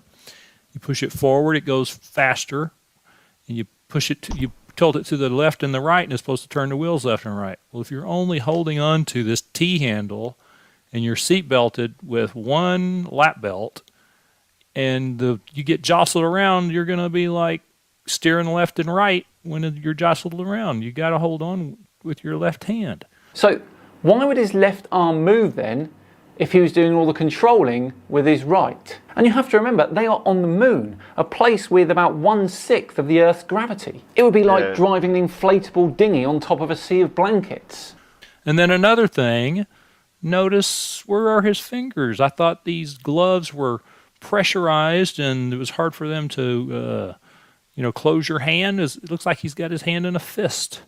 Or else they didn't put fingers on this little doll. I think this is a doll. I think this is a radio-controlled vehicle. And why would they do that? I would postulate that his fingers are not in a fist. I would postulate that they are like this and facing the camera like so. They wanted to fake it in a vacuum chamber. And they had this large vacuum chamber built. They could put all this sand in here. Do you have any idea how much energy it would take to pump all the air out of a vacuum that size? Not to mention how long it would take. And if you'll notice the background, there's like a little line right here. See a little line right through there? This is the background, the fake background, and then they had a little stage with sand in here. That's what I think happened. Let's fast forward some more. That's not the consistency All right, of and sand, then watch him that's for here. sure. Watch his left arm. His Like left cement arm dust. never moves. Apart from up and down. I mean, it goes up and down, but it looks like he's holding it real stiff. He doesn't move it. Look how the planes Apollo are hoax dusted, deniers just hanging there. will say, "Oh, but the suit was so stiff they couldn't move their arms." Nope, not going to say that because they clearly could. Oh, really? Let's watch this little thing here. This is Apollo 16 also, same astronauts. Look at him bending his arm. He's not having any trouble bending his arm, straightening his arm, and then here we have Apollo 16 again. He's got his arm straight, and then he bends it 90 degrees and straightens it out again, bends it. He's not having any trouble bending his arms. All pointless because no one is going to argue that. So that's a bunch of hogwash. Anyway, guys, what do y'all think about that that video of the lunar rover on the moon? I don't think it was on the moon. I think they staged it. It was a little radio-controlled vehicle with a doll in it. Well, that is a pretty claim. Of course, one in which you have no evidence for. Let's move on and take a look at Todd's video number 64. I wonder what he's got in store for us on this one. Hey guys, Conspiracy Todd here again, and in this week's video I'm going to show you about 4 fraudulent things in this short little video that I found here. 4 things? 4? Wow, that's some going, Todd. Alright, here's the video. Here's where you can find it. It's Apollo 16, and we're going to look at several segments in here. Okay, now at this point in the video I've got it played at 2 times normal speed, but I'm just showing you this so you can see that he can easily bend his knees at a 90-degree angle or even more. He's got his knees bent at over a 90-degree angle. Also, notice the flag has been standing here for several minutes. All the movement should be gone out of it. The other guy's going to come up here and he's going to jump. I mean, that was the second lame attempt, but here we go. Right. Well, you'd think he jumped a little over a foot. What's your point here, Todd? I'm sure you're going to tell us, but I mean, this is weak, even for a moon landing denier. The Apollo spacesuits, they weighed about 180 pounds on Earth. They only weighed about 30 pounds on the moon. And these guys, they probably weighed about 180 pounds. So together, the 30-pound, they weighed about 360 pounds on Earth. But on the moon, they only weighed 30 pounds and 30 pounds. They only weighed 60 pounds on the moon. Right, I thought you were going to say this. Let's see how he puts his argument together. 1/6. And that's as high as this guy could jump. Was, a little over a foot.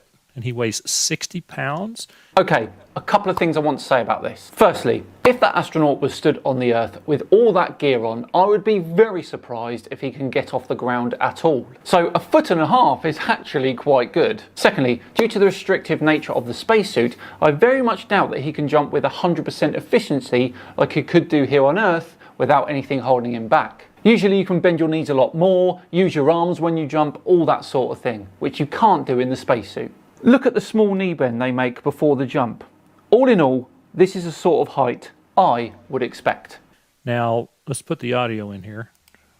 Okay, now we're going to play it in normal speed with the audio so you can hear what they're saying. The outstanding picture here, I tell you. Come in a little bit closer. Okay, here we go, a big one. A big one. A big one. If you were on the moon and you could bend your knees 90 degrees... Which he doesn't do, and on Earth would be much more than that. Aren't you going to do a big one and you're on video camera and they're taking pictures for posterity and you're only going to jump a little over a foot in the air and you only weigh 60 pounds? Does any of that make sense? Yes, for the reasons I've just given. Aren't you going to bend your knees about 90 degrees and jump? And probably if you're only weighing 60 pounds, you and the suit are only weighing 60 pounds, you're probably going to jump about 6 feet high. And I reckon if you were not in a restrictive suit and you were 60 pounds and you had a real go at it, then you probably would get close. If you weigh 60 pounds and you're a 180-pound man, that doesn't make sense. So we got some definite fakery going on here. Right, well, if you were faking the moon landing and you knew all of this about the moon, why wouldn't you use the wires to make the astronauts jump higher? It makes no sense that NASA would release this if they were faking it. The next part, remember I said to watch the flag? The flag's not moving. Okay, I'm going to put it back on 2 times speed so you can see this flag. And I'm going to turn the audio off. Here we go. The other guy comes over here. Okay, watch the flag. The flag's moving. Why is the flag moving? Oh, I don't know. Maybe the fact that 2 astronauts in massive spacesuits are jumping and bouncing on the ground right next to it. I think it's because this guy turned and forced air onto the flag. Flag's not moving. It hasn't been moving for minutes. Oh, you mean when they aren't near it shaking the ground? He turns. Now the flag starts moving. Also, another thing, watch this. This guy's doing the little bunny hops. This guy is walking normally. Personal preference. He forgot to do the bunny hops. Anyway, just a bunch of fakery on this one little video from Apollo 16. Anyway, guys, what do y'all think? I think there were several instances of fraud in there. The guy only can jump 1.5 feet. He's on the moon. He weighs basically 60 pounds. Him and his spacesuit, he weighs 60 pounds. And he can only jump 1.5 feet in the air. He can bend his knees 90 degrees if he wants to. He's trying to show off for the whole world, and he can only jump 1 foot, maybe 1.5 feet in the air. Doesn't make any sense. Yet if they were faking it here on Earth, he absolutely could jump 1.5 feet weighing 360 pounds. Nonsense! I'm done with Conspiracy Todd here today, but I reckon we could visit again soon. What do you think? Right, we are all done and dusted for another Tinfoil Tuesday. Thanks very much for watching. I do love the moon landing conspiracy. It's one of my favourites. Thank you so much for watching today. Truly is appreciated. If you enjoyed this episode, hit that like button and consider subscribing as well. I have, I think, 4, 5, maybe 6 other Tinfoil Tuesdays on the moon landing. You can go back and watch those as well if you enjoyed this one. Just enough time to once again thank Noom for sponsoring today. Remember, click the link in the description or visit noom.com/SimonDan. You can fill out your free evaluation there. It's quick and simple and easy, and you'll get a custom plan from it too. I've been Simon Dan. Have yourselves a great week, and I'll see you on Friday for Flat Earth Fail Compilation 36. See you then.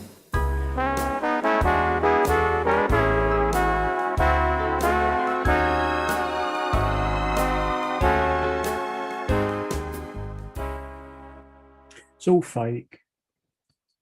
Yeah. The thing is that he's still got to accelerate the same mass. Yep. Oh, and let's see if I can share this. I'll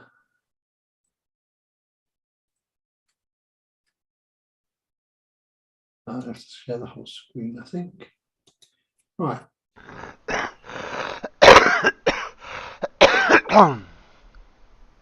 I take it everybody's seeing this, yeah? Oh, we are. Terry, are you there?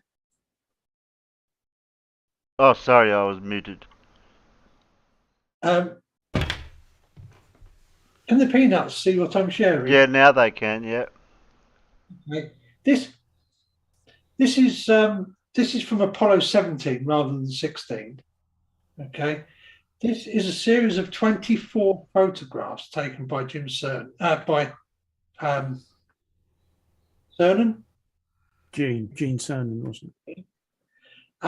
It is a 360 degree by 55.7 degree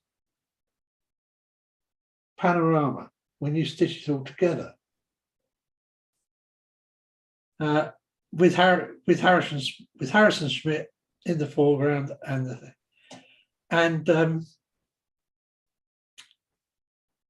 yeah, I'd like to know where the film set is, please. Yeah. Because, you know, there is only, you know, when you look at the lighting, there is only a single light source. That big one that you can see.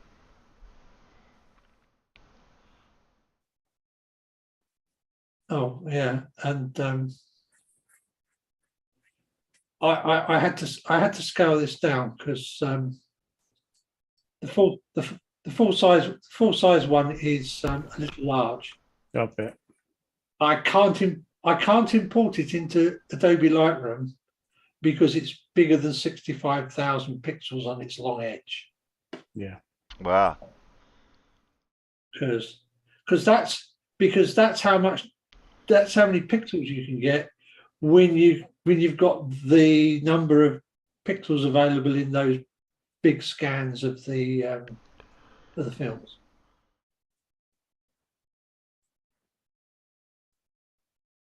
And that would have been taken with the famous Hasselblad camera? This was taken with a Hasselblad 500 ELM with an 80mm Polygon f2.8 lens on. So what's the field of view, the degrees for the panorama? Of the panorama? Yeah. 360 degrees. Yeah. Horizontally. And according to according to Microsoft Image Composite Editor, aka ICE, it is 55.7 degrees high.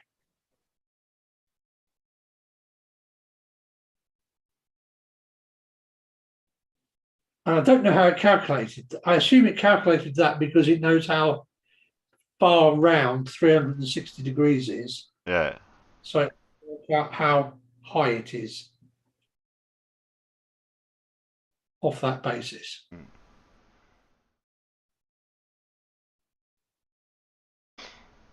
So if we could put one edge of the photograph to the other edge, they'd match. Yes, and it is actually a cylindrical projection as well, which is, of course, what you would get if you took all the film and stuck it round. Because it goes round the cylinder rather than any other shape. Yeah. And it turns out that ICE is pretty good because as well as allowing you to do a cylindrical and spherical, it also allows you to do transverse.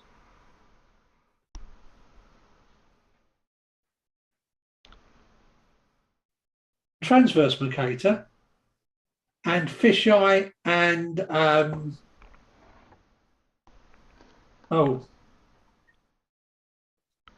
what's the word the Flirfs always keep using that drives us mad? Perspective.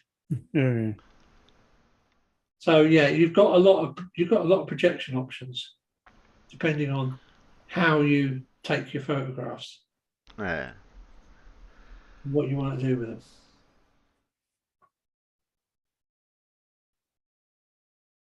And the detail for that's nice. I like the camera it's a good camera to get the good detail when you zoomed in on the buggy there and that.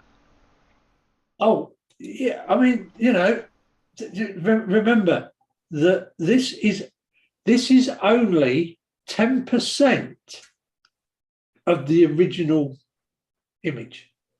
I haven't fired the original image up. It kind of chokes my computer when you fire up a 1,000 pixel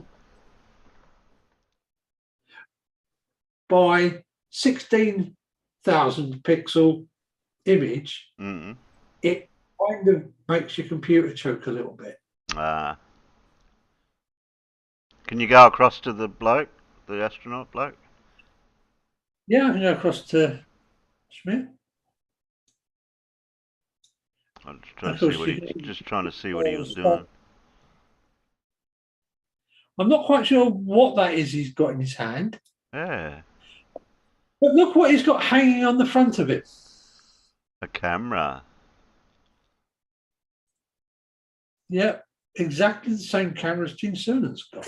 That's a sample retrieval tool. Probably. Because what they tried to do was reduce how much they had to keep bending over because it was bloody awkward.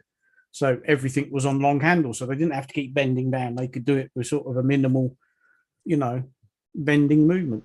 And that's basically for scooping and all the dust all over his boots and knees because it's so fine when you kick it. It goes everywhere. They tried to clean themselves down, but by the time they were done on the moon and getting ready to come back up, you can see in the photos they're filthy because obviously that came into the lunar module back with them. Every time they came back in, although they tried to knock the worst of it off. Yeah, it just got everywhere. They were absolutely covered in it. You can see they've got happy, dirty, smiley faces. Because it's extremely fine. It just gets everywhere. Yeah. I don't know. I'd imagine it's like a cement dust consistency because of the way their footprints leave that image in the ground when you see the photographs of it. It looks so fine. It's really fine. It's very fine. They said it's almost like talcum powder. But the two things that help it do that is it's very, very dry, and it's also what they call sharp. The particles aren't smooth. They've got sort of jagged edges to them, and that's why when you saw sort of when Aldrin took that famous photo of his footprint on Apollo 11. That's why everything is so sharp, because it compresses, and because there's no moisture, you get nice, tight, defined edges to it. Yeah. And because of the nature of the material, it tends to stick together very well. And so it is a bit like cement powder, in that, you know, if you put if you go and press your foot down on it and take your foot away, you leave a lovely boot print. Well, that's exactly what they got up there. Yeah. Yeah. Because of course it's not weathered, is it? No. The only thing that will change anything that they've left up there since 1972, if there's a meteorite impact or anything nearby that throws stuff up, if that doesn't happen, nothing will happen to all those boot prints and tread marks, which has been shown in the photographs taken of the landing sites a few years back. You can see all the trails they left where they walked, the last 3 missions when they had the lunar rover. You know, you can see all of that because there's nothing there there's no wind to blow it away. There's no weather. It's there until a meteor impact, or when we later on return to the moon. If we get too close, we could, you know, take a rake up there and clean and tidy it up. Well, you go and pick up all the bags of poo that they left behind. All their rubbish. All their rubbish. and I think that's why. I think once they start going back to the moon, that these will be sort of classed as historic sites, and you won't be able to get very close to them because they just want to preserve them as they are. The first thing they'll have to figure out is the dust. How to solve that? How not to touch anything. Oh, yeah, but you see, if you're setting up a base on the moon, you're going to have airlocks, and I would think they'll probably set it up in such a way that, you know, maybe you can have an outer layer that you peel off and leave in the airlock, or I don't know. There'll have to be they'll something. get around it eventually. Does it stick because of any electrostatic type? What do you call it? Static type thing. That probably helps, but I think it's just the way the particles are made up is they've got jagged edges to them, so it tends to stick to stuff. Yeah. You know, it's not like smooth sand or anything like that. That won't stick to anything, especially if it's dry. But this stuff, because it's lots and lots of tiny jagged little edges to it, what they call sharp. It's like buying sharp sand here, isn't it? Yes. Yeah. But because it's so very fine, then it does it. Well, as they say, it sticks like shit to a blanket. Well, that's why I don't like calling it sand, because it's more like a cement dust or cement. It's much finer than sand. Yeah, because this is just rock that's been pulverized by sort of meteor impacts. Well, what was in space somewhere and all gathered together because of gravity. Yeah, the best thing to call it is what it actually is: regolith. Yes. Yeah, because it's not soil, it's not sand. It is its own peculiar thing.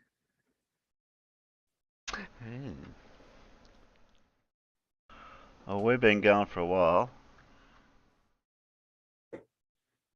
and I think Paul's gone. I think he was struggling, to be honest. Yeah. Bless him. So. Yeah, I know you guys. It's still daytime, afternoon, or whatever, and you could stay here for hours, but I can't. No, mate, don't expect you to. Mate. It's just gone 5 here. What's that? I'm going to think about getting something to eat. You know. Yeah.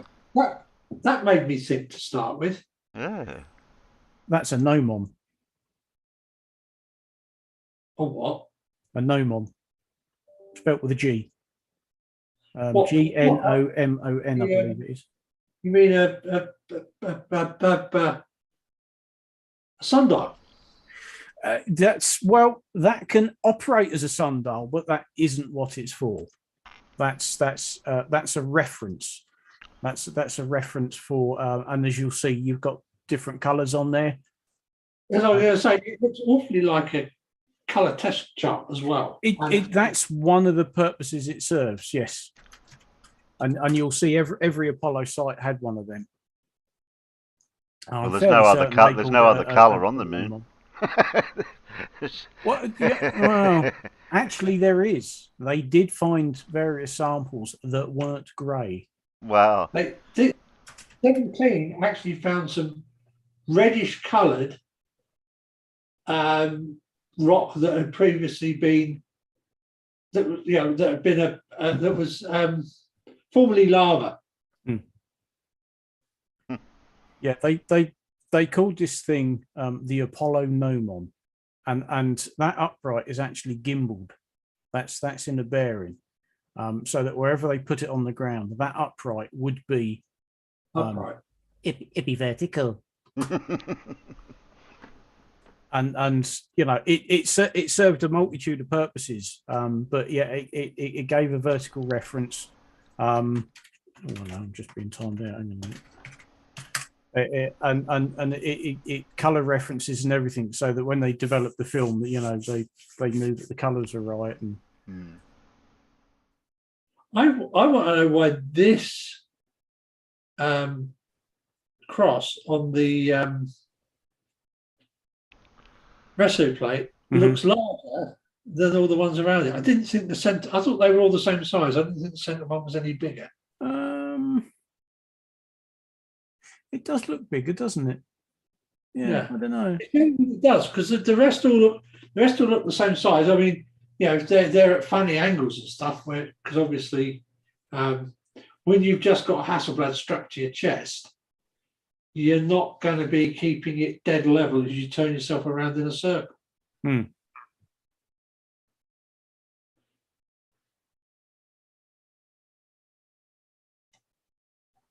Which is why you end up with the slightly the curved edges without that in this case I decided to show the image without it being filled in. Yeah. Because the software is actually quite good at filling the edges. You can tell because it's got repeats of rocks and stuff. Yeah.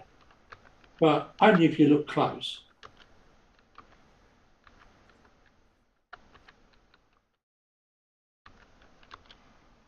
And of course, the sky's easy in this, isn't it? Yeah. Well, it doesn't do a bad job of the flare of the sun either. No.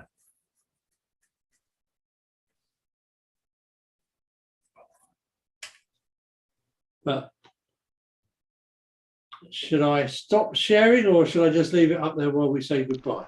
Well, that's what I'm doing. I'm just saying me goodbyes to the peanuts out there. Getting all that sorted. I'll stop the share so we can be on camera. I was just reading up on that Apollo Gnomon. That's actually very clever. The plate that's got the different colours on. Not only has it got a red, blue, and a green reference, the grayscale varied from 5 to 35% in reflectivity, and then the upright had the same thing, and you had a black reference, a white reference. And like I say, the upright was gimbaled so that wherever they put it down, if the three legs were at an angle, the upright was always upright, and it was a known length, so they could, if they said they didn't always have time for this, but if they said, right, we're going to take some soil samples from around here, they'd put this thing down and they'd photograph the soil before they took the samples, and it was all for a sort of analysis once everything got back to Earth. But it's like, well, if we want a reference point for the photograph, so and I think these things tended to change from mission to mission as they come up with new ideas and things to try. I don't think any two gnomons are actually the same.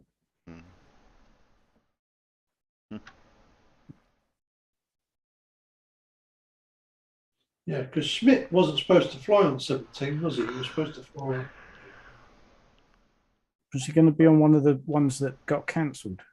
He was going to be on the. He should have been on 18. Yeah, that's right. He was going to be on the next one that got cancelled. They basically redid the crew, and around Schmidt. Yeah. Because there was a lot of pressure for NASA to send at least one scientist to the moon, and not fighter pilots. Yeah. Yeah. Well, I've said me goodbyes out there in the chat. Oh, thanks, Alan. Thanks for the guided tour of your local area. Thanks, Farmer. Well, Get back to work, Farmer. You got work to do. Or you might get paid. I've been working. Thanks, Blue. I've been working. Yeah. Who did we have out there? Zeblon, Carl, Fred, Sean, Peter G, Scott, Brimfondle, Fred, Rodent, Flat Enough. Seem to be new. Yeah. Gotta keep scrolling up. Who have I missed?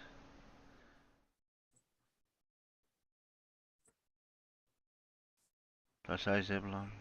Carl. Jose was out there. Fred. Oh, Road. Oh, yeah, I said Road.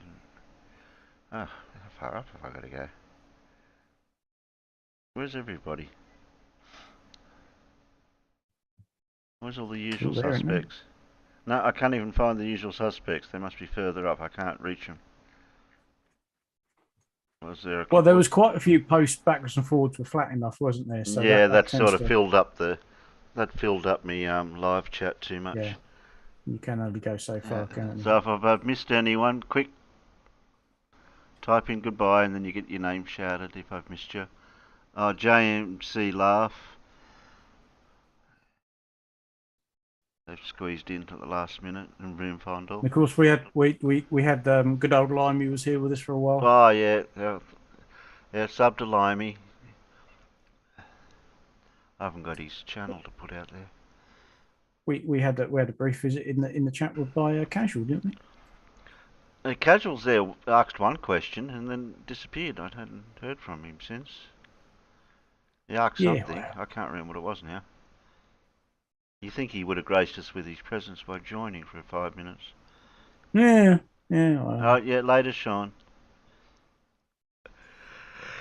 Okay, then. Night panel, night peanuts. Good. I feel so strange to say good night peanuts. Huh? Yeah, I know. You had practice last night, farmers. Oh, I don't like looking at those clouds, though. Oh, dear.